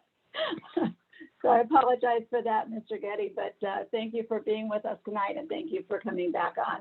And the next time you testify, we'll have these things ironed out in advance. Appreciate it, Senator. Thank you. Thank you. So next on the list, I have, and I didn't see Deborah McKenna come back. So let me move to next is Ryan Lindsay. Ryan Lindsay Arundel, I'm sorry, Arundel. Yes, it's a There. red. Can you all hear me clearly? Thank you. Yes, we can. Please proceed. Thank you so much for your time and patience, peace, blessings, and patience unto us all this evening. Senator Kushner, Representative Porter, and members of the Labor and Public Employees Committee of this here Connecticut General Assembly.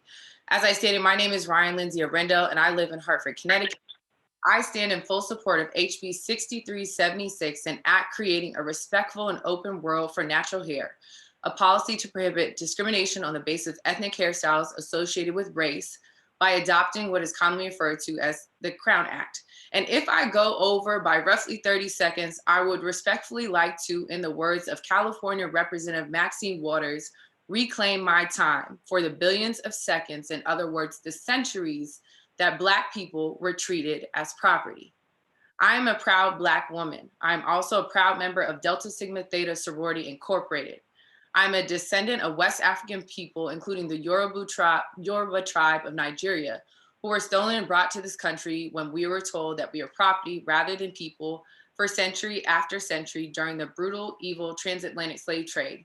This country, this disunited, disjointed, dysfunctional states of America have never, and I mean never, fully recognized the humanity of Black people in this country. If our humanity was indeed fully recognized and respected, if we were seen as 5/5 rather than 3/5, then the government of this failing democracy would not try to continue to overtly regulate my choices on how I choose to show up in the world, including but not limited to how I wear my hair. When I was in high school, I wanted to be a TV news reporter, and as a college intern, I knew, though it was never said to me, that my hair needed to be straight in order to appear presentable on air. A recruiter from a station looked at my reel and said, "You're really enthusiastic, but you need a more consistent look." I knew what that meant. I am a former journalist. So it is clear I was not told at any point during my time as a reporter for Connecticut Public Radio that my hairstyles and choices were unprofessional. During my time reporting for them, you may have seen me in the halls of the Capitol building rocking an afro, cornrows, box braids, bantu knots, a shaved head, or a head wrap, because I chose my freedom over anyone else's opinion. And some of the folks in this very building we'd be gathered in otherwise if it weren't for the pandemic, side-eyed me while I was doing my job, in other words, reporting while Black. I remember the looks, the invasive gaze known as the white gaze that traps Black people in white imaginations, limitations, and fetishizations. And I will not make excuses for anti-Blackness or pretend like this gaze did not exist. I have felt it my entire life. My hair is natural because God, Yahweh, Allah made me Black, and I will not apologize for it. Let me be clear, it is humans, not God, who have tried to oppress, regulate, and legislate what's acceptable. So do not give Black crowns, our hair, nicknames. Do not touch it. Do not discuss it amongst yourselves. Do not stare. And please do not try to say that it is my hair that's unprofessional. Racism and white supremacy are unprofessional. My future daughters and sons and Black women and men and children in this country must no longer be bullied, penalized, expelled, and subjected to emotional and physical abuse for what God made and said it is good. It is shameful that we have to even advocate for this bill to exist, let alone that we need legislation to protect our hair, our choices, our humanity, and our autonomy. With a brief regard to the act regarding salary transparency, while there's much to say beyond what time allows, let me remind us all that as a Black woman, I make 62 cents to the white man's dollar and 62 cents to the white woman's 79 cents. Let me also remind you that from age 16, Black girls are paid less than boys of any race the same age, and that gap grows from there. I am a Black woman with a bachelor's and soon to be 2 master's degrees, but make no mistake, I am not here for myself. I did not wait on the Zoom for 2 hours. Your 3 minutes are, please conclude your remarks. I'm here for the bus drivers, the single moms, the nurses, the fast food workers, the postal workers, countless women who do not have the luxury of sitting in front of a computer screen for 10 hours. Concerns about how much equity costs, how much transparency costs, and where we can or cannot breastfeed is not your concern. It is more concern about the nature of capitalism than the morality of equity and equality. In closing, I urge you to support HB 6376 and the aforementioned bills regarding transparent salaries and breastfeeding in the workplace. Thank you for your time, for your patience, and God bless you all. Thank you so much for your testimony. And I think I do remember seeing you in the building, and it's good to see you here tonight. And I'm so happy that you could be here to express those views, which I think are very important for us to hear. And we need to listen to Black women when they talk about their hair and not touching it and not talking about it. And I appreciate the guidance that you have provided to us tonight. I really do. So with that, let me ask if there are any questions from, I see that Representative Porter would like the floor. Thank you, Senator Kushner. And thank you, Ryan. I have no questions for you. I just wanted to say thank you for your patience tonight. Thank you for hanging in there. Thank you for your testimony. And I am loving the head wrap. Thank you, Queen. Thank you, Madam Chair. Thank you. And not seeing any further questions, thank you for being with us tonight. And I'm going to move to our next witness, Sarah Gersten, who's from the Executive Director and General Counsel of the Last Prisoner Project. Is Sarah with us? Okay, I don't see her. If she is able to join us a little later, we will come back to her. Next, I see Kebra Smith-Bolden from Legacy Acquisitions, a registered nurse and CEO. Kebra? Okay, I don't think she is here. Eileen Ego. Hi. We have Eileen Ego. Hi, Eileen.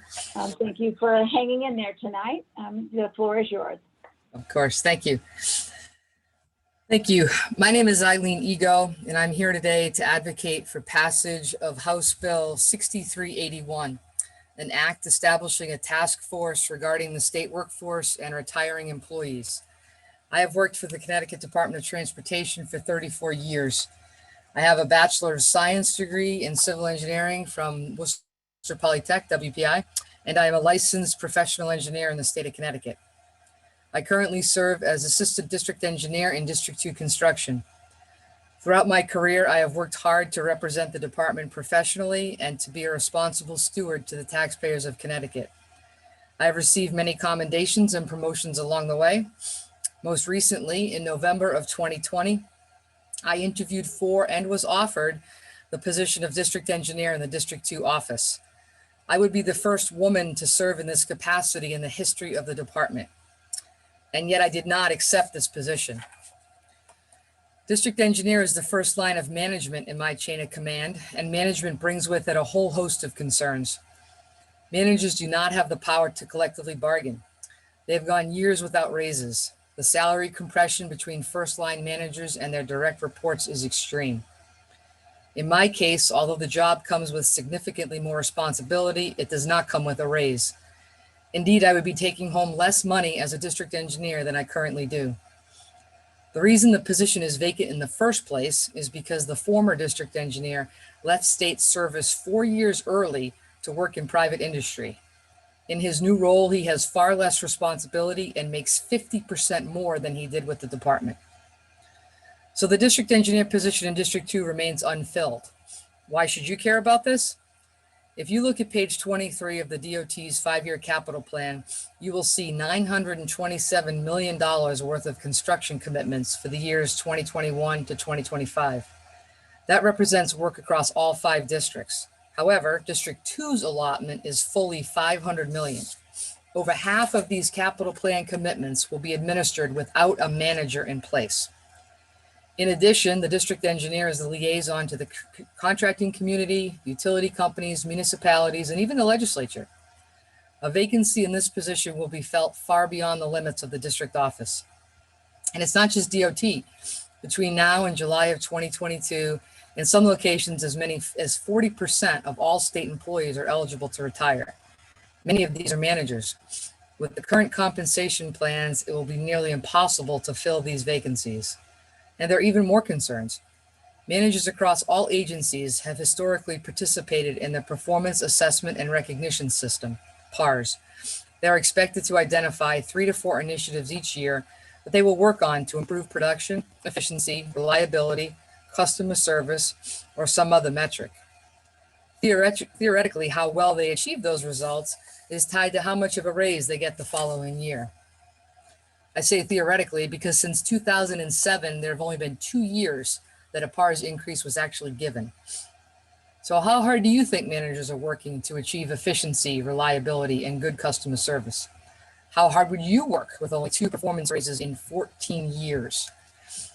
To their credit, state managers continue to be dedicated and are still working really hard. They care about doing a good job, and despite the lack of appreciation they frequently feel, they still strive to do their best each day. But this is a matter of equity and fairness. It is high time they were recognized and rewarded for their contributions. House Bill 6381 is the first step towards addressing these issues by examining succession planning and the barriers to managerial recruitment. I strongly urge you to support it. Thank you for your attention. Thank you, Eileen, and thank you for being right on the mark with your time. I do want to say that before I look for hands, I do want to congratulate you on your achievements in this position, and I think your words were very helpful. But you personally should feel it's very exciting to meet a woman who has done so much to accomplish such in a field that is frequently dominated or entirely been dominated by men for a very long time. So it's great to see you here. Let me see if there are any questions. I see Representative Winkler. Yes, thank you for your testimony. We lost about 13,000 state employees from 2008 to 2019. On a percentage basis, more managers were lost than any other group. Should we be looking at this silver tsunami as a way to reduce the workforce further, or as far as managers are concerned, at least, should we be looking to at least maintain the ranks? Yeah, I don't know how you do it with fewer managers. I mean, right now we have 1 manager in the entire district. District 2 is run by 1 manager, the district engineer. And as I explained, that position will be vacant now. I can't speak to, how many managers are in other agencies. I don't know anything about that. I just know that for the Department of Transportation, we operate on a very, very thin line in terms of managers, and we do so much with so little. It's really almost unfair what is expected of us. Thank you. Thank you, Madam Chair. Thank you, Representative Winkler. You did have another, you had another couple of minutes, but I appreciate you seeing that time. Are there other questions for Eileen? I don't see any hands at the moment, so I think you are finished for tonight, and we really appreciate you being here and testifying. Thank you. Okay, next on the list, I have Joe Toner, President and Business Manager of Greater Hartford Building Trades Council and Ironworks Local 15. It's good to see you, Brother Toner. Oh, you need to unmute yourself. Sorry about that. I had the headphones. My wife's sleeping, so I'm trying to keep it down a little bit. Thank you for the time. Sister Kushner, Chairman Kushner, Chairwoman Porter, Ranking Member Sampson, Ranking Member Aurora, and members of the Labor and Public Employees Committee. My name is Joe Toner. As stated, I'm the president of the Greater Hartford and Britain Building Trades Council and business manager of Ironworkers Local 15. I speak tonight in favor of House Bill 6378, an act codifying prevailing wage rate contract rates. Quickly, I just want to read a quick little statement, and I want to expound on a few points that were made earlier with Brother Roach to the committee, if I may, please. The current process for wage rates to get posted in Connecticut is antiquated and inconsistent. The Connecticut Department of Labor is at the mercy of the federal government to post rate changes. Often these postings aren't timely, which brings confusion to the construction industry in Connecticut. This new language will streamline the wage rate posting system. Many of our neighbor states list collective bargaining agreements as methods in collecting prevailing wage rates. These states are Massachusetts, Rhode Island, New York, New Jersey, Vermont, and Maine. You can see this concept is widely accepted in the region. House Bill 6378 will not raise wage rates, nor does it expand prevailing wage protections beyond current parameters. This legislation will help streamline and codify the administrative process by following the rates to be sent directly to the Connecticut Department of Labor. So it kind of speaks for itself. I know a lot of people spoke about this earlier. It streamlines a system that's kind of antiquated, quite frankly. The rates go to the federal government and then they get posted back to Connecticut. We could eliminate that one step, and it's going to bring more consistency to the construction industry.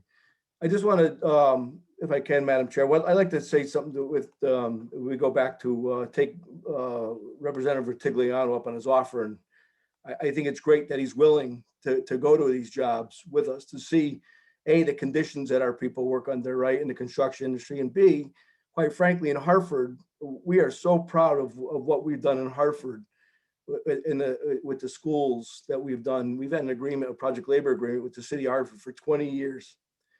We've, on every job in Hartford, if you walk to any job in Hartford under this agreement, everyone on that job, over 50% of the workers on these projects are minorities, and over 30% are Hartford residents.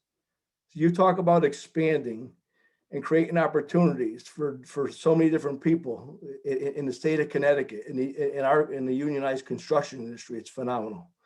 And these aren't just jobs. They don't go to a prevailing wage rate job and make a livable wage on one day, then the next day go to another job where they're making $10 an hour. This is consistent money that they're making day in and day out. It's a livable wage. So we would love to have you, Representative Rutigliano. We'd love to have you come with us. And actually, you're probably going to luck out because it will probably be in the spring. Right now, Buckley High School is the next school we're working on. And we'd also like to have Representative Aurora come. I think that would kind of help him to see where we are in the construction industry. And just quickly, if I could note before I finish, as the business manager of the Ironworkers, I'm proud to say we run 2 cycles every year with a Women Could Weld program, where we actually certify women in the welding process at the Ironworkers local, and 90% of them women are of color. And a lot of the women are looking to better themselves. They already have jobs. They'll work a night job and they'll come in the morning, get their kids off to school, and they'll come in and learn how to weld. And in return, we put them into the building trades unions and we give them careers. So I'm proud to say, as the ironworker and also as the building trades president, this has been a phenomenal program, and we'll continue to work with the people that need representation to make a livable wage in the construction industry. And thank you for the time. Thank you. Thank you so much, President Toner. And I do want to thank you also for the work you have done and sharing that information. I will say you'll get in trouble if you only invite Representatives Aurora and Rutigliano. You're going to have to invite the whole committee, I'm afraid, because now everybody's going to want to be on that tour. But I say that partly in jest, but mostly sincerely. We really do need to do this, to go on tours and see the way people work in our state and what they're able to do that benefits us as a society. But also, I appreciate your efforts to offer these career paths to good paying middle-class jobs with good benefits. And I really appreciate you sharing that information with us tonight. I am looking, and I do see that Representative Aurora is here and has raised his hand. Thank you, Mr. Toner. I really do appreciate your testimony, and I will take you up on it. I will take you up on your offer. I definitely want to go, see in the, put myself in other shoes. Hopefully, sometime very soon, as soon as we get done with some of the more stringent work of this labor committee. I hopefully very soon. But I do appreciate what you do, and I have huge respect for you and everybody in the business. And my question here still is that from a point of view of diversity in terms of both Hispanics as well as minorities in general, do you have enough representation there, enough participation? New entrants is the key word. I would love to see some research. I haven't. But research is very clear that these laws are basically thwarting new entrants. So would love your your input, and no follow-up questions. I don't want to be in trouble with the majority here. No follow-up questions, but please do talk to about do you have enough new entrants in percentage and numbers and so on and so forth. Yes, we do, Representative. Quite frankly, I mean, it's as the iron worker. I'll speak as the iron worker. We're a general trade, and we don't. There's no restriction for anyone to join our local union, and one of the problems is the state laws actually prohibit some ex-offenders to get into the licensed trades, right?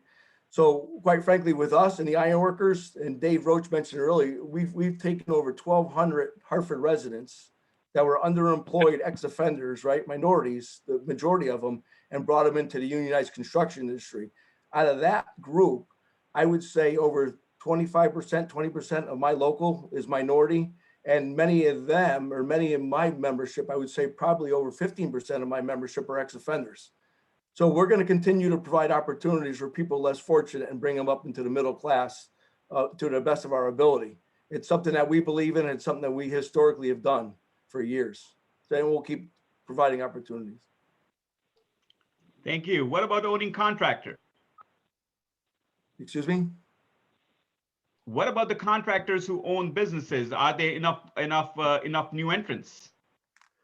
Yes, there is. I mean, it's an incumbent on the contractor to want to go into the business, but we have more and more minority members that are becoming contractors that are getting into the contracting side, which is good. And there's a good program in Connecticut that actually helps these folks. And there's percentages on state jobs where these folks are actually have an opportunity to bid against one another. So that's expanding also. Thank you. Competition is good. We need to allow new entrants to come in. In my business, the new entrants in technology, new entrants take over, the old guy's gone. I hope you do better, because it's pretty brutal in my business. Thank you, sir. Thank you for all you do. You're welcome. Thank you very much. Thank you. Thank you, President Toner. I don't see any other hands, and it's, as I said, it's good to see you here tonight, Brother Joe, and we look forward to those tours that you're offering us. Thank you. They're open for everyone. They're open for everyone, Sister Kushner. Thank you. Thank you. Okay, next we have Mary Jane Oatman. Mary Jane is Executive Director of the Indigenous Cannabis Coalition. Thank you all for your time. Tatsala to the distinguished members of the Labor Public Employees Committee and Public. I am the founder of and Executive Director of the Indigenous Cannabis Coalition. And we also publish Tribal Hemp and Cannabis Magazine, which is the nation's first print publication dedicated to tribal hemp and cannabis education and advocacy. ICANC is a not-for-profit national coalition created to address the needs of Indigenous cannabis tribes, communities, families, and support other organizations in education about tribal sovereignty and cannabis legalization. I am an enrolled member of the Nez Perce tribe in Idaho, and I applaud the efforts of HB 6377 as a pivotal process towards the reclamation of Indigenous cordage economies of the Indigenous peoples there, and the recognition of Connecticut's Indigenous families as living, thriving communities of today, and not a part of history to erase. I encourage members of the committee to support HB 6377 because it provides solutions to the long-failed history of criminalizing communities of color for using plant medicines, allows for the religious and spiritual freedom of prayer without persecution from a government, and supports data-driven policymaking. The language in Section 32 of H. Bill 6377 on deference to tribal sovereignty is critical for tribes to be able to safely and compliantly enter into cannabis economies without fear of constant battles with local governments and state officials. When a state fails to acknowledge the protection of tribal sovereignty, it fractures other areas of effective government-to-government relationships. An example is California's Proposition 64, which voters approved in 2016. The legislation was silent on how California would interact with tribes in the legal marketplace, leaving them on the sidelines as the multi-billion-dollar cannabis market rapidly developed without them. And when some tribes stepped forward in cultivation, production, and processing, they faced illegal raids from local law enforcement. Washington, Oregon, and Nevada have all passed legislation that empowers them to sign individual compacts with each tribe and allows for sharing of regulatory responsibilities on reservations that includes the protections of homelands. Under the Clean Water Act, tribes of states or TASs have an extra duty to protect their watersheds and homelands and have authority to prosecute violations under federal laws. In Washington state, tribes agree to impose regulations and tax levels that at a minimum mirror those of the state. Tribal and state regulators also collaborate on enforcement, while the state can run background checks on non-tribal investors and partners. In return, tribes have access to the general Washington market and tax revenue goes to reservation coffers. This is done without a waiver of tribal sovereign immunity.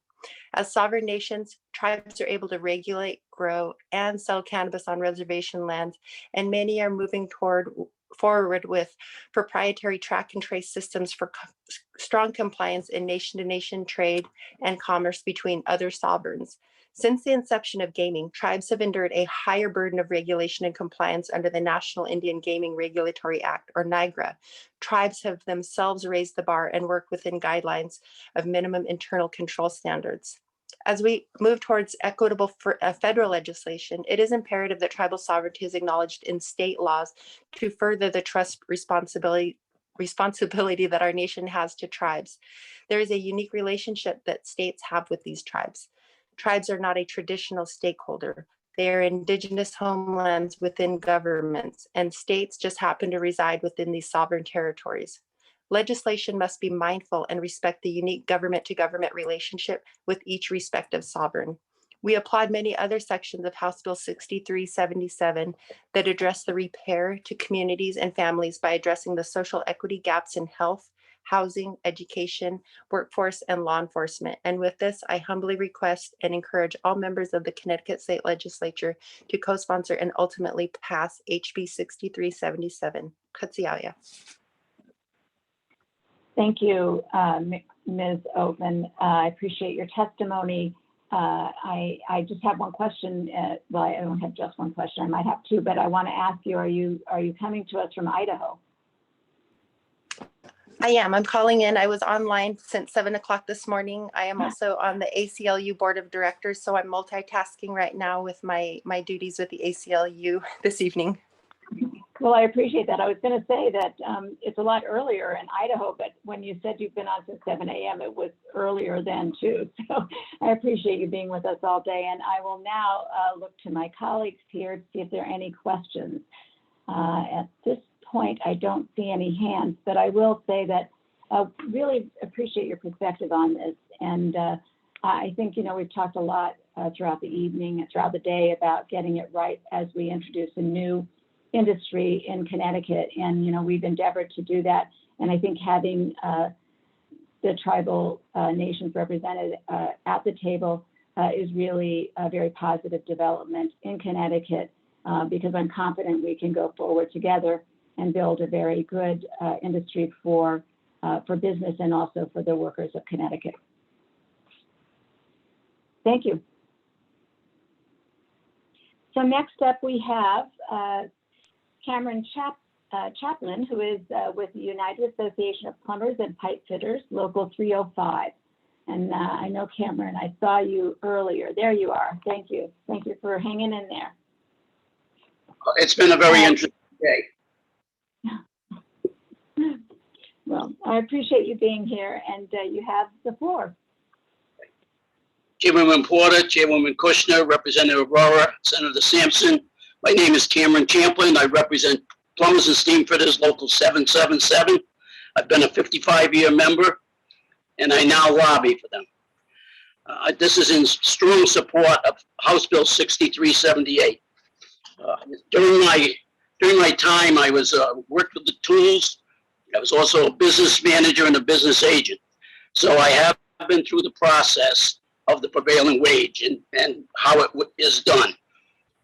This is not doing anything that isn't already being done except streamlining, as everybody has said earlier. It's streamlining the process. It will be less burdensome on our DOL here in Connecticut to do it this way. Other than that, I just want to, because of the time, I'm not going to I'm not going to go on and on and on. Just a couple of things I want to mention. One of them is, since you've been invited everywhere, I'm going to invite anybody that wants to come to our training center. And I want you to understand, we don't get any money from the state or the feds. This is all paid for out of our dues. So we have our training center in Meriden. I would love to have you and any other of the members of that committee that would like to come and see our training center. When we have our apprentices there, we also put on journeyman training there. And all this is due to the prevailing wage. In fact, my pension is good because of the prevailing wage. One other thing I do want to say, there's been a lot of talk today about women and especially women of color. Anyone that thinks that women or women of color are not as smart as other people, I wish they would go and see the movie that is Hidden Figures. And that would be interesting for anybody. I think that's all that I have to say, and I'd be glad to answer any questions.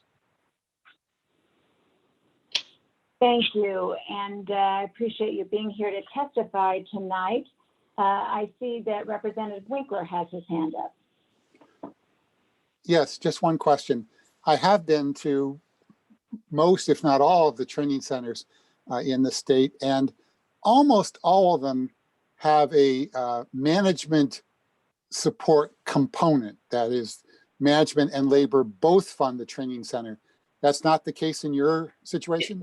That's correct. And I'm sorry, I said it's out of our dues. We pay a certain, we have a deduction from the members, and also the contractors pay in too. It is a joint apprenticeship committee.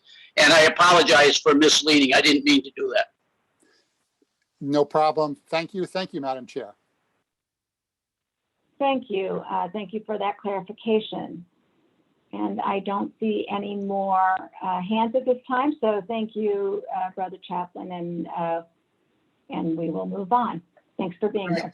Your time. Have a good night. Of course. Next up, we have Sarah Noon. Sarah is with Students for Sensible Drug Policy and the United States Federal Policy Liaison. Hi, thanks for having me. I'll try to do everything I can in these few minutes. I thank every single one of you, the members of the Labor and Public Employees Committee.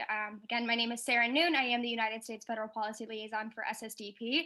We are an international grassroots student organization dedicated to bringing young people of all political and ideological orientations together to have honest conversations about drugs and drug policy and drug users. We create change by providing a platform where members collaborate, communicate, share resources with, and coach each other to generate policy change, deliver honest drug education, and promote harm reduction.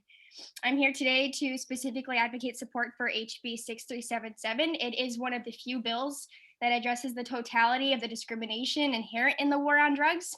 It is truly the first of its kind and should serve as an example to the rest of the country when they are looking to legalize cannabis in a way that's going to be equitable to those who have been the most severely impacted by this insane, punitive war on people. At the end of 2020, we saw that Congress eliminated the aid elimination penalty that denied federal student aid to people convicted of a drug offense. For more than 20 years, these policies disproportionately harmed people of color, targeted by drug enforcement, and disrupted the education of hundreds of thousands of students. Now, today, we know that because of the COVID pandemic, people have seen there is a desperate need to get people in the workforce and to remove those barriers. This bill will go a lot further in doing that and repairing the restorative justice that so desperately needs to be done after years and years of damage.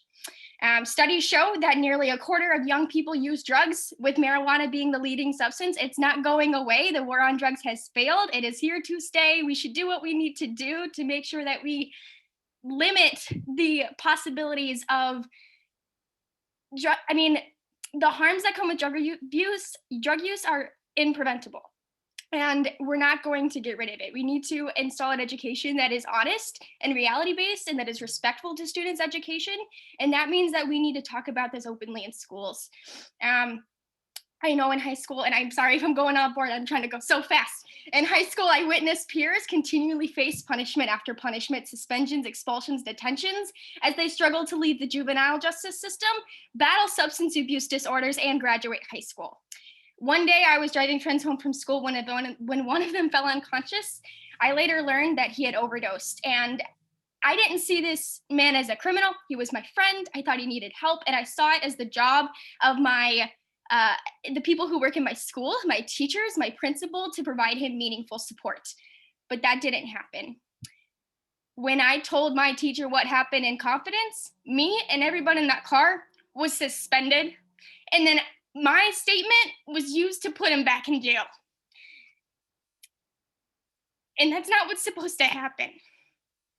We need to offer psychologists, counselors, and support programs to assist.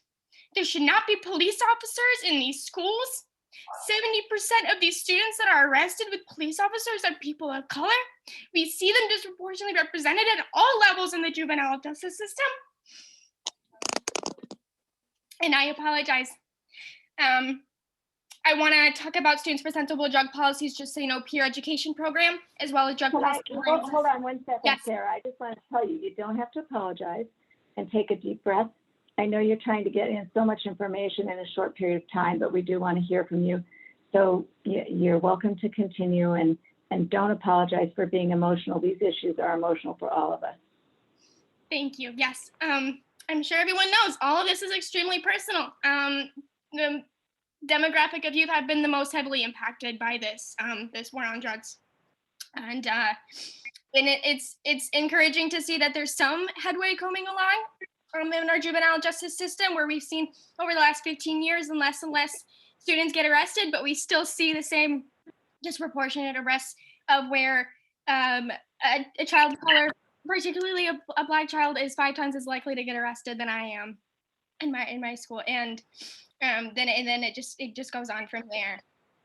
And I wanted to say, putting kids through this juvenile justice system is a hindrance to our public safety. It is not giving them any means of opportunity to get out of this situation or to seek the remediation and the needs of help that they need. It exposes them to damaging impacts, including physical and sexual abuse, suicide, significant disruptions to mental and physical development. A lot of these times, we don't actually have a federal minimum age of when we're going to of when we can put a child at trial and incarcerate them. And a lot of times these children are not competent enough to be put on trial. They haven't had enough time to process what this means. The collateral consequences suffered by these children can include fines and fees, barriers to education and employment, and risk to immigration status. If a family is unable to pay these court fees, they can face wage and garnishment and even arrest. Courts waste resources trying to collect fines and fees from these families who can't pay. And it is imperative that we include that none of the punishments that should come from having a drug on campus or using it should be financial. None of it should be. This bill will encourage the decarceration of and divert students from the system. It provides essential wording that is not seen in any other state that has legalized cannabis up to this point. According to the Sentencing Project, students incarcerated during the pandemic have tested positive for the virus. Meanwhile, thousands of youth across 38 states have tested positive. Only 4 states are testing children in these facilities. All the more reason to decarcerate in the age of a pandemic, and we have yet to make that stride. If we are going to do equity policy right, this cannot go. We need to acknowledge that young people use drugs more than any other demographic, and we have to mitigate the potential harms that come with it. And that means acknowledging that it's there, ending the stigma, treating them as human beings with compassion and human right-based policies. We have to legalize cannabis with equity measures and make sure that people are getting the help and restoration that they deserve. So close this off with HB 63377 is the first in its kind. It's starting off in the right direction, and I strongly encourage everyone here to vote for it and look into everything else that it provides. It is a big first step in making sure that financial aid is not a hindrance to opportunity just because of a drug crime. It's backward strategy, and it's time that we start looking beyond these zero tolerance policies. again, this establishes a substance abuse diversion program with community-based alternatives to incarceration, which is absolutely essential to making sure that these children don't end up back in these facilities and that they can pursue the education that they need. I will end there. Thank you. Thank you, Sarah, and I appreciate your testimony and your being here with us tonight. I do see Representative Hughes has her hand up. Thank you, Sarah, so much. I'm so proud that you got involved in making policy, making good policy. What do you think your peers' solution would look like in your schools? I know you said a few things that were not right and the wrong approach. What if students were at the table with implementing this equity-based policy? What would that look like for you and your peers? Apologize if you hear this noise. I don't actually know how to shut it off. But so how this would look like. So there is, like I mentioned this, and this is also in the testimony that I will submit. I know this goes beyond what the bill encourages. It lightly touches on supporting diversion programs, counselors, medicinal, like these nurses in our schools, but we should be giving an honest education. Studies show when children are giving an honest education early on, we have that, we should allow them to share their honest stories about cannabis use because it happens. It's inevitable with it. Or opioid overdose, being able to share those experiences so that they can hear about, like if I had known today that naloxone existed, Narcan, I would have had that in my car and I could have helped my friend a lot sooner. And that is something that is provided in these drug education programs, letting you know like how you can, if you see a drug overdose happening, how to handle it. We're not teaching that currently today. We're just teaching them to condemn drug use, to pretend that it doesn't exist and just say no when that doesn't work. That people aren't doing that. They're never going to. I think that's the first step to really mitigating this, is just acknowledging we need to work with it. We can't keep condemning it. It is something that has failed. Thank you so much, Sarah. Thank you. Have a good night. Thanks for doing this. Before you go, let me just tell you that I think that you brought to the discussion an aspect that we really hadn't explored today very much, and that is the student experience and also substance abuse. And it is a big issue and something that we need to hear the voices of the students. And I appreciate Representative Hughes' question because I think that's a very good question to ask. I happen to also serve on the Public Health Committee, and we do have a bill there that we're going to be holding public hearing on about the opioid crisis and substance abuse. And I would hope that you would take a look at our agenda for the Public Health Committee. There may be an opportunity to share some of these ideas there as well. Yes, thank you. Thank you. Thank you very much. And I don't see any. I'm sorry, I actually. Oh, have my hand Representative Porter, yes. I see it now. Go ahead, Representative Porter, my co-chair. Thank you, Senator Kushner and Sarah. I just want to thank you. Oh my gosh. Powerful testimony. I know I'm going to see you in other places outside of what you're doing here. I just know it. So you just keep doing what you're doing. I want to just say that Section 29 actually does speak to the educational institutions and students in the bill. And I'm not sure if that's what you were referencing, but we did take into account what's required within educational institutions, not to criminalize, but educate, not to criminalize, but rehabilitate. So all the things that you said, some of those things are actually addressed. And I thank you for your advocacy. I thank you for being a voice. I thank you for your passion, your heart for people. And I want you to just continue what you're doing. It matters. Your voice matters. Your story matters. Your testimony matters. And I know your parents must be extremely proud of you and the work that you're doing on behalf of humanity. So I want to say thank you, and I'm proud of you. Thank you, Madam Chair. Thank you. Thank you for being with us. And now let me take one more look, and I see no other hands.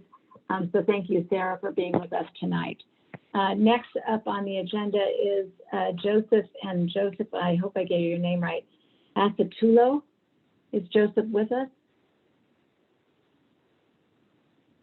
I do not see him. So we will then move to Duncan Markovich. And I know I saw his name here. Duncan. I see you're here, Duncan, but can you unmute yourself? Great, I'm here. thank you. Well, hi, yes, I think Joseph just signed on. Oh, okay. I see Joseph now. I thought you were Duncan with you. How But are- Joseph, yes, we'll start with you and then we'll go to Duncan. Okay, good afternoon, distinguished and esteemed members of the Labor Committee. My name is Joseph Raymond Achatullo, and I'm the founder president of the New England Craft Candy. We are a business alliance that supports small business entrepreneurship, the New England cannabis industry, and act as a watchdog, keeping eyes on predatory multi-state operators looking to exploit highly regulated cannabis markets. In 2013, I was personally arrested for cannabis cultivation and had 62 years of incarceration hung over my head in trial, a trial that I won after 42 appearances over false statements made by police on a warrant affidavit. Criminalizing homegrown cannabis undermines the cannabis policy put forth. HB 6377 rectifies that with its home grow provisions. New England Craft Cannabis Alliance supports Bill HB 6377 and feels this bill is comprehensive and robust. It puts forth the fair and equitable policies that recognize social justice and economic justice aspects of cannabis legalization that will begin to fix the negative impact brought upon our communities by the war on drugs. Bipartisan support is important. Many of our Republican politicians have expressed they'd like to see Connecticut residents be able to grow their own cannabis. I urge lawmakers to not fold to corporate lobby influence behind closed doors that are effectively removing grow rights out of all other policies being currently written, citing that it hurts their company's bottom line and fuels the black market. Without grow rights, cannabis policy becomes unfair and overregulated. In my opinion, any bill brought forth that doesn't include grow rights is a dead bill by advocates. HB 6377 supports grow rights and acknowledges that legal weed purchased from dispensary can be expensive. And by allowing home grow, we are allowing access to communities that may not be able to afford the expensive prices of dispensaries. Also, we are again acknowledging the social justice and equity aspects of cannabis legalization by allowing residents to grow their own before allowing corporations to profit. I'd also like to note that home grow or cultivation rights is a road to economic justice and an incubator for the small craft producer in the craft cannabis market, much like a home brew is the incubator for the craft beer market. I urge you to take the recommendations put forth by this bill to establish a cannabis control commission and make sure to keep the cannabis legalization process focused first and foremost on the social justice aspect and not just tax revenue. In order to achieve this, the commission should include advocates who will protect the rights of the communities of color and people previously criminalized during the war on drugs. Thank you so much. Mr. How do you say your last name? Achatullo. Achatullo. Thank you, Mr. Achatullo. I knew that double C was probably had a special pronunciation. Let me look now to see if I see that Representative Winkler has his hand up. Representative Winkler. Yes, one question. I've looked at laws around the country and seen some really good language, but then I look and I can't find any people of color, people in the inner city, owning companies that do manufacture and grow of cannabis. So my question is, do you have a shining example where, justice, equity, et cetera, is working, full blown?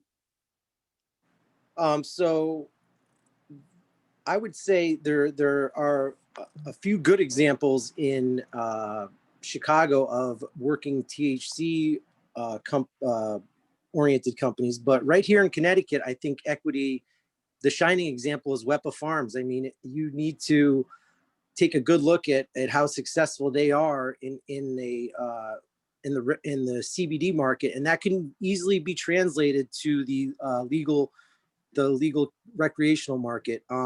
There are Instagram right now is full of these gray market companies that, with the right kind of fair and equitable opportunities to be licensed, will be legal, successful legal marijuana companies.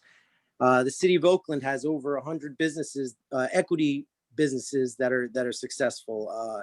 And you know, cities like this opened up and were very lax with cannabis laws, signaling to the industry. You know, Oakland is full of social equity advocates, and I believe that is a big reason why they've been able to implement such a good process. I do think that we need to definitely get municipalities involved and informed on how to do this. You know, looking at cities like Oakland or Los Angeles, who has 400 licensed equity applicants that are successful. You know, like Jason Ortiz always says, if there's any problem that comes up, there is an advocate or professional in this country that we work with that has dealt with that problem already. I definitely think SB 6377 is a path to that type of equity, and slowing down the process, not allowing, you know, the corporate influence to just like strike fast and take the industry over. Instead, you know, take the time, get input from the advocates, from the community. You know, this is a great cottage industry if we do it right. And I believe just pumping tax revenue isn't the same as having a community of ancillary businesses, you know, working hand to hand together. I mean, we could have a really vibrant marketplace here. Thank you. Thank you, Madam Chair. Thank you for that, and thank you for the reference to WEPA Farms. We did hear from Luis Vega earlier today, and I agree. You know, he had some really insightful comments, and so it's helpful to hear you validate that, and we will look closely at it. And this is another area where I think we would all do well by touring. So at some point, maybe when it's safe after COVID, we'll have an opportunity to see some of the work, like you mentioned, at WEPA Farms. So thank you so much for testifying. I do not see any other hands. So thank you for being with us tonight, and we will go. I do appreciate your time, and you know, that, like I said, you know, look at a company like WEPA, because in a legal market, not only would you would have the community wants to support these companies. They don't want to support the Curaleafs, these big, you know, Walmarts of the industry. They want to be able to trust and know that the cannabis that they're consuming is coming from the community, that's coming from the people they know. It's a cottage industry. So thank you very much. Thank you, Robin Porter, as well. I do appreciate this committee's chance to talk. Thank you, Joseph. I just wanted to say thank you and hello. I see you. I'm still here, but we're just trying to keep it moving. But I didn't want to not acknowledge you. Appreciate you taking the time to testify tonight. Your time's appreciated, ladies. Thank you. All right. Stay safe. Thank you. So next up, we have Louis Chimes from the Connecticut Trial Lawyers Association. Is Louis here? I do not see him. Perhaps he'll come in a little later. Then I will go, I know I saw her, Susan Garten, managing attorney with the Greater Hartford Legal Aid. Susan. Hi. Let's see, you are there, but we do not see. Start my video. Okay, so Devin, can you help us with that? Make sure she can start her video. Try that again. I think Devin's working his magic behind the scenes.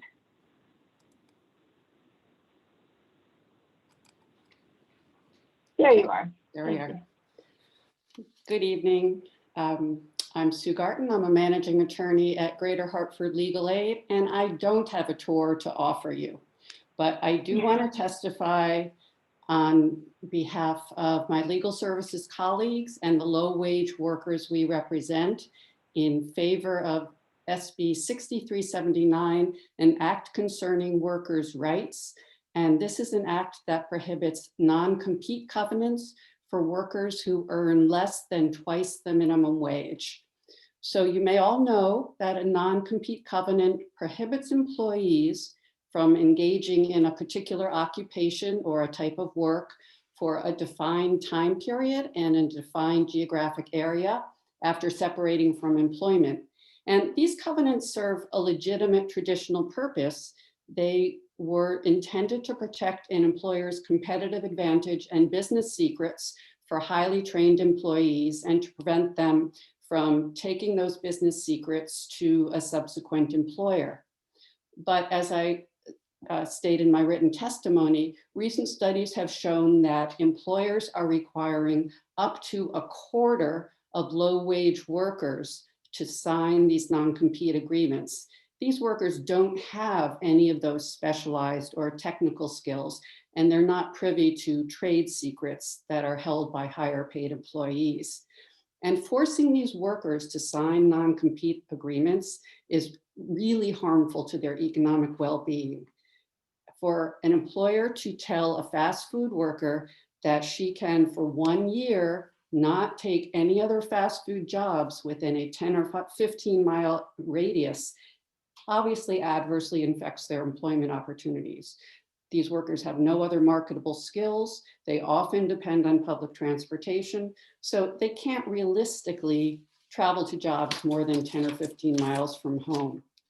So 27 states have recognized this growing problem for low-wage workers, and they have enacted restrictions on the imposition of, on the ability of employers to require these non-compete covenants.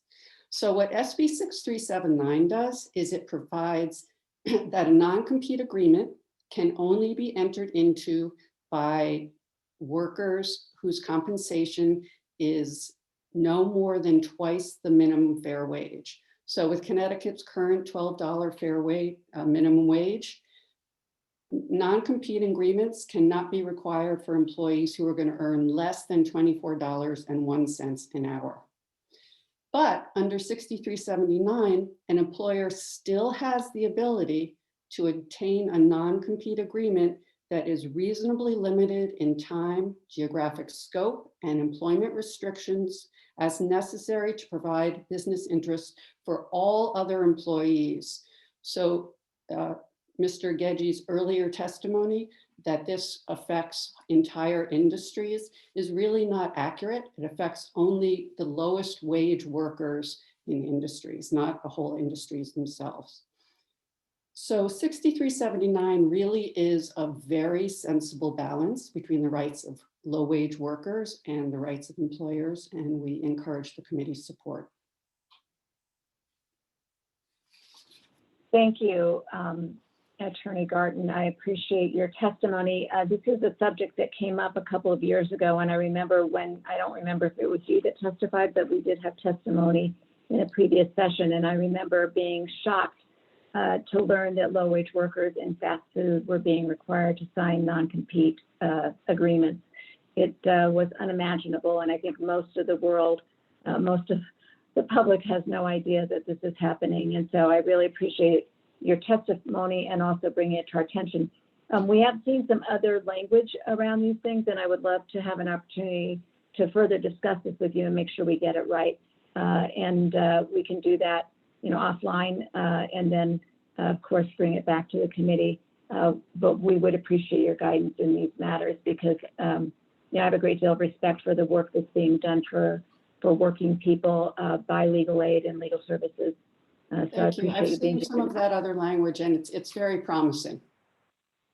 Yes, I agree.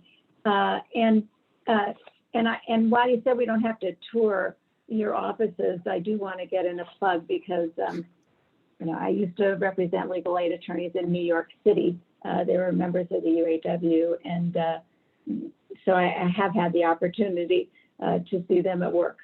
So they've been great, and we appreciate all your service. We know that you all in this field could make a lot of money working in big firms, and instead you work for the people, and we really appreciate that. Thank you. And I don't see any hands. I will move to our former speaker because I jumped over. I got so excited to hear about Susan's work here that I, unfortunately, the truth is that Duncan, when you began the speech, I marked you up and then I skipped over you. So I apologize for that. So at this time, we will go back to Duncan Markovich, and I apologize for missing you the first time around. No worries, Senator Kushner. I appreciate the observation. Good evening. My name is Duncan Markovich, a Brantford native and current resident, and I am representing myself and my local cannabis therapeutics company, Better Ways LLC, with these following statements in reference to the House Bill 6377. I want to thank the committee members, our elected officials, and for all that have listened in today and this evening for the time and consideration to be a part of this conversation.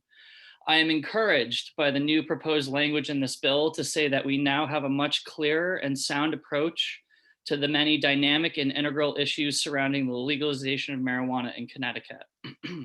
I feel the essential foci of any state bill regarding adult use marijuana consumption must, at the very least, include a regulatory framework around granting all related licenses equitably to proactively prevent any kind of early monopolization, the creation of a sustainable and forward-thinking environment for industry growth, space to allow for state-backed university research and industry collaboration, but most importantly, the empowerment of all people from all walks of life, regardless of color, creed, or background, to have the same equal and equitable representation and opportunities within this emerging industry.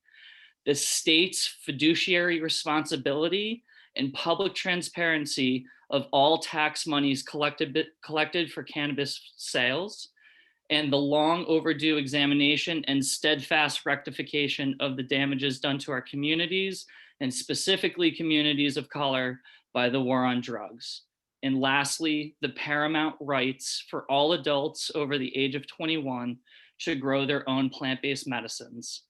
I wholeheartedly feel to my core that this emerging industry in the cannabis plant itself has the innate ability to unify communities through education and much needed healing.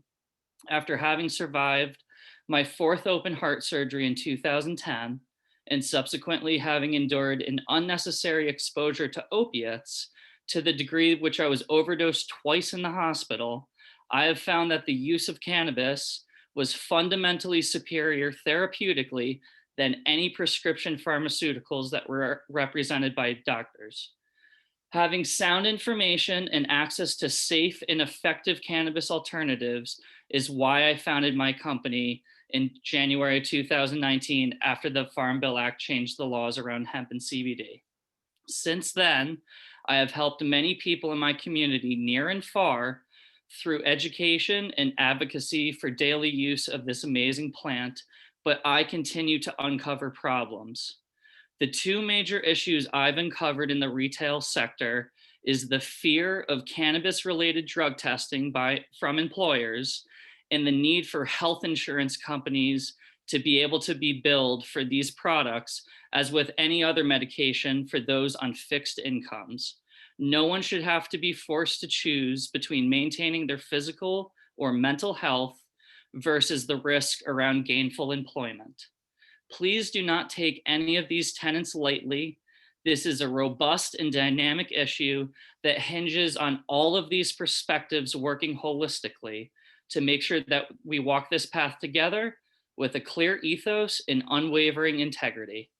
I underscore the point again that this undertaking needs to involve active participation from all, our participating members of government, medical professionals and advocacy groups, those of us directly in the industry that want to lead by example with compassionate professionalism, and most importantly, the citizens of Connecticut that are in great need of this medicinal plant. We all must have a place at the table for respectful dialogue and collaborative integration if we are going to successfully move forward with this amazing new industry. This is our watershed. We must act now. I am committed to doing my part in this narrative to help all of those in our community and those of you with decision-making powers become as educated and acclimated in this field in order to ensure that informed and fact-based— Thank you. Your 3 minutes are up. Please conclude your remarks. Two more lines.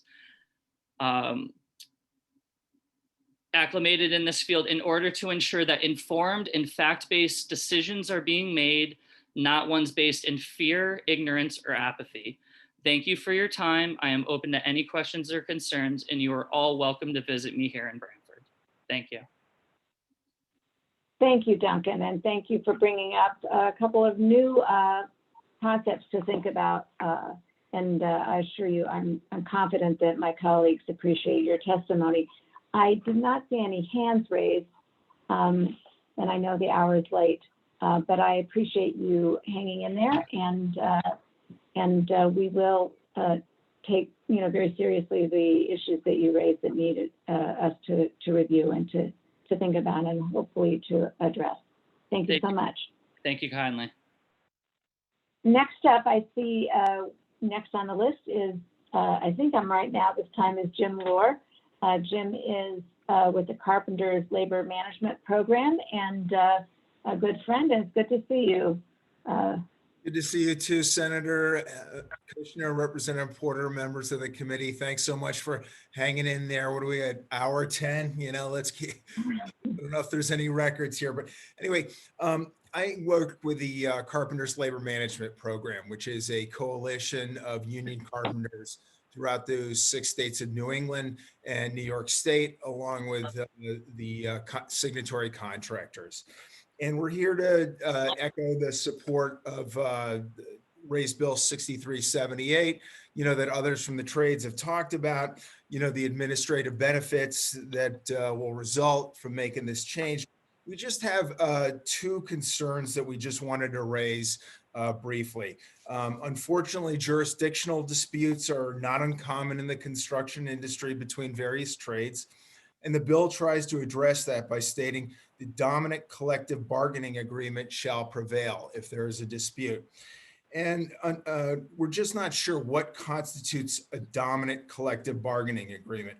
So we just simply recommend that you add the following language, which is commonly found in many construction agreements and is considered an industry standard. For clarification, we just recommend that you add the dominant collective bargaining agreement as determined by area practice shall prevail.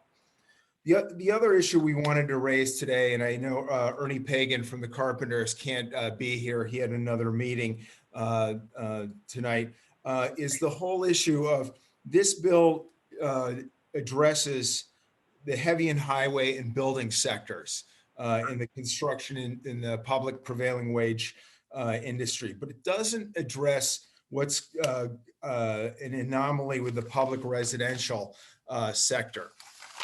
For many trades, the prevailing rates and benefits are identical, whether they're working in the public residential sector, building, or heavy and highway project. For several trades, however, there is a significant difference between the prevailing wage and benefits on public residential versus building versus heavy or highway projects. For example, a New Haven resident who works on public buildings and bridges as a union carpenter apprentice starts at $15 an hour with excellent health insurance plan. Over the course of a 4-year apprenticeship, that New Haven resident will attend classes at our training center and graduate as a journeyman carpenter who will make $34 an hour and enjoy excellent health and retirement benefits. On the other hand, after 4 years, a New Haven carpenter who works just on public residential projects will still have a job that pays just $16.78 an hour with a benefit rate of $1.60 an hour, which is the current public residential prevailing rate in New Haven County.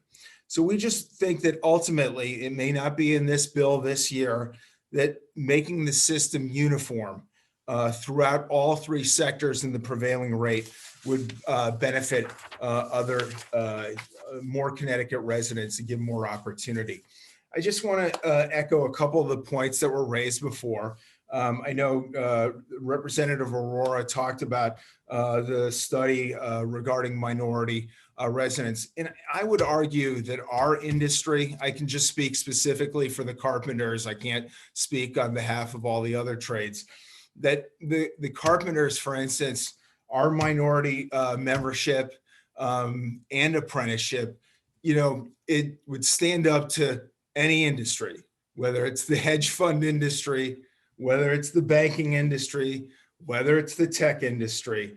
And, it just drives me insane. I know that we do better in terms of formerly incarcerated workers than all those other industries as well, too. So it just is a little upsetting when, this stuff is brought up, and I do think, it's like saying that every company, is bad. I know, for instance, my daughter works at Microsoft. They do an amazing job in terms of, minority and disabled hiring, for instance. So I know that there's differences within the trades, differences within, industries, but I think we do a pretty good job. Thank you. Your 3 minutes are up. Please conclude your remarks. Just one other thing too. I just want to echo, Bill Finch's comments about how bipartisan too. John Harkins and Bill Finch have both used PLAs, loved them, have used them on a lot of their projects, and we would love to invite anybody to our training center as well too. So. Thank you. Thank you, Jim. I do see a hand here, so I will call on Representative Aurora. Thank you, Mr. Lohr, for your excellent testimony. As you know, I'm not asking too many questions here because I've been asked to speed this, and make sure, I keep quiet here. But this is We'd love to have you tour the training center, and you can ask as many questions as you want. I would love to. Listen, when I ask questions as a legislator, it's just not me. It's 3.5 million people asking questions. So I wish they could all tour it, but we have very limited time. We have four days of hearing. So, but anyways, I got to keep it short here. I get into trouble. But this is the question here, right? This is the new entrance research that prevailing wage is killing new entrants. It's just there. It's just there. You have to, the onus is on you. The onus, not on you, sorry, I get it. The onus is on the incumbent to prove that, in normal businesses, 20, 30, 40% of the businesses, new businesses enter, especially if there's money to be made. They enter, the old businesses leave. It's not happening in the construction business. It's just not happening. We see that, especially even in the renovation business. Somebody said the other guys don't bid it. They don't even find it interesting, right? Because it's a club. I just, this is, and you can come at me and you can fire the messenger and you can hit me and say, you're wrong. But the facts are the facts. The industry is extremely I don't want to use the word incestuous, is extremely close-knit because it is not allowing entrance, because the rules of the game are complex and require, knowing the right person and, doing the right, for a $10,000 job or a $4,000 renovation job or a $15,000, no plumbing contractor is going to try to basically understand all the complex rules. We are excluding a lot of people. This is the fact. I know you don't want to hear that, but the facts, the truth always wins. Okay. Well, listen, I would love to get you. I can't get you facts for every trade in every state. I'd be happy to share you the facts in terms of us. I'd love to give you the tour. And I would just say this too. To me, it's no different than the business world. Not every company decides to go public. Okay.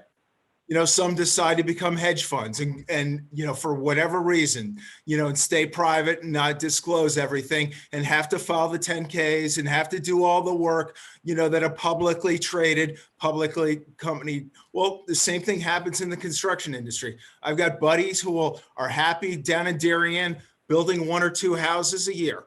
They feel very comfortable doing that. They love doing that. That's where they feel comfortable. Okay. Not everybody wants to become a publicly traded company. Not everybody wants to work, on big projects. It's not everybody's cup of tea. I always say, the construction industry isn't for everybody, but if it's for you and it's a good fit, the unions are a great place to do it. And if you're going to make it a career. And so that's what I would say. I mean, it's just, we have a living wage that you can raise a family, with health benefits and pension. And the other difference I'd make too is, we have people who don't come home. some days, and I can just tell you that's not the case, if you're working in a white collar sector job. So I'll just leave it at that. We'd love to have you tour, and we would love to talk, debate you, or, any questions you have, try to answer it as best we can.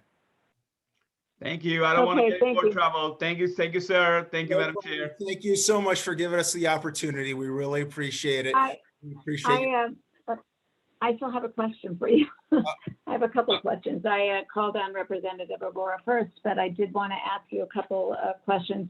You raised the issue about the residential, and you gave the example in New Haven. And I'm sorry, I wondered if you could just say that again about the difference, because I didn't get the first figure correct, I don't think.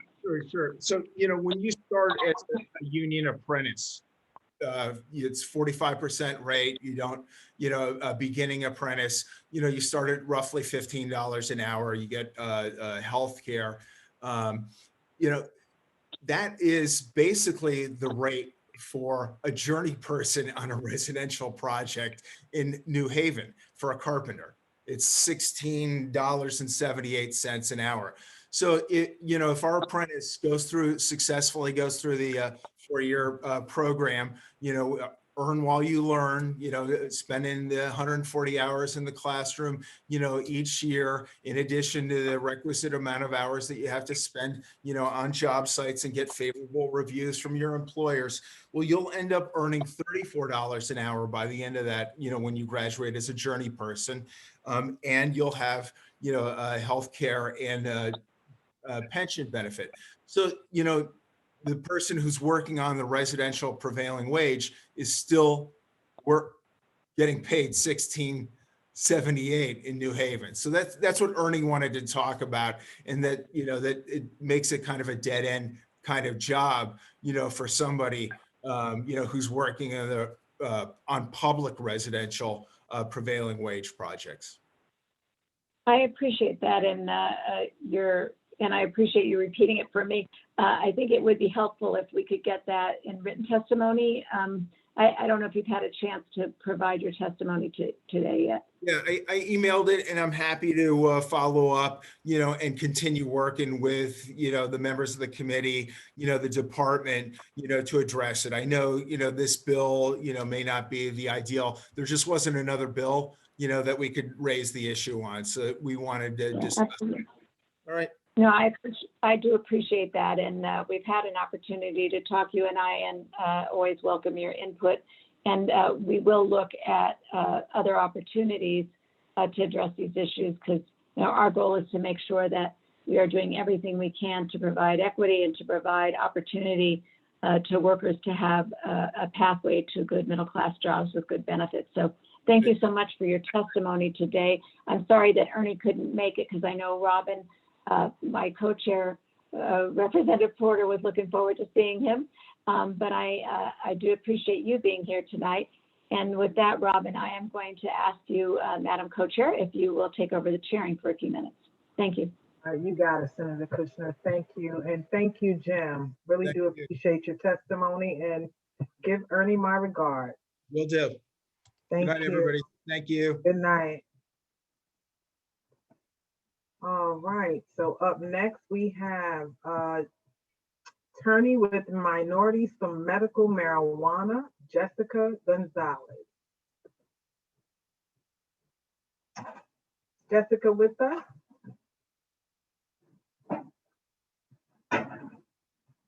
Okay, let's try this again. Director of State Policy, National Women's Law Center, Andrea Johnson. Good evening. Can you hear me all right? Oh, yes, we can. Good evening. Thank you for your patience. You have the floor, ma'am. Thank you, Chair and committee members. My name is Andrea Johnson. I'm Director of State Policy at the National Women's Law Center, and I'm here to speak in support of HB 6380. The Law Center has been working for over 45 years with federal and state legislators across the country to implement long overdue improvements to state equal pay laws and finally close the wage gap. And we are really excited to see Connecticut joining this movement to require transparency around salary ranges. And this salary range transparency is even more urgently needed right now due to the COVID-19 economic crisis, as the 2.1 million women that we've seen exit the workforce, losing their jobs or being pushed out of the workforce and forced to quit because they need to care for children or family members. As those women seek to re-enter the workforce, and they may be forced to accept a lower paying offer because the wage gap has left them without the savings to hold out for a higher paying offer. So we're really concerned that Connecticut's gender and racial wage gaps will likely widen if we don't pass proactive measures like salary range transparency requirements, which research have shown over and over again help narrow wage gaps that otherwise arise in the hiring and negotiation process. And this benefits not only working people, but also businesses by helping them avoid wage gaps and thus helping avoid liability. And in Maryland, one of the more recent states to pass salary range transparency requirements, we heard over and over from businesses, including small and medium-sized businesses, that being transparent about salary ranges allowed them to more efficiently and effectively and quickly match with candidates whose salary requirements align with what employers can offer, thus saving them a lot of time that would have otherwise been wasted on unnecessary interviews. And we're also excited to see that Connecticut, like many other states, is working to close a loophole in your law by clarifying that equal work means comparable work. Using comparable work, like Massachusetts and 9 other states, will simply ensure that pay discrimination victims aren't denied a fair hearing because their job titles and responsibilities don't precisely match their male counterpart. That is an overly rigid standard that has developed over the years. It doesn't reflect the reality of our workplaces and jobs. This comparable work standard will ensure that jobs are analyzed as a whole. So, for example, janitorial and food service workers in a school can be compared because they generally do not require previous experience in the field or specialized training, and therefore may require comparable skills, even if the exact substance of their jobs is different. This is a really important measure to close loopholes and make the laws more effective, and I'm happy to answer questions. Thank you for your testimony, Andrea, and I am looking. I see no questions, but I do thank you for making some very valid points in your testimony. I think you hit it dead on when you talked about the need for this to be a sense of urgency, especially with the pandemic and what we're dealing with. These were issues pre-COVID that have only been highlighted and exacerbated by the pandemic. So we really do appreciate you taking the time to be here and to make these valid points as we look to push this legislation. And I do see that Senator Kushner has her hand up. Senator Kushner. I do. I apologize. I didn't get unmuted quickly enough to see you, but I did want to say to Ms. Johnson that I really appreciated your explanation of comparable work. It is a concept that is not new. It's something that's been around for a very long time, back in the days when I represented secretaries at Columbia University. And I think your description of it was very helpful to identify how we look at work. Because while the job might not match up identically, you can look at many different criteria for that job. You know, what the background and experience was, what the educational level was, what kind of work is it, physical labor, is it, you know, those are the kinds of things you can look at and really get at sex discrimination. And so I appreciate your explanation about that, because I think it's still, unfortunately, hasn't been one in every state, but it's very important to recognize, and I hope we'll be able to move the issue forward here in Connecticut. So thank you for testifying. Thank you. All right, that will be it. So thank you again for your testimony and thank you for your patience.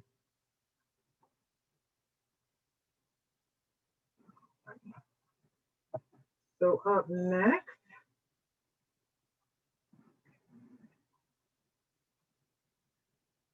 we have Treasurer Eastern Pequot Tribal Nation, Mitchell Ray.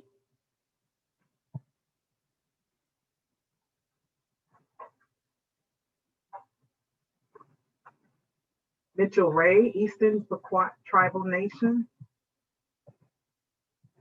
Okay, we're gonna move on. We have probate judge, Honorable Mark DeGennaro. And I'm sure I'm gonna set up and I apologize in advance. Do we have Judge Mark with us? Okay, moving on. No, I'm Next. here. I'm just trying to Oh, get okay. unmuted. I'm sorry. No worries. I'm glad you're here. I'm glad All you're right. here. Can you I just please tell me how to pronounce your last name? DeGennaro. DeGennaro. All right, Judge DeGennaro, you have the floor. Thank you very much. And thank you very much for your patience in today and listening to everyone and hearing all of the comments. I was fortunate enough, I was concerned that I might be reached in the mid-afternoon when I had hearings, and I was trying to juggle and figure out how to do that. But so the delay worked well for me. So thank you. I'm speaking tonight on behalf of, or in regard to HB 6382, a very misnamed act saying it's going to strengthen the probate system. I will mention that I believe that the vast majority of our judges support our clerks, want to see pay equity, want to see benefit equity, and we've been doing this right along since before consolidation. But it's very difficult to support a bill at this time that simply states, let's have a union and then we'll work it out later afterwards. We are in favor of collective bargaining, but only after all of the answers can be worked out ahead of time. First of all, I would like to thank you for all of the support you've shown to the probate clerks and acknowledging all their hard work, especially all of the hours and hard work and sacrifices they've made throughout the pandemic. I hope that translates when we get to the budget side of your proceedings. Because to answer Representative Aurora, his earlier questions and comments, the issue with respect to the clerks is a revenue issue. It's not a different issue. It's a revenue issue. Those of you who were in the legislature just a few years ago, remember that the legislature gave us $0, gave us no money. And so the time that the clerks are talking about not getting raises coincides with that in the following few years where the association, or not the association, but the system had to recover from that. There's no other agency, no other department other than the tax department, Department of Revenue Services, that collects all the money. There's no other agency in Connecticut that is as self-funded as we are. We are 75 to 80% self-funded, which creates a very unique characteristic that you just can't put us in with state employees and treat us the same, our employees the same as state employees, because we don't get a budget in July that we then know what we're going to be able to spend. We have to know what we're going to have in as income, and we have to deal with that.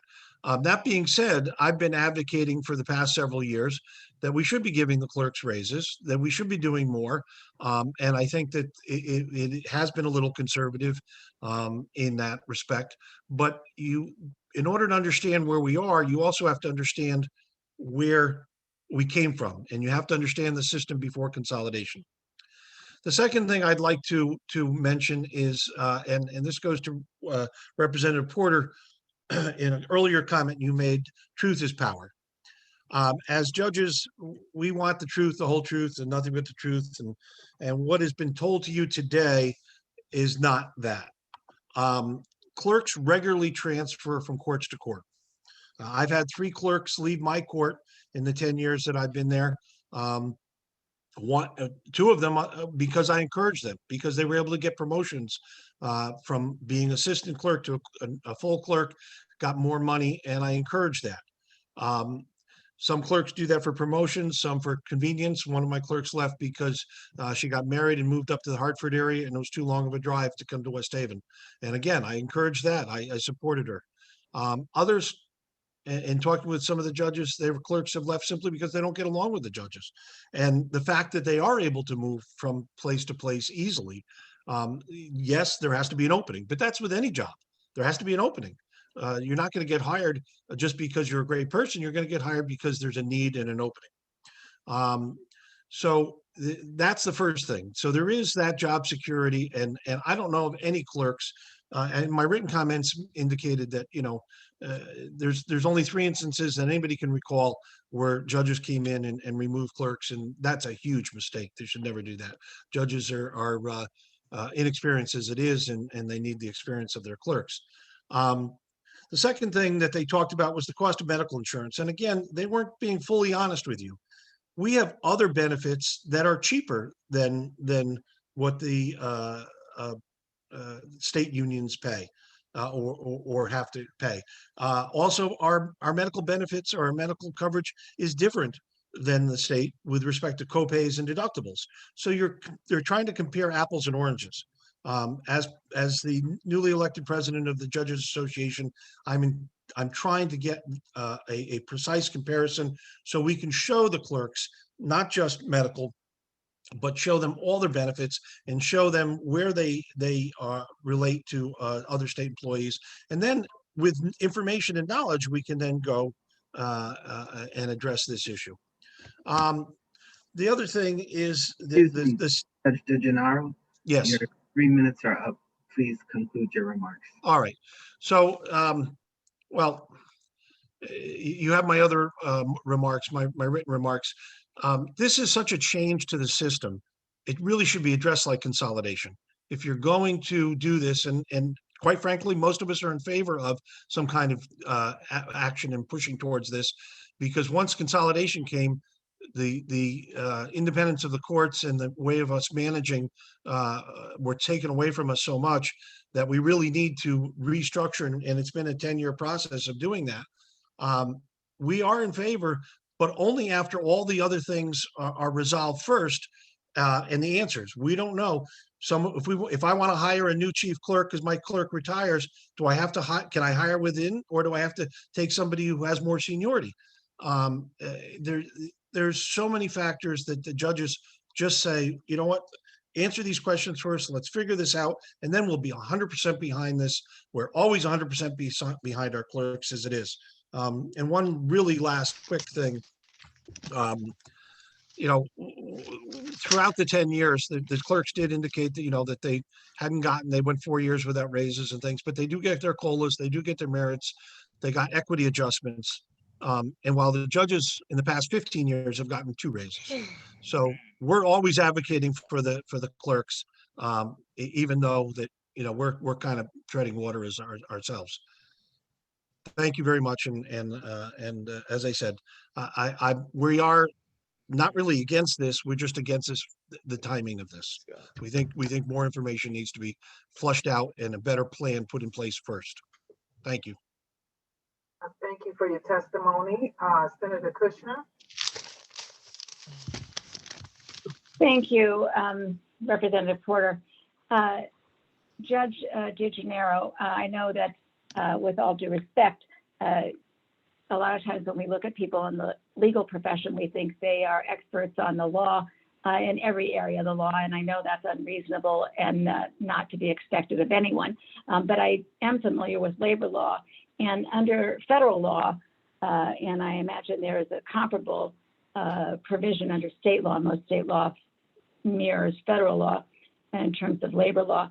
It is not allowed for a union and employer to negotiate an agreement before the workers organize their union. And so while I understand your desire to know what the terms and conditions would be in advance of making that decision, that isn't allowed under the law. And I think that the most important thing to recognize in this process of granting the right to collective bargaining is the recognition that collective bargaining is a process in and of itself, a process by which employers and workers come together to make those decisions jointly. They're not dictated by either party. And so I think that requiring an agreement in advance would actually undermine the process that collective bargaining creates. And so for that reason, while I appreciate your interest in knowing the circumstances, I do want to assure you I've been in many bargaining situations where there really is a lot of power still amongst the employer for the employer to make a case and to make demands, and often prevails, often finds compromise as well. So I want to assure you, nobody's going to come in and dictate now that you have a union, you have to do it this way. That's not how the process works. And so I encourage you to keep an open mind about it. You know, it's worked in so many areas, government and private enterprise. Hopefully you'll see the value to strengthening the probate courts through this measure. Thank you. With all due respect, the question is, who is going to make that negotiation? Is it going to be the 54 judges, or is it going to be the probate administrator, or is it going to be someone the governor appoints? And those are the questions that we have. How much influence and how much, and I'm not asking to set up the parameters of negotiation, what between the union and the system. I'm asking to set up the parameters of the negotiation between the judges and the system. That's what I'm saying needs to be. Believe me, we are very, very much in favor of the clerk's ability to argue. In fact, that's one of the reasons I'm the president of the Judge Association, and I sought this position, is because there is no, I agree with them, there is no means of going before and airing grievances and things. And judges have the same problem. If we don't like what's going on, it's very difficult for us, since consolidation, to try to say, wait a minute, this is my court. This is, you know, I'm within the regulations. And in my written testimony, I gave some examples of exactly that I went to bat for my clerks, and it took me a while, but I won. And so that's the parameters that we're talking about, not the negotiations between the union and the administration, but what is going to be the administration. Let's define it, because the act doesn't really define it. It gives too much authority, we think, to the administrators. I thank you so much for that clarification, because I think that really does help. And I think it's very likely you can internally get an answer to that question from the governor's office, the administrators, from your attorneys. So I think that is something that can be figured out pretty quickly. So I appreciate your clarification. Absolutely. Thank you, Madam Chair.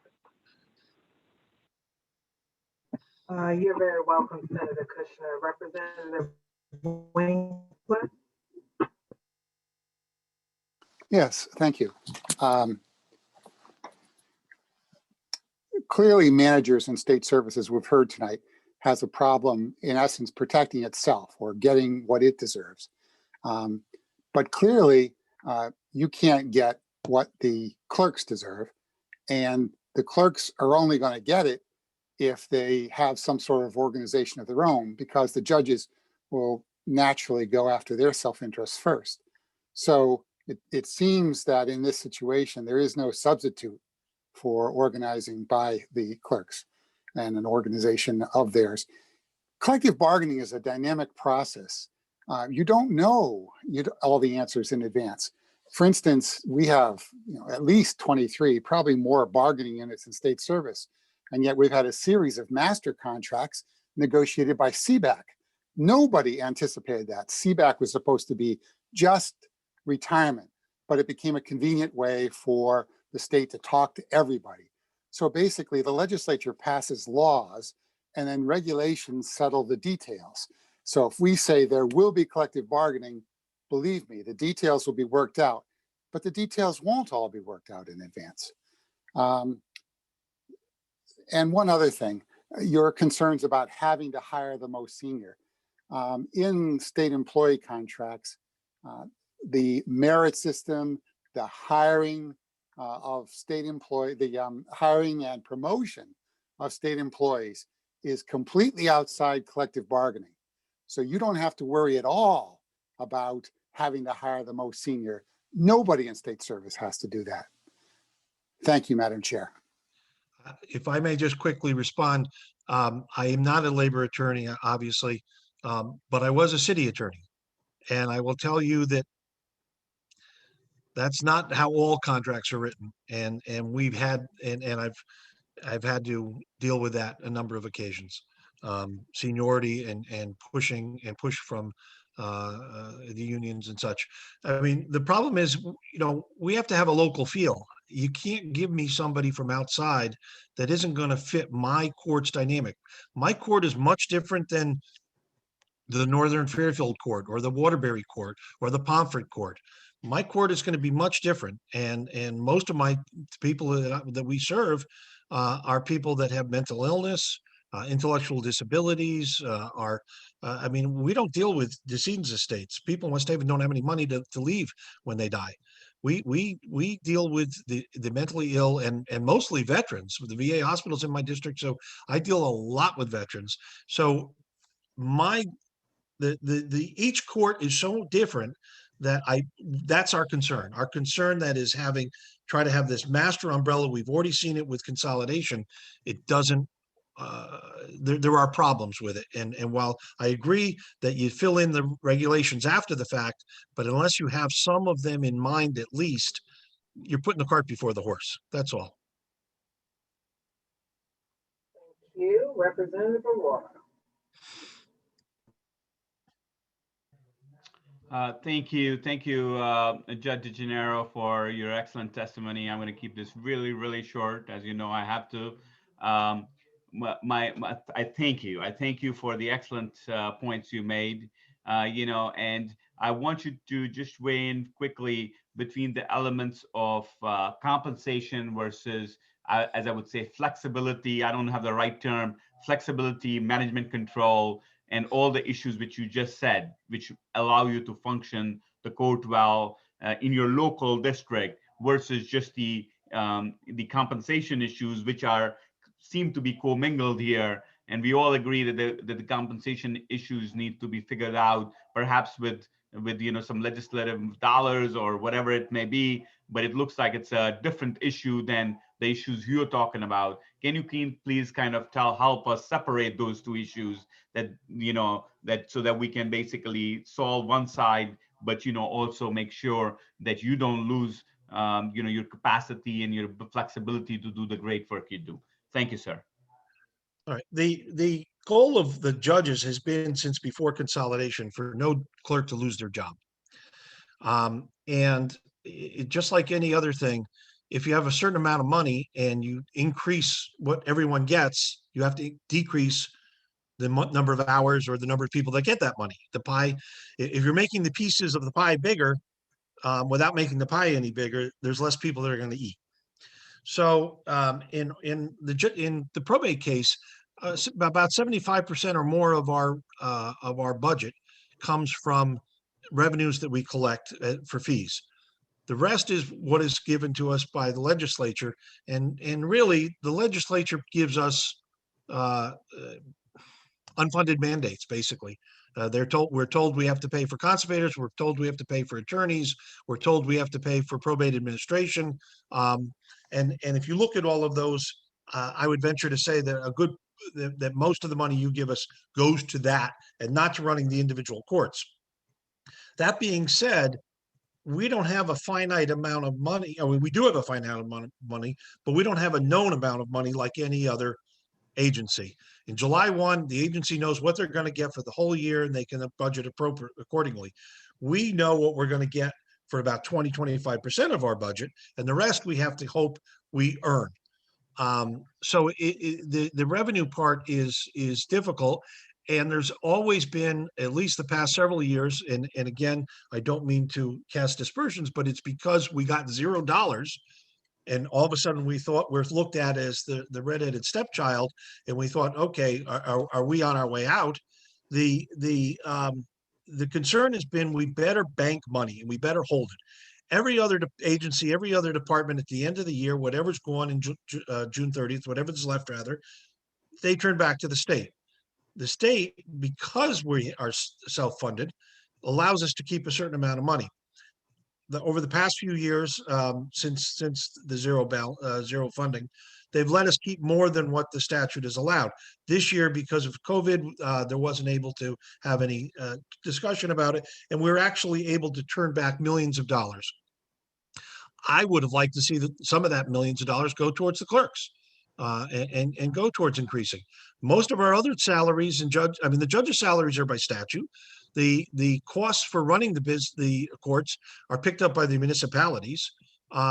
So really, the only variable in most of this are the court clerks, and we could go to a higher amount. We have a finite number of hours each court is allowed. Each court is allowed so many hours for clerks per week, and that how the judge divvies that up is up to the judge. But it's not like we can go out and hire more people. So we know the number of clerks, we know the number of hours. And so now it's just simply a question of how much is the compensation going to be? And it would be my hope that we could increase the compensation, but because every year we're nervous, are we going to get any money from the legislature?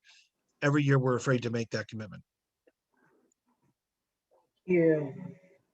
All right, and I don't see any further hands, so thank you, Judge Nera, for your testimony and your Thank you all time. very much, and I hope it's not too much longer.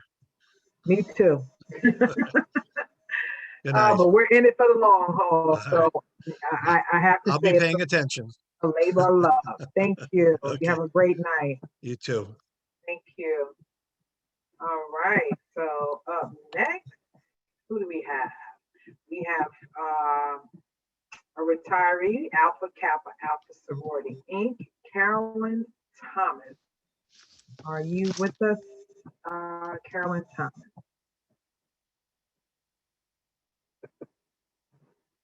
Okay, moving on. Next, we have Chief of Business Development at Harvest 360, David Serrano. Hi, good evening, Chair Porter and Chair Kushner and esteemed committee members. Thank you for having me tonight. I'm here to support HB 6377. My journey in the cannabis industry started in Groton, Connecticut in 2011, same year that I was honorably discharged from the Navy. This is where I first came to purchase illicit cannabis from a local home grower and learned to extract it to save my mother's life. I'm happy to report it worked. I could not unlearn this truth and have since completely dedicated my life to pursue justice for patients like my mother and myself. And in equal measure, I seek justice for communities that have been most impacted by the failed and racist war on drugs, of which I am also from. At the age of 19 years old, the Navy began to build me into an HR admin expert. During my last tour of duty, I was personally responsible for the personnel service records and worked with a small team to assist in career management of over 5,000 submariners and support detachment personnel at any given time. I have undoubtedly rolled my experience into this industry. I serve today, 10 years later, as a founder of a globally recognized cannabis technology and consulting firm. My partner and CEO, Todd Scatini, is also a veteran. He served as an Army Lieutenant Colonel with 27 years, of which the last decade was spent as an international diplomat for the DoD. Today, we assist cannabis operators, large and small. We check all the boxes required to be licensed in this industry. We work on a number of economic development roles and spearhead special social equity initiatives around the country. Most recently, we launched the first cannabis industry course in one of the country's largest charter schools, and also advise Chicago City Colleges on their cannabis council.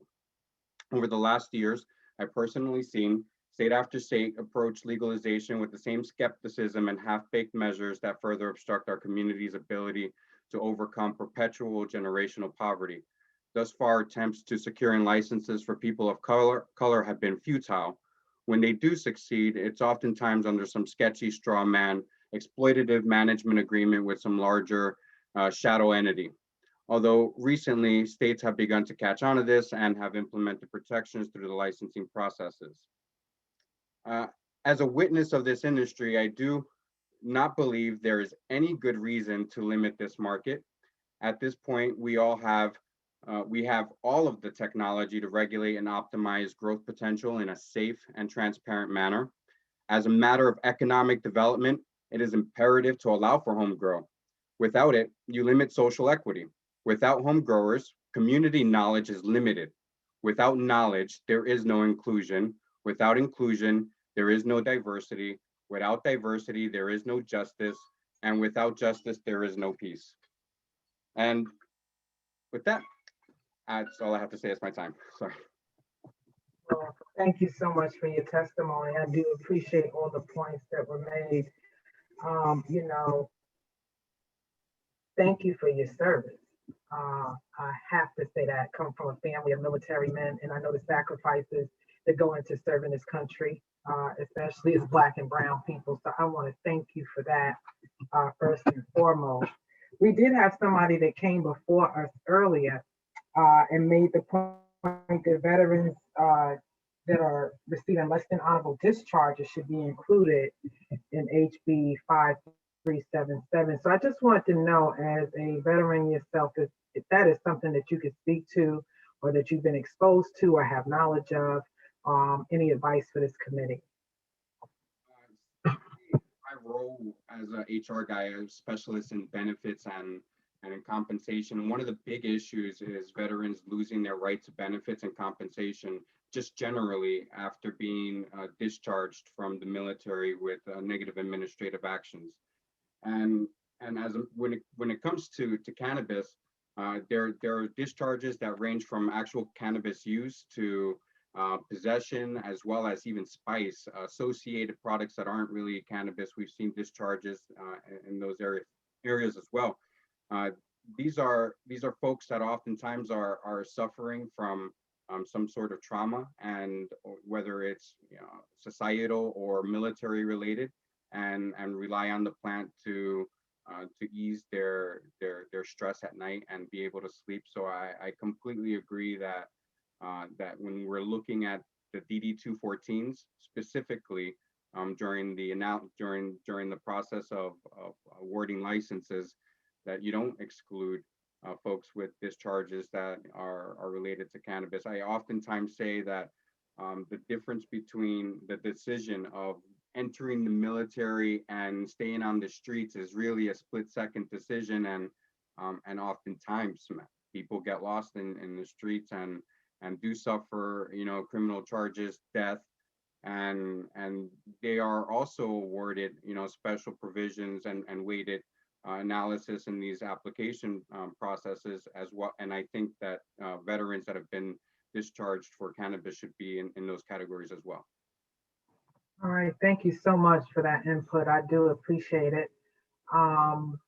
I do not see any hands, so at this time I will thank you again for your testimony, your time, and your patience. And thank you for your service again. Thank you, and have a good evening, everyone. Good night. All right, so up next we have attorney with Garrison, Levin, Epstein, Fitzgerald, and Parati, PC, Josh Goodbaum.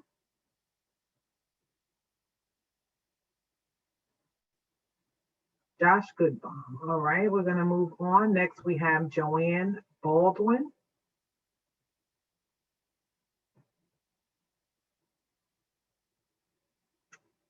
Next, Tribal Counselor, Eastern Pequot Tribal Nation, Latasha Maddox.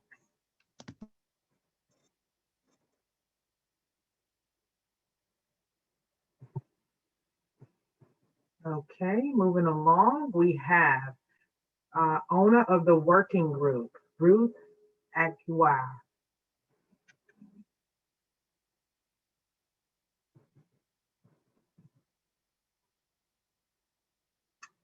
Okay, no Ruth.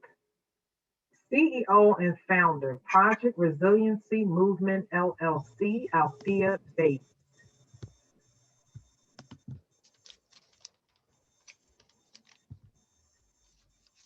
I'm here, Madam Porter. I'm trying to get my video started here. Okay, take your time, Althea. Thank you.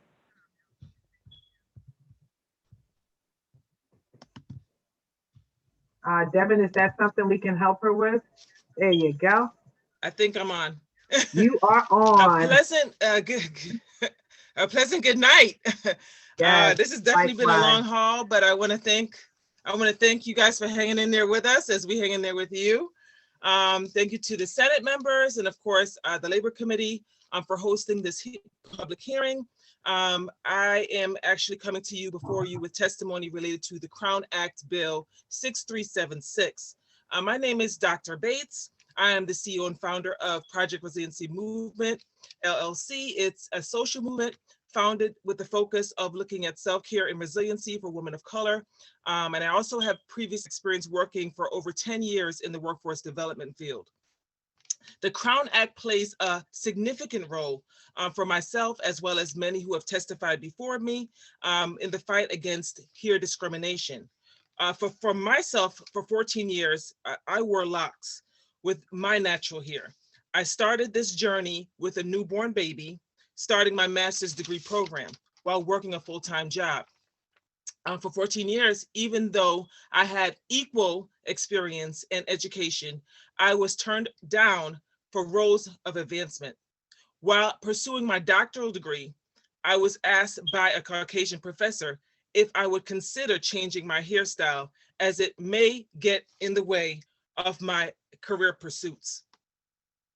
I remember in my inner turmoil with coloring my hair, and also remember putting my locks in a bun as not to distract from the interview process when going and meeting with potential employers.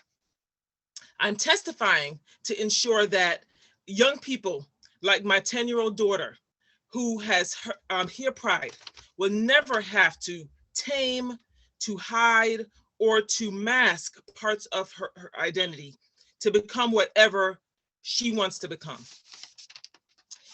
For me, this bill is about equity of choice, to be who I am and stand in this space unapologetically related to my crown. I want to thank each of you for listening for my testimony at this time, and for the consideration toward my testimony for the Crown Act Bill 6376. The remainder of my remarks in full have been already submitted in writing as far as testimony. So I want to again, thank you for your time. I won't take up more time than that because I know you have many more to go after me. Thank you again.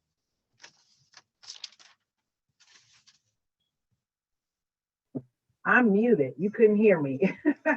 Thank you. It's been a long way. Thank you so much for your testimony and for sharing what you've been through in your journey as a Black woman who has experienced hair discrimination in the workplace. I tell you, we had a presser earlier, and there was a young girl, 13 years old. Her name was Christina Jackson. I know her, and I know her mom very well.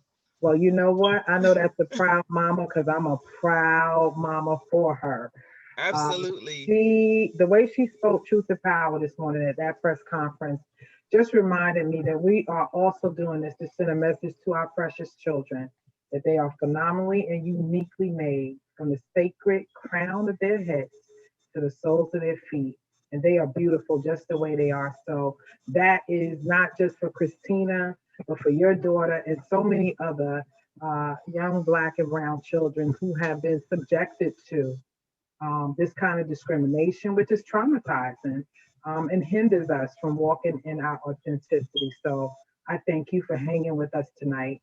Thank you so much. Making sure that we heard your voice and your story and the testimony that you gave. There's power in that, and we appreciate you for that. Thank you so much. Time. Thank you so All much, right. Madam You Porter. have a good evening. You as well. Thank you.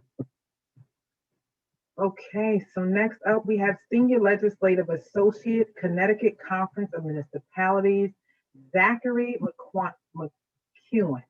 Hope I got that right. Is Zachary with us?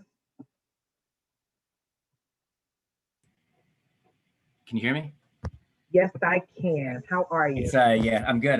It's McEwen. I know McEwen. McEwen. I've heard it all. So, I want to get it right. So yeah, McEwen sure. it is, Zachary. You have the floor. So I just wanted to thank the committee for, I know it's been a very, very, very long day. So I just wanted to thank the committee for continuing, testimony today. But good evening, committee chairs, ranking members, or ranking members and members of the Labor and Public Employees Committee. My name is Zach McEwen. I'm a senior legislative associate with the Connecticut Conference of Municipalities. Thank you for the opportunity to present my testimony today. I am here to testify in opposition of SB 836, an act concerning permanent partial disability and pension offsets. SB 836 would prohibit a municipal or special taxing district pension systems from reducing or eliminating certain retirees' benefits due to permanent partial disability benefits. This bill would allow claimants to collect full workers' compensation benefits and also full pension benefits. I think it's important as we talk about this bill that many of these provisions concerning offsets are collectively bargained in good faith between the municipal employer and the employees. And so the changes that are brought about in SB 836 would circumvent essentially the collective bargaining process after October 1st, 2020, as laid out in the bill. And it's the opinion that this would establish a precedent essentially that would, enable future legislation or legislative action to invalidate components of collective bargaining agreements if a stakeholder is unhappy with the agreed upon result. And so it's in CCM's position that, these offsets continue to be collectively bargained and that the collective bargaining process would not be circumvented in this situation. And so I'd be happy to answer any questions. Well, thank you for your testimony, Zachary. I do not see any hands up. There we go. Representative Winkler, you have the floor, sir. Yes. Would you mind just giving me the name of, say, 3 towns that negotiated this? I would have to get that information for you, but with the proposed bill that's put in front of us right now, if that proposed bill became law, it's clear that you would not be able to collectively bargain for these pension offsets after October 1 of 2020. And that's laid out in the proposed legislation. Could you give me one town where it's already been negotiated? I would have to go back and check with it with our membership, but but with this proposed legislation, it's clear that you would not be able to collectively bargain for it. The city of Waterbury testified today, or at least part of it. Would you know if Waterbury negotiated it? I would have. I did not see the testimony today. I know there was a lot of meetings going on at the Capitol, and so I was jumping between. So I would have to look at that individual, case as and look at that individual case. But I did not see the testimony that was provided, and so I don't know what that individual instance or what happened in that instance. But I know that. If this bill were to become law, then there's no question that we would not be able to collectively bargain pension offsets. If you don't know that any town negotiated it, what makes you think some town negotiated it? Well, as I said again, in the proposed law, that you wouldn't be able to negotiate it as laid out in the proposed legislation, and so it's clearly laid out in the proposed legislation that you wouldn't be able to do that. I think it's important to understand maybe that when looking at these provisions and through the collective bargaining process, a bargaining unit is going to have to decide what's important to that bargaining unit, and the municipal employer is going to have to decide what's important to them. And so, I don't think that circumventing the processes and sending through state statute what you can and cannot collectively bargain is the right way to do it. I guess I would, look at this in a situation where let's look at like a situation in which there's negotiations between salary continuations. So we'll say somebody goes off on workers' comp, and there's 75% of their wages are 75% of their wages are given through workers' comp, and then the municipality would negotiate also through collective bargaining a salary continuation to make a person from the 75% and close that gap. I mean, that's a generous benefit, right? But that's also that's subject to collective bargaining, and if that's important to that unit, then they have the right to negotiate that. And what we're saying, in this example that I give, the state could prohibit that next year and say, after October 1st, 2020, no salary continuations you would not be able to, negotiate for these things. And so I don't think that bargaining unit would like that by circumventing the collective